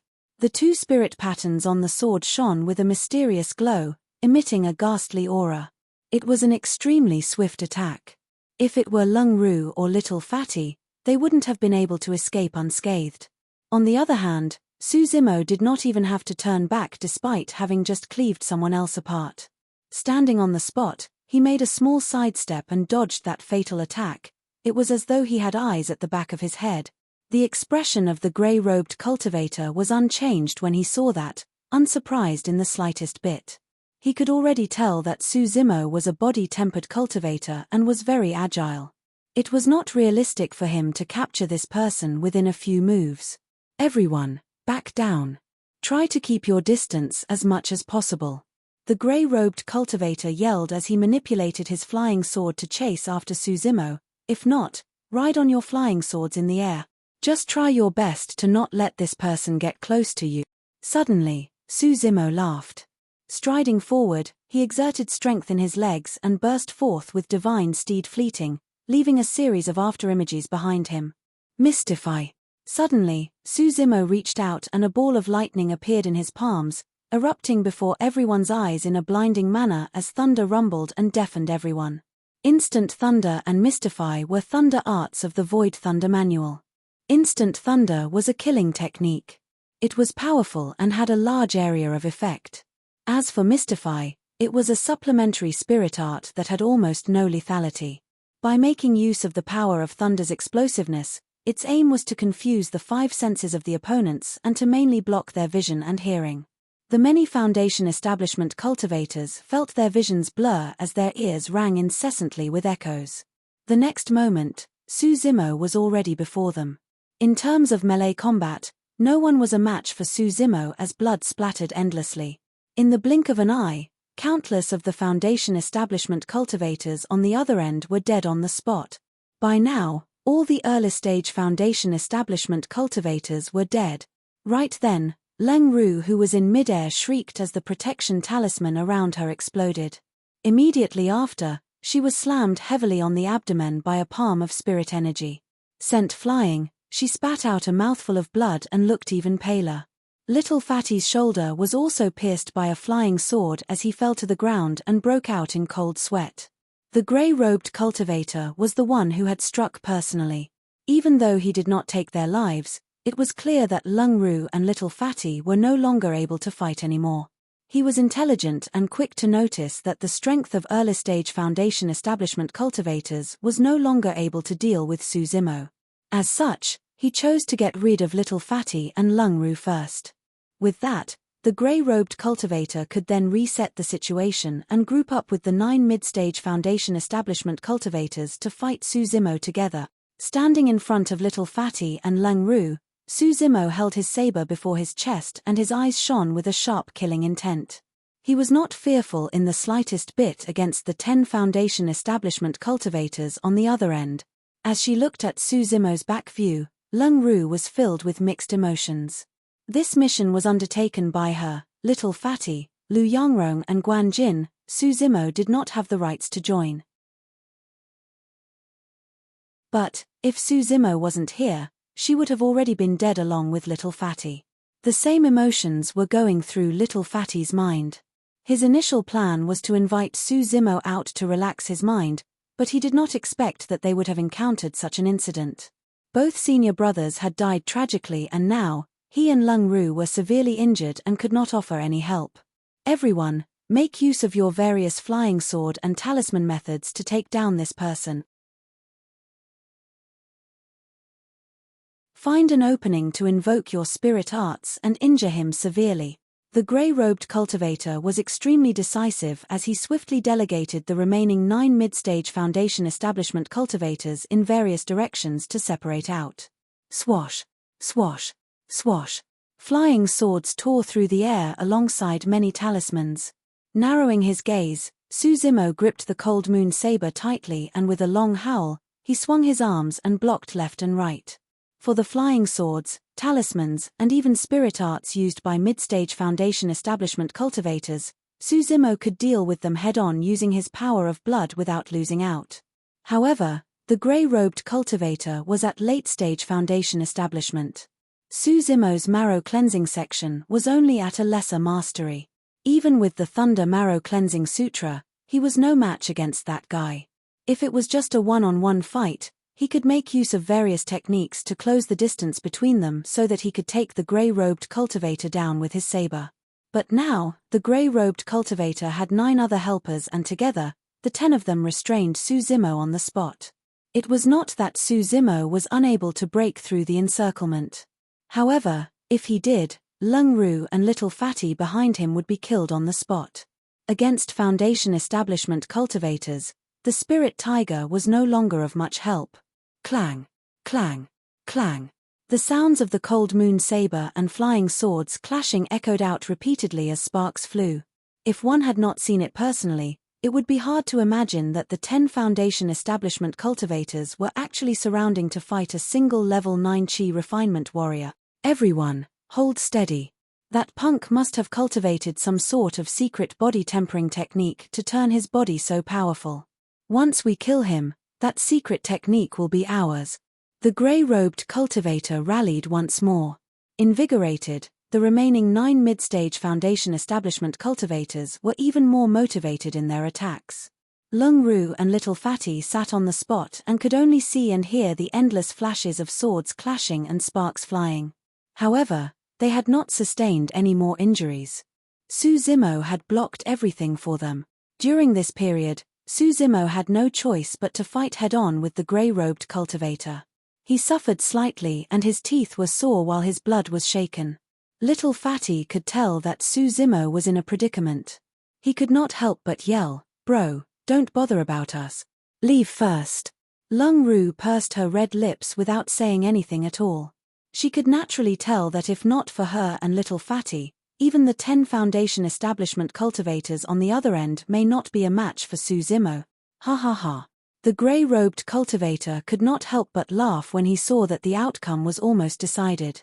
Punk, let's see how long more you can last. The situation was clear, Su Zimo could only react. If he was careless, not only would he fail to protect Lung Ru and Little Fatty, he would get injured as well. As time passed, Suzumo's physical strength gradually declined and it was only a matter of time before he lost. In reality, Suzumo was extremely calm at the moment. He was constantly watching the fight between Little Crane and the blood-eyed crows up above. Thanks to the power of instant thunder, there were not many blood-eyed crows left. The remaining few were also being hunted down by Little Crane, barely able to pose any threat. Suzumo needed Little Crane's help. Given the current circumstances, only Little Crane's strength was of help. Right as the grey-robed cultivator laughed, Little Crane finished off the last few blood-eyed crows and looked down, meeting with Suzumo's clear eyes. Suzumo nodded and Little Crane understood. When he channeled his blood earlier on, the green robe on Suzumo's body was already torn apart, revealing a thin golden silk armor. Suddenly, Suzumo took off the golden silk armor and tossed it on the ground. You're tuning in to the Celestial War YouTube channel. Don't forget to subscribe and join us on this journey to catch the most captivating stories.